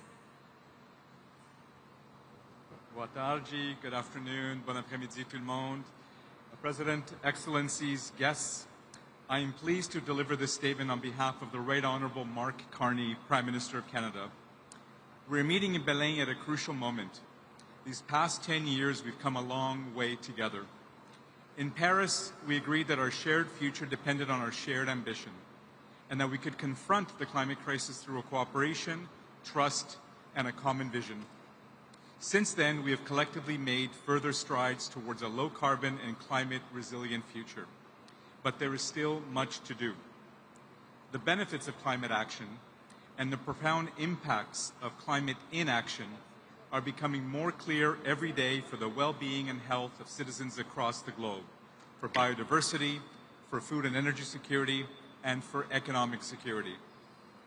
We know that effective action starts with detailed planning. We encourage all countries to come forward with ambitious climate action and to come to COP ready for candid discussions on the progress made so far and what more we can do collectively to reach net zero. We commend Brazil for making multilateralism a priority for COP30. We must signal that climate action remains a common priority and that we will work together relentlessly to address climate change. But planning is only the first step. As governments, we must harness the ideas, the expertise, and the resources of all of our partners to deliver results. At home, the Government of Canada laid out this week its key priorities in its federal budget. These priorities include a new climate competitiveness strategy, positioning our economy to be more competitive by investing in deep decarbonization. Under this strategy, Canada is driving emissions down while investing in clean technology, innovation, and creating good-paying jobs. We are creating the right environment for Canada's industry and private sector to innovate and invest in a low-carbon future. We are reskilling and preparing Canadian workers. And we are teeing up the whole economy for the low-carbon transition. Canada comes to COP30 in the spirit of collaboration, to learn from and partner up with countries and institutions around the world to accelerate the global transition. Nous sommes déterminés à faire notre part pour mobiliser les 300 milliards de dollars convenus à la COP29 et soutenir les actions vers l'objectif élargi de 1,3 trillion de dollars. Nous examinons actuellement notre prochaine enveloppe de financement climat pour la période après 2025. Pour le Canada, le soutien aux mesures d'atténuation et d'adaptation dans les pays et les communautés pauvres et vulnérables restera une priorité absolue. Et nous examinons également comment le financement climat du Canada servira à mobiliser des ressources bien au-delà des fonds publics et contribuera ainsi à accroître la finance climatique mondiale à des niveaux et à des vitesses sans précédent. Ici à Belém, nous avons hâte d'explorer des solutions concrètes pour atteindre l'objectif de 1,3 milliard de dollars américains provenant de toutes les sources d'ici 2035. Nous voulons aussi parler des autres défis liés au financement, comme les barrières à l'accès, en particulier pour les pays les moins avancés et les petits États insulaires en développement, le coût élevé du capital et le manque de cohérence dans le paysage financier mondial. Alors que nous nous rassemblons à la COP30 avec une énergie renouvelée, notre objectif ultime est clair. Il faut maintenir les hausses des températures en deçà de 1,5 degré et accélérer la résilience mondiale. Il s'agit non seulement d'un impératif moral et environnemental, mais aussi d'un investissement judicieux dans notre avenir collectif. La Convention cadre des Nations Unies sur les changements climatiques ne détient pas tous les leviers ni toutes les solutions pour mobiliser le financement de la lutte contre les changements climatiques et accélérer l'action climatique. Mais ici, nous pouvons créer de nouvelles connexions et lancer des nouvelles conversations et des nouvelles idées pour réduire l'écart entre nos ambitions et nos résultats actuels. Nous saisissons déjà cette opportunité lorsque nous parlons de climat et biodiversité, d'égalité des sexes et d'inclusion, des droits des peuples autochtones, de transition équitable et des droits des travailleurs, et bien sûr de finances climat. Le Canada est fier de faire partie de cette nouvelle forme de multilatéralisme qui apportera des résultats concrets pour tout le monde sur la planète. Merci beaucoup. Thank you very much. Muito obrigado.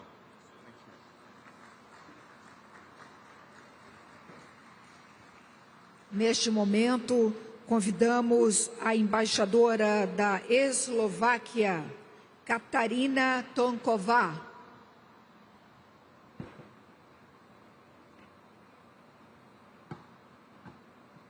Excelências, distintas delegações, senhoras e senhores. É uma grande honra representar a República Eslovaca nesta cúpula dos líderes da COP30. Permítanme transmitir as saudações e os melhores votos do primeiro-ministro Robert Fico, bem como nossa gratidão ao presidente Lula da Silva e ao governo do Brasil pela liderança e hospitalidade nessa conferência tão importante para o nosso futuro. Excellencies, distinguished delegates, ladies and gentlemen, the climate emergency is no longer a distant threat. It is a daily reality for millions, and especially for the most vulnerable. COP30 is more than a conference. It is a test of political will, of moral responsibility, and of our shared humanity. The first global stocktake makes the path clear to reduce global emissions by 60% in 10 years and reach net zero by 2050. Slovakia is fully committed to climate action and to the implementation of the Paris Agreement. Since 1990, my country has reduced its emissions by more than 50%, and we want to do more. Today, Slovakia operates one of the lowest emission energy systems in the European Union, mainly powered by nuclear and hydropower. The share of low-emission energy will soon reach almost 90%, a result that speaks louder than words. But ambition and economic reality must go hand in hand. Our policies must protect jobs, competitiveness, and people's well-being. A successful green transition is one that strengthens both the environment and the economy, leaving no sector or community behind. No country can succeed alone. We need inclusive global partnership. Supporting developing countries is a moral duty. Slovakia stands by this principle, contributing 2.2 million euros to the Green Climate Fund and sharing our climate expertise through climate finance and development cooperation. Excellencies, climate change is the defining challenge of our time. Our response must be collective, coherent, and sustainable. Just transition must unite climate and social justice. Agora é o momento de agir com coragem, sabedoria e compaixão. Muito obrigada pela atenção.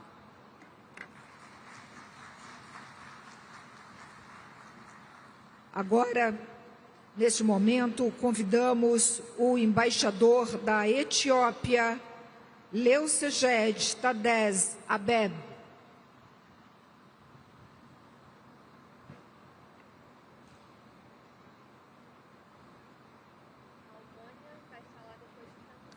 Excellencies, heads of state and government, distinguished delegates.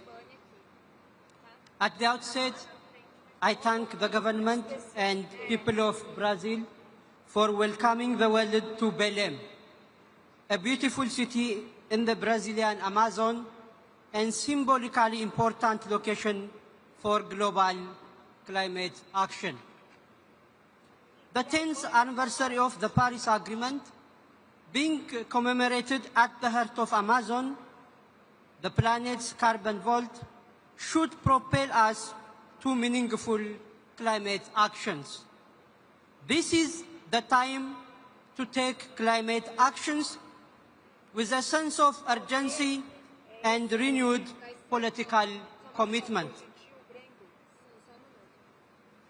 While gravely concerned by the gaps in delivering commitments in climate action by some developed countries, we remain hopeful of a notable progress in achieving the Paris Agreement goals.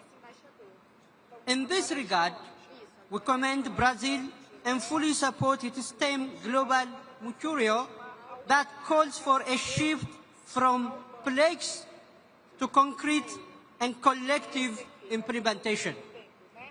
We also thank Brazil for introducing impactful initiatives during this COP. We are also encouraged to see the submission of 64 new NDCs, despite a deepening climate crisis that continues to disproportionately impact vulnerable communities in developing countries. At this juncture, I am delighted to announce that Ethiopia has submitted an ambitious NDC that aims to reduce emissions by 70%. Excellencies, COP30 must deliver ambitious and balanced outcomes grounded in principles of justice and solidarity to put the world on the right course to effectively address climate change in all areas, including adaptation, loss and damage, climate finance, and mitigation. Equally important, it's time to forge genuine partnerships and take concrete climate actions and solutions. Ethiopia has long pursued forward-looking policy on building a climate-resilient economy. Africa has also assumed leadership by advancing climate solutions. Such was exhibited at the Second Africa Climate Summit, where the continent outlined its leadership through actionable commitments in innovation, finance, energy transition, critical mineral development, restoration of nature, and emergency preparedness. The Addis Ababa Declaration is a bold testament to Africa's resolve and a clear message that Africa stands as a committed partner and a driving force in our shared mission to address the continued impacts of climate change. Excellencies, allow me to outline key imperatives for COP30. First, the most important climate action originates at home. Ethiopia's Green Legacy Initiative, pioneered by His Excellency Prime Minister Abiy Ahmed, has achieved concrete results by planting 48 billion, yes, 48 billion tree seedlings over 7 years period. The multitude of similar initiatives across Africa are prime examples for tangible climate actions and solutions. Ethiopia's bold move to greening its transportation sector is reducing dependence on fossil fuels, resulting in massive reduction in emissions. That's why we say Ethiopia is leading by example. We therefore encourage all developing countries to start from home by taking climate actions that center on community mobilization and the use of domestic resources.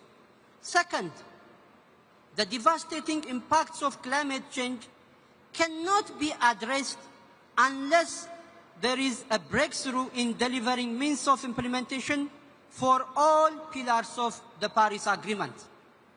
All financing commitments should be delivered in grant-based and non-debt generating concessional finance. The Loss and Damage Fund also needs to be urgently capitalized.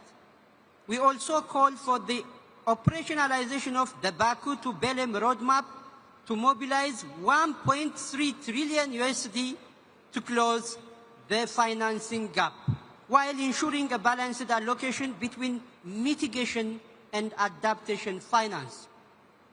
Third, on energy transition, we should honor the COP28 commitments by tripling renewable energy investment for Africa's share of the global 60 billion USD energy investment from just 2% to 20% by 2030. Furthermore, we wish to underscore the urgent need to ensure fair, sustainable and just supply of chains of critical minerals that are key for the development of zero and low emission energy technologies. Excellencies, it is my great honor and pleasure to announce to this August Assembly Ethiopia's bid to host COP32 in 2027 in Addis Ababa, the diplomatic capital of Africa. The government of Ethiopia has already begun preparations, mobilizing leadership, institutions and partnerships to ensure a successful and historic summit in Addis Ababa. Addis Ababa, home to the African Union, the UN Economic Commission for Africa, and over 160 diplomatic missions, avails seamless air connectivity and excellent track record of hosting major conferences. I therefore humbly request your support to bring COP to Africa once again. Finally, Excellencies, allow me to close by joining His Excellency President Lula da Silva in his declaration that is COP30 shall be a conference for truth. Truth that should lead us to realize our commitment is measured not by the promises we make, but by the actions we take to address the devastating consequences of climate change. The time to act is now. I thank you, Excellencies. Nesse momento, convido para a manifestação o embaixador da Geórgia, Zurabi Mishedlishvili.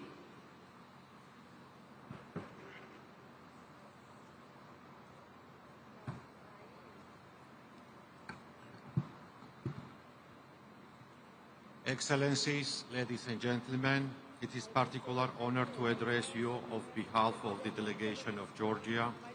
And at the outset, I would like to extend my sincere appreciation to the government of Federative Republic of Brazil for the wonderful hospitality and honorable efforts that have made the COP30 a true success. Distinguished delegates, at the critical juncture as we mark the 10th anniversary of the Paris Agreement, it is vital to celebrate what we have already achieved together. From bending the emission curve to operationalizing the loss and damage fund, these achievements stand as a statement to our collective efforts to combat the climate change. Acknowledging this progress is not complacency. It is reaffirmation of the Paris spirit and a reminder that multilateral climate action delivers results. At the COP30, Georgia will advocate for an outcome that balances urgency with recognition, anchoring our collective efforts in the tools that drive implementation and shape a resilient, decarbonizing future for all. Georgia will support a consensus outcome that acknowledges the ambition implementation gap and commits us to closing through the instrument already agreed under the Paris Agreement. Nationally determined contributions are not absent pledges. They are the operation blueprint for climate action.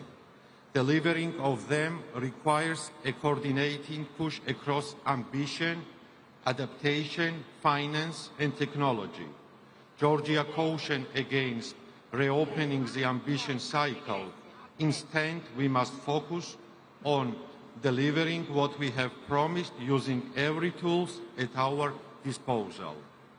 Georgia is preparing its own national adaptation plan and encourages others to do the same, recognizing the resilience is inspirable for the credibility for our climate commitments.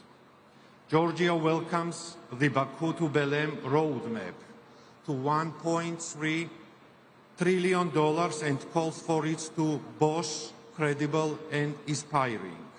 We support a strong signal of adaptation finance, including consideration of a new goal post 2025. The continuation of the Sharm el-Sheikh dialogue is essential to aligning finance flow with low-emission, climate-resilient development at COP30. Georgia will work to ensure that climate finance delivers clarity, momentum, and trust, empowering countries to turn the NDC into tangible outcomes. Ambition, adaptation, finance, and technology are all connected. They work together to help countries deliver on their climate promises, known as NDS. Their tools are not separated pieces. They support each other and must be used side by side to make real progress. Georgia is ready to help shape in COP30 outcomes that brings this effort together, building a future when our economy grows without harming the planet and our communities are stronger and safer in the face of climate change. While we commit to addressing the ongoing climate crisis, conflict worldwide continue to disrupt and slow global efforts in the direction.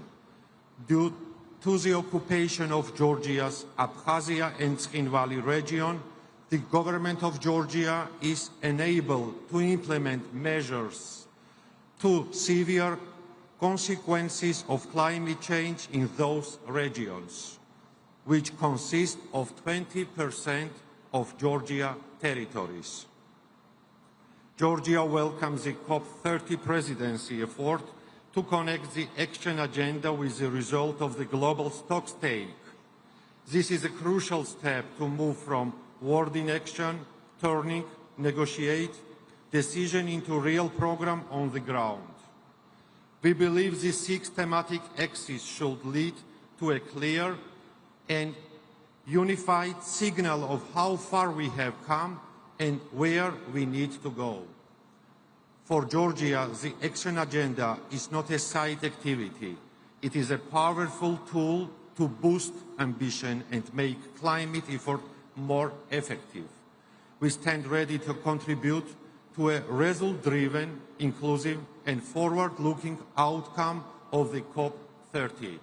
Thank you very much. Obrigado.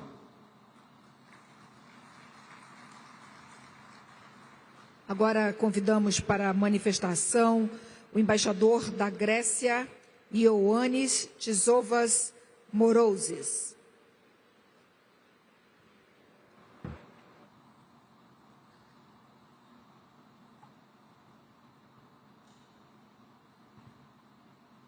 Boa tarde a todos e a todas, excelências, autoridades, colegas, amigas y amigos todos.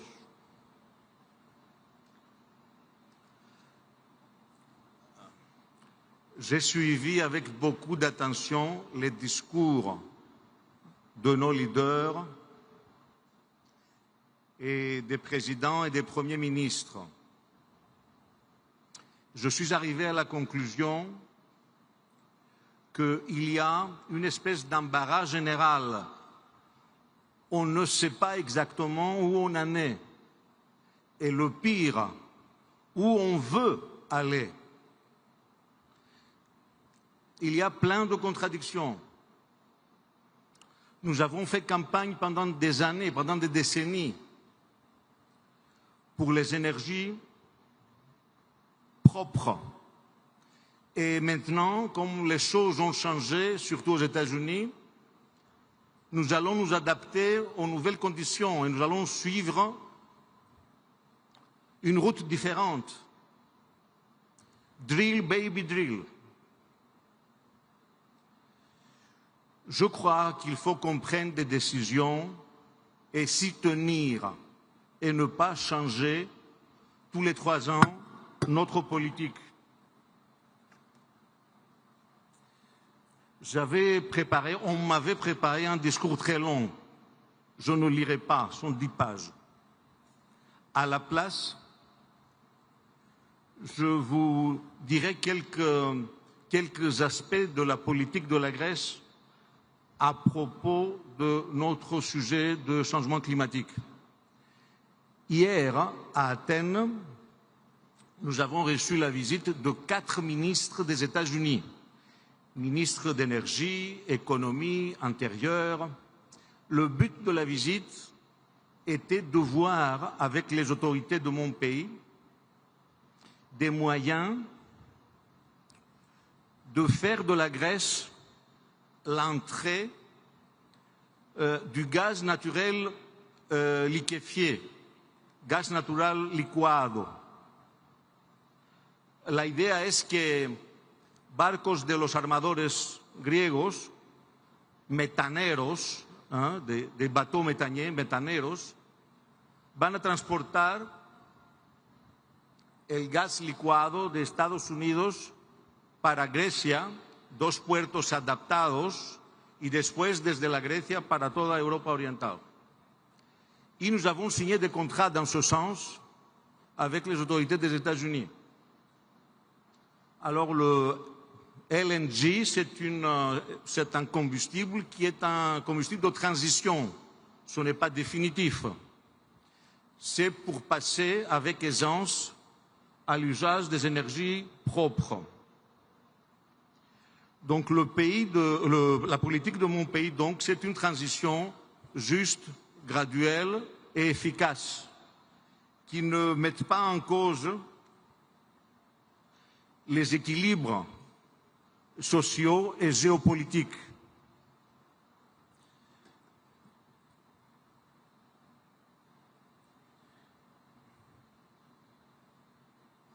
Greece is fully committed to ensuring the compliance of EU policy and the objectives of Paris Agreement and the European Climate Law. Specifically, Greece is committed to implement the EU legal framework Fit for 55 set of proposals with the aim of ensuring that policies are in line with reduction of net GHG emissions of EU by at least 55% at the least by 2030, in comparison with 1990 levels. So our emissions in Greece are down 45% in comparison with 2005. And lignite used to provide much more than 50% of our power generation is share today is just 6%. Our commitments to equip by 2030 at least 12 ports, 12 harbors in Greece with cold ironing and their simultaneous transformation to energy hubs will assist the decarbonization of the shipping sector, which is very important in my country. So we will decrease the emission and as well the climate change mitigation will take place. So, la conclusion, nous allons continuer notre politique énergétique et notre politique de changement climatique en accord avec l'Union européenne et avec tout ce qui a été dit hier par la présidente de la Commission européenne, Ursula von der Leyen, et par le président du Conseil, Antonio Costa. Thank you very much.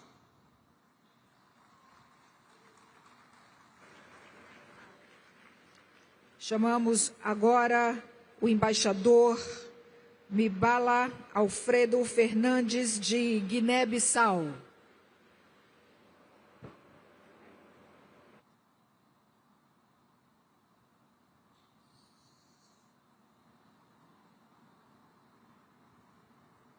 Boa tarde a todos. Gostaria, em primeiro lugar, de saudar a todos os que estão aqui nesta sala, bem acolhedora, até esta tarde, para podermos falar daquilo que nos trouxe aqui de vários cantos do mundo, que é a COP30. Quero aqui cumprimentar todas as autoridades presentes nesta sala, autoridades civis e militares, e todo o protocolo que nos foi reservado até este momento pelas autoridades brasileiras. É com grande honra que a Guiné-Bissau toma a palavra nessa 30ª Conferência das Partes da Convenção Quadro das Nações Unidas sobre as Mudanças Climáticas aqui em Belém, símbolo da maior floresta e da nossa responsabilidade comum partilhada a nível do planeta. Em nome da Sua Excelência, Senhor Presidente da República da Guiné-Bissau, General Umar Sissoko Embalo, que não pode estar aqui neste momento por agenda nacional, gostaria, eu e a minha delegação aqui presente, de expressar o nosso profundo agradecimento ao Estado brasileiro e ao povo brasileiro pela hospitalidade e pela forma como paraenses nos acolheram aqui nesta cidade, que vai marcar uma viragem da política climática no mundo. Muito obrigado ao povo de Pará, muito obrigado, Amazônia. Minhas senhoras e meus senhores, a Guiné-Bissau é um país costeiro, situado na África Ocidental, mas enfrenta grandes vulnerabilidades: a subida do nível do mar, a erosão costeira, a perda de biodiversidade e o impacto das secas e inundações nas comunidades rurais. Apesar dessas dificuldades, o nosso país mantém um compromisso firme com o Acordo de Paris e com o desenvolvimento sustentável. Estamos a concluir a 4ª Comunicação Nacional e o 2º Relatório Bienal de Transferência, reafirmando o nosso empenho na transferência climática.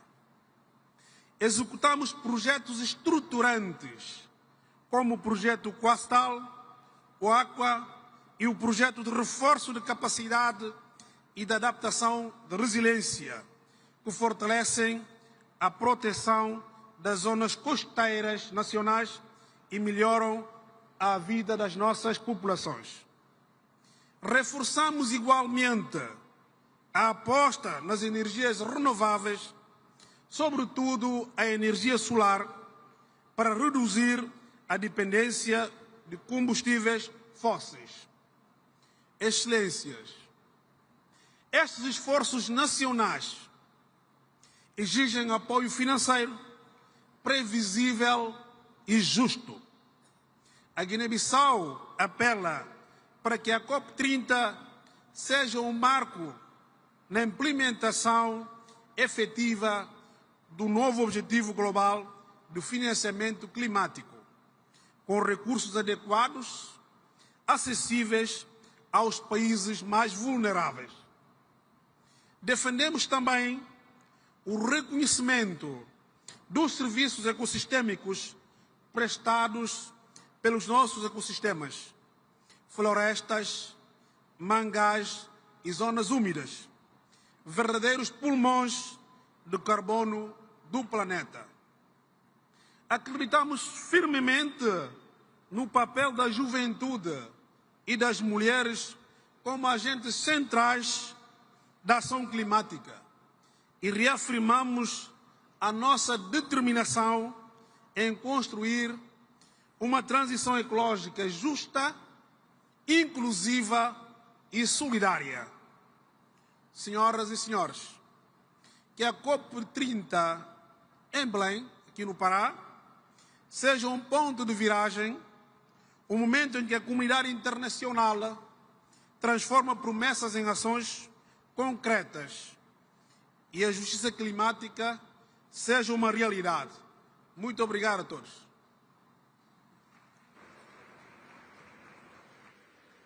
Chamamos neste momento o embaixador da Índia, Dinesh Bhatia.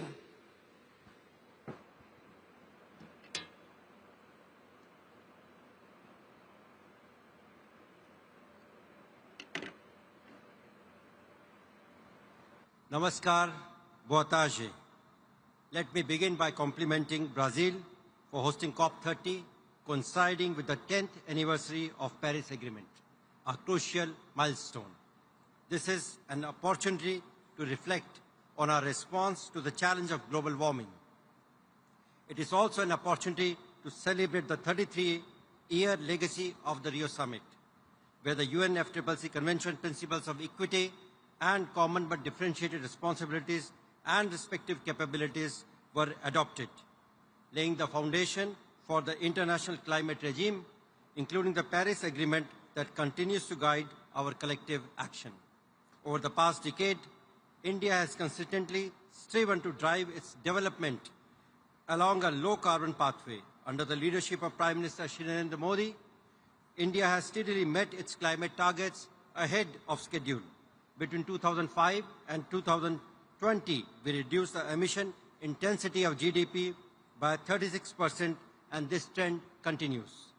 Non-fossil power installed capacity now accounts for over 50% of our total installed capacity, enabling us to reach our revised NDC target 5 years ahead of schedule.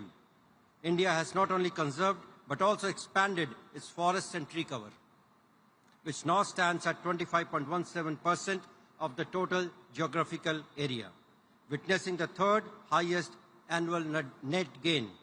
As per the FAO's Global Forest Resources Assessment 2025, creating an additional carbon sink of 2.29 billion tons of carbon dioxide, equivalent from 2005 to 2021. With around 200 gigawatt of renewable energy, India is now the world's third largest producer of renewable energy. While ambitious programs in solar, wind, green hydrogen, and biofuels are transforming its energy landscape. The International Solar Alliance, launched globally by India and France in 2015, now unites over 120 countries, promoting affordable solar energy and South-South collaboration. 10 years after the Paris Agreement, global ambition remains inadequate. Many nations' indices fall short. While developing countries continue to take decisive climate action, developed countries that have disproportionately appropriated the global carbon budget must accelerate emission reductions and deliver the promised adequate and predictable support. Given the rapid depletion of the meager remaining carbon budget, developed countries must reach net zero much sooner than they have declared and invest substantially in reaching net negative emissions. While mitigation is important, it is equally important to focus attention on adaptation to address climate risk and vulnerabilities at the local level, more so in developing countries. For developing nations like India, access to affordable finance, technology, and capacity building is vital to implement ambitious NDCs. Equitable, predictable, and concessional climate finance remains the cornerstone for achieving global climate goals. On the occasion of COP30, India reaffirms its commitment to multilateralism and towards preserving and safeguarding the architecture of the Paris Agreement, built on the foundations of the Convention. As a firm believer in climate action, we stand ready to collaborate with all nations to implement solutions and transition to sustainability in ways that are ambitious, inclusive, fair, and equitable, based on the principles of CBDR, RC, and national circumstances, thereby ensuring that climate action uplifts communities globally, protects livelihoods, and honors the principles of justice and equity. India welcomes and supports Brazil's initiative in establishing the Tropical Forests Forever Facility, representing a significant step towards collective and sustained global action for the preservation of tropical forests. India is pleased to join the facility as an observer. Finally, together, let us ensure that the next decade of climate action is defined not only by targets, but by implementation, resilience, and shared responsibility based on mutual trust and fairness. Thank you, dhanyavad, namaskar, muito obrigado.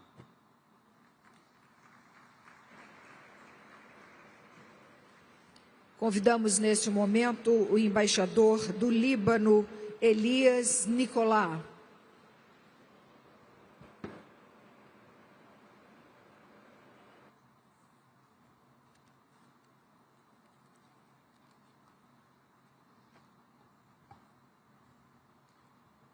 Mr. President, Luis Inácio Lula da Silva, Your Excellencies, distinguished delegates, ladies and gentlemen, on behalf of the President of the Republic of Lebanon, His Excellency General Joseph Aoun, allow me first to convey to the government and people of Brazil our sincere gratitude and deepest appreciation for hosting this important conference and for their continued commitment to advancing the goals we collectively set a decade ago in Paris. As we gather here in the heart of the Amazon, under the theme Delivering on Implementation, this COP marks an important milestone in our shared journey. It's a moment to move from promises to practice, from ambition to delivery. As our common challenges are getting more pressing, our credibility now depends on what we achieve together, on the actions we take, the systems we strengthen, and the trust we rebuild through tangible progress on the ground. Our summit today is a clear testimony that multilateralism is still standing and attuned to the necessity of scaling up the efforts towards the UN SDGs.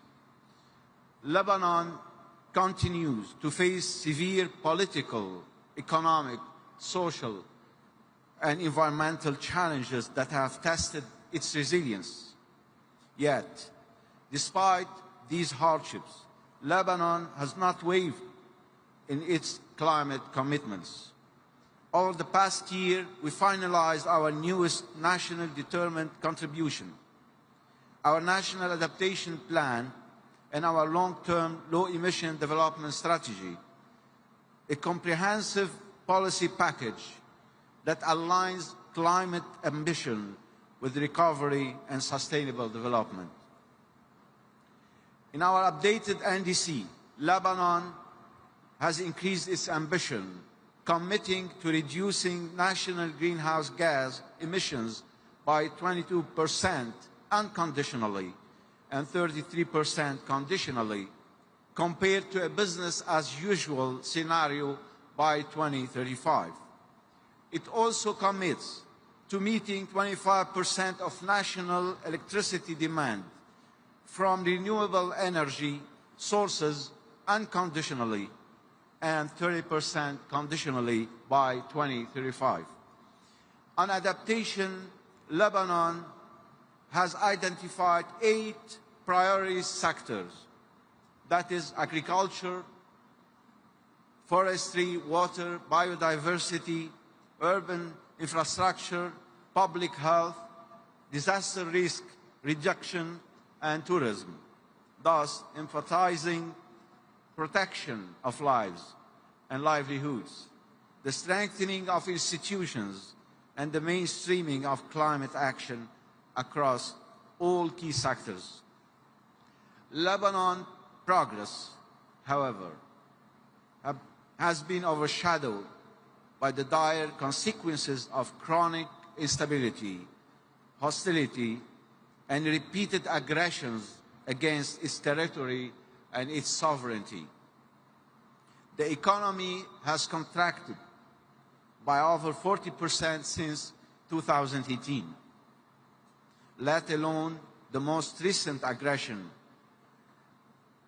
that inflicted an estimated $6.8 billion in direct damage and up to $11 billion in reconstruction and recovery needs, according to the World Bank Rapid Damage and Needs Assessment report this year.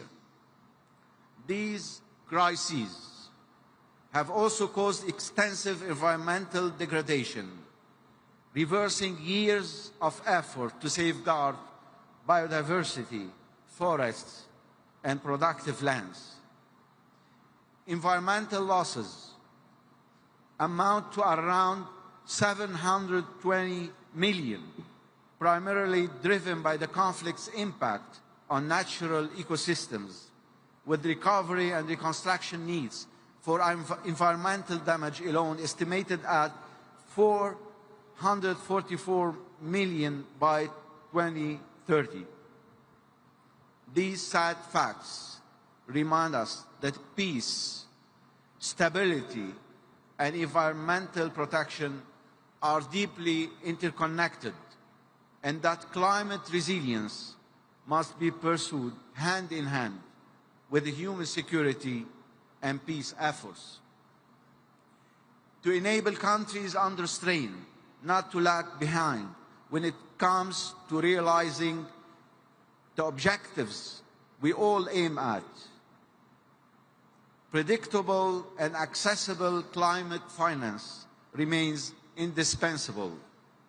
The Loss and Damage Fund must become fully operational, with direct access for vulnerable countries, and the new global finance goal beyond 2025 must guarantee equitable and transparent support for developing nations. Such mechanisms are essential for rebuilding resilience, scaling renewable energy, and advancing adaptation efforts on the ground. At the same time, the global goal on adaptation must move beyond dialogue to delivery. For Lebanon, this means securing the means of implementation to act on our national priorities and operationalize our LD-LATs through cleaner energy, sustainable transport, and waste-to-energy transitions, all while ensuring that our path toward decarbonization remains just and inclusive. Excellencies, ladies and gentlemen, Lebanon's message today is clear. Lebanon's message today is clear. Despite all the constraints we face, we continue to plan, to reform, and to act. Climate action for Lebanon is not separate from recovery. It is at the heart of it. As we deliberate in Belém, let us make COP30 the moment when ambition is matched by implementation and solidarity by action. The world expects results, and it's our collective duty to deliver on them. Thank you. Obrigado.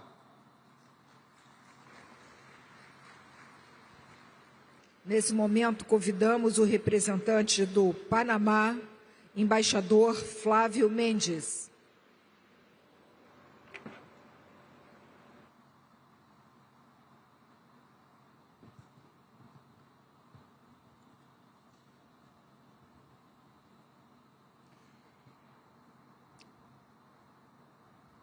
Buenas tardes. En reconocimiento del presidente de Panamá, José Raúl Mulino Quintero, hago un reconocimiento al Gobierno de Brasil y a la Organización de Naciones Unidas por acogernos para hoy celebrar la Conferencia de las Naciones Unidas para el Cambio Climático aquí en Belém do Pará, ciudad testigo de grandes logros multilaterales, como fue la adopción del Tratado Interamericano de 1994 para prevenir, sancionar y erradicar la violencia contra la mujer. Aprovechando que tuve la oportunidad en la infancia, por ser hijo de diplomáticos, de aprender el idioma portugués y luego estudios posteriores, me motiva a interpretar el discurso en portugués para poder compartir con la mayor fidelidad posible el mensaje del pueblo panameño al pueblo benerense y brasileiro que nos ha acogido con tanta afección. Estamos vivendo tempos de grandes retos que convergem à aceleração da mudança do clima, a persistência da pobreza, a falta de oportunidade, o surgimento de riscos sanitários e tecnológicos de alcance global. Estes fenômenos transacionais, por natureza, nos obrigam a reconhecer que nenhum Estado, por si só, está em capacidade de dar resposta a estes retos. As magnitudes dessas ameaças exigem mecanismos de cooperação internacional capazes de atuar com eficácia em defesa da sustentabilidade do planeta. A natureza não espera. O Panamá também não. O Panamá atua com urgência e com coerência, unificando ciência, a política e o território. Atuamos não por conveniência, mas por convicção, porque cada bosque que se perde, cada recife de corais que se branqueia, cada lar que se inunda, nos lembra que o custo da inação já é alto demais. Durante décadas, o mundo tem tentado avançar na luta contra a mudança do clima, na proteção da biodiversidade e do manejo sustentável da terra, como se fossem três caminhos separados. Esse enfoque tem nos custado muito tempo e muita eficiência.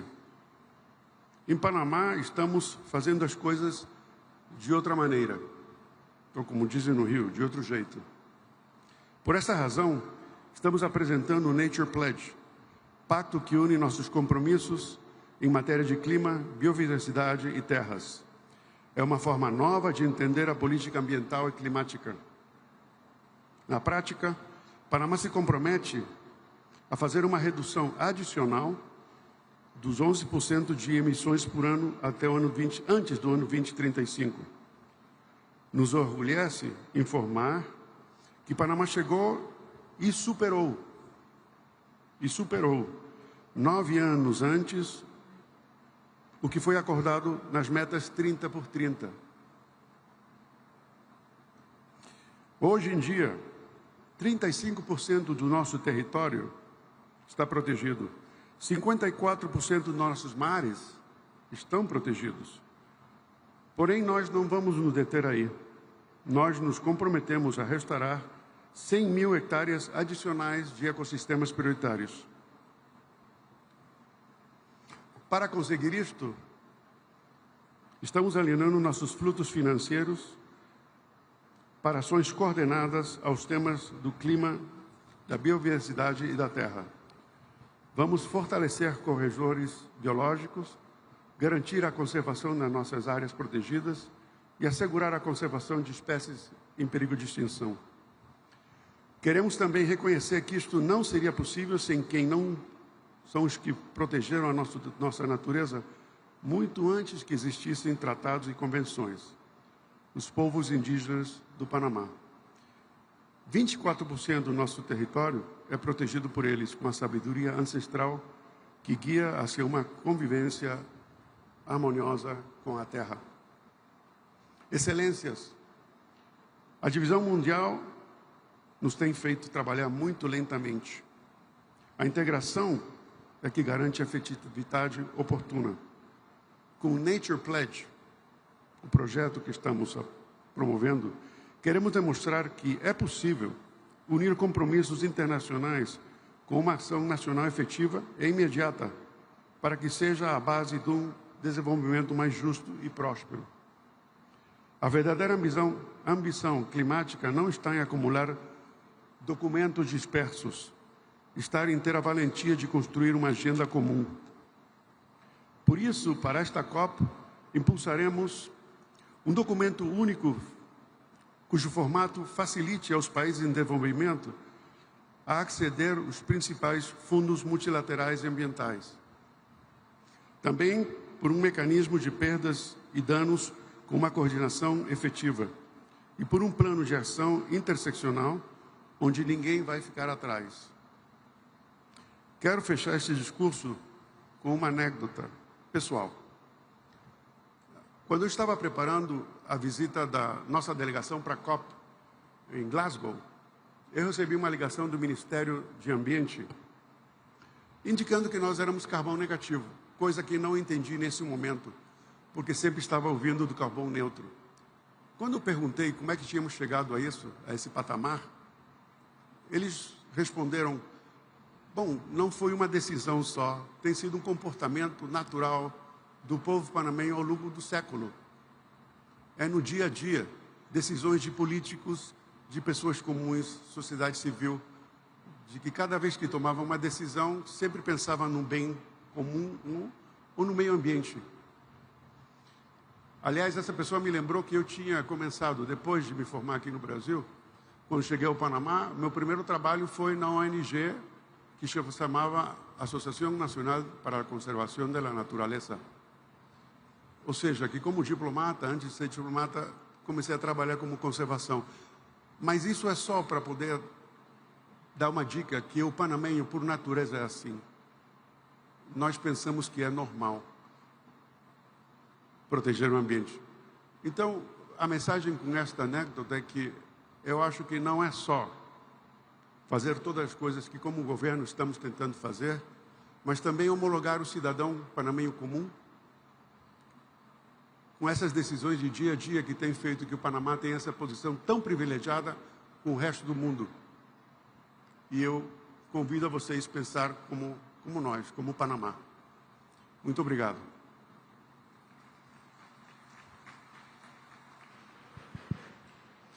Convidamos agora representante da Polônia, o embaixador Andrzej Trzaskowski.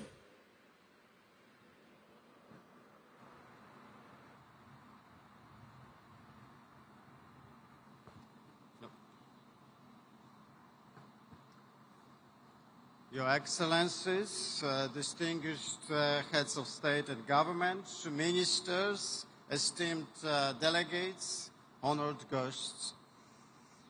First of all, allow me to express my sincere appreciation to Brazil for hosting this summit and for leading the Conference of the Parties this year. Poland wishes you every success and stands ready to work closely with you to achieve it. Poland knows this process very well. We hosted 3 conferences of the parties, in 2008 in Poznan, 2013 in Warsaw, and 2018 in Katowice, each time striving to make negotiations practical, transparent, and connected to real life. Our work has been and remains at the very heart of this system. Climate change remains one of the defining challenges of our time. We agree on the fundamental importance of multilateral cooperation and recognize the undeniable value of the Paris Agreement. That agreement provided us with a universal framework for climate action. It brought us instruments designed to guide implementation. And yet we must also acknowledge that while the direction is right, our collective effort still falls short in ambition, in financing, and in implementation. The details will be taken up by our negotiators in the coming weeks. We may differ in our approaches, but Poland believes that as long as we continue to listen to each other and to compromise, we will find a way forward. Global progress, still insufficient, is visible. In 2025, renewables overtook coal as the world's main source of electricity. That milestone is not symbolic, it is historic. There are projections that global demand for coal, oil, and gas may start falling in this decade. Such results came from rules, institutions, policies, and cooperation, from the essence of multilateralism. This process is working, and our collective work is making a difference. Clearly, the Paris Agreement delivers, and so does Poland. Poland takes the challenge of climate change very seriously. Our favorite word is pragmatism, and in this spirit we consequently and responsibly deliver on our commitments. For decades, our energy system was heavily reliant on coal, but over recent years, policy shifts, technological progress, and rapid deployment of wind and solar have transformed our energy mix. This year, renewables in Poland produced more electricity than coal. In the next 10 years, Poland is planning a comprehensive transformation of its energy system. The goal is to make it clean, diverse, reliable, with nuclear power and renewables at its core. This transformation strengthens not only our climate policy, but also our energy security and economic resilience, and ability to adapt to climate change. We believe that just and resilient energy transition will help us to build a sustainable future. Poland's example shows that economic growth, energy transition, and climate adaptation are not the opposing goals. They can progress together. Yet, we know that no country can face the climate crisis alone. It's a global challenge that demands a truly global response. Poland remains fully committed to this process, the one we have helped to shape, and to working with all partners towards a fair, effective, and successful energy transition. Together we can achieve more. Together we can deliver. Thank you very much. Muito obrigado.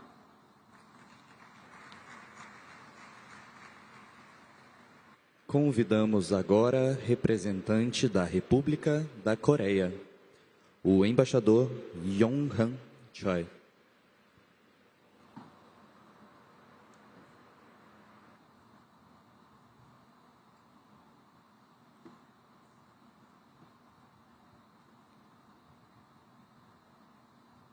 Your Excellencies, distinguished delegates, good afternoon, boa tarde.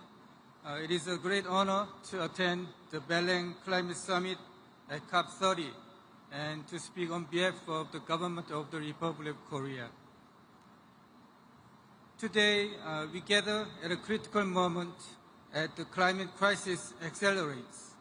Last year, for the first time, the global average temperature rise exceeded 1.5 degrees above pre-industrial levels.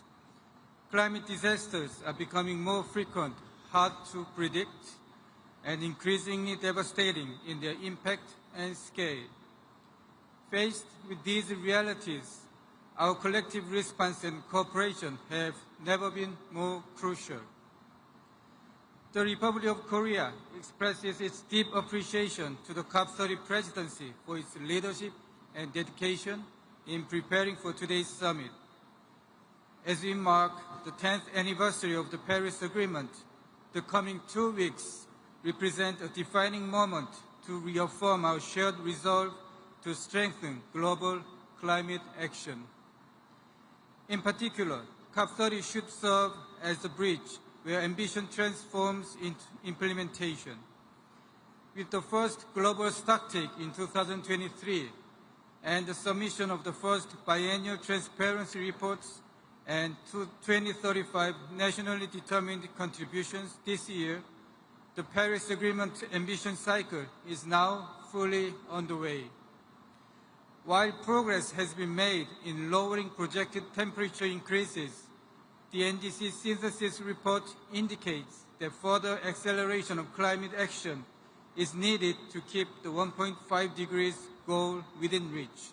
Therefore, at COP30, we must address both the ambition and implementation gaps and send a unified signal of determination to translate our pledges into concrete action.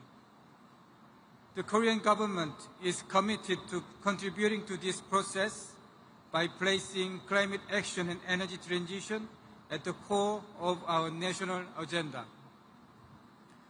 Korea remains steadfast in the implementation of our 2030 NDC, and at the same time, we are formulating an ambitious and implementable 2035 NDC and developing a mid to long-term emission reduction roadmap beyond 2035 as a forward-looking milestone toward carbon neutrality by 2050.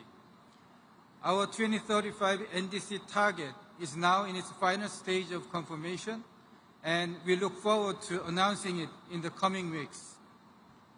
The Korean government is also committed to addressing the interlinkages between climate and energy. The establishment of the Ministry of Climate, Energy and Environment well reflects this mandate.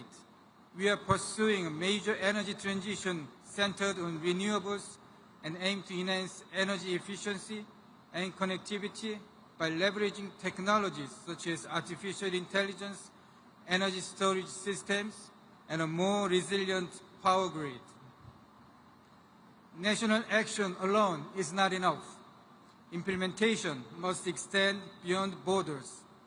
Through contributions to multilateral organizations such as the Green Climate Fund and the Global Green Growth Institute, and continuing support through Green ODA, Korea is supporting developing countries in adaptation and green transition demonstrating that climate action is both a global task requiring joint efforts and a new opportunity for prosperity.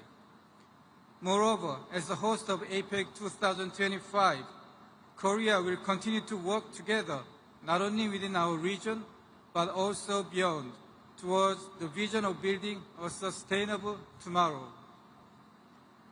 Lastly, it is deeply meaningful that COP30 is being held in the Amazon, reminding us of our shared responsibility for preserving nature and advancing climate action. COP30 can be an opportunity to highlight the importance of synergies across climate, oceans, and biodiversity, which deserve greater attention as they are essential for delivering core benefits for adaptation and mitigation. In particular, Korea will work towards advancing the ocean climate agenda by hosting the 4th United Nations Ocean Conference in 2028, together with Chile.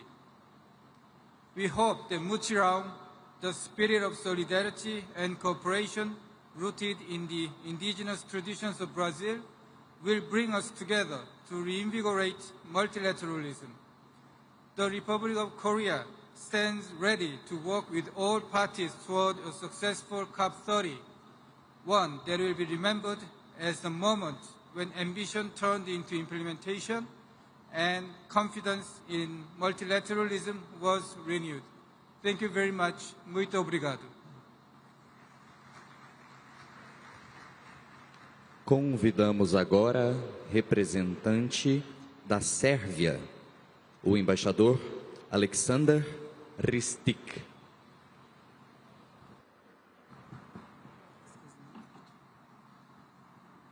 Boa tarde a todos e a todas. Eu gostaria de agradecer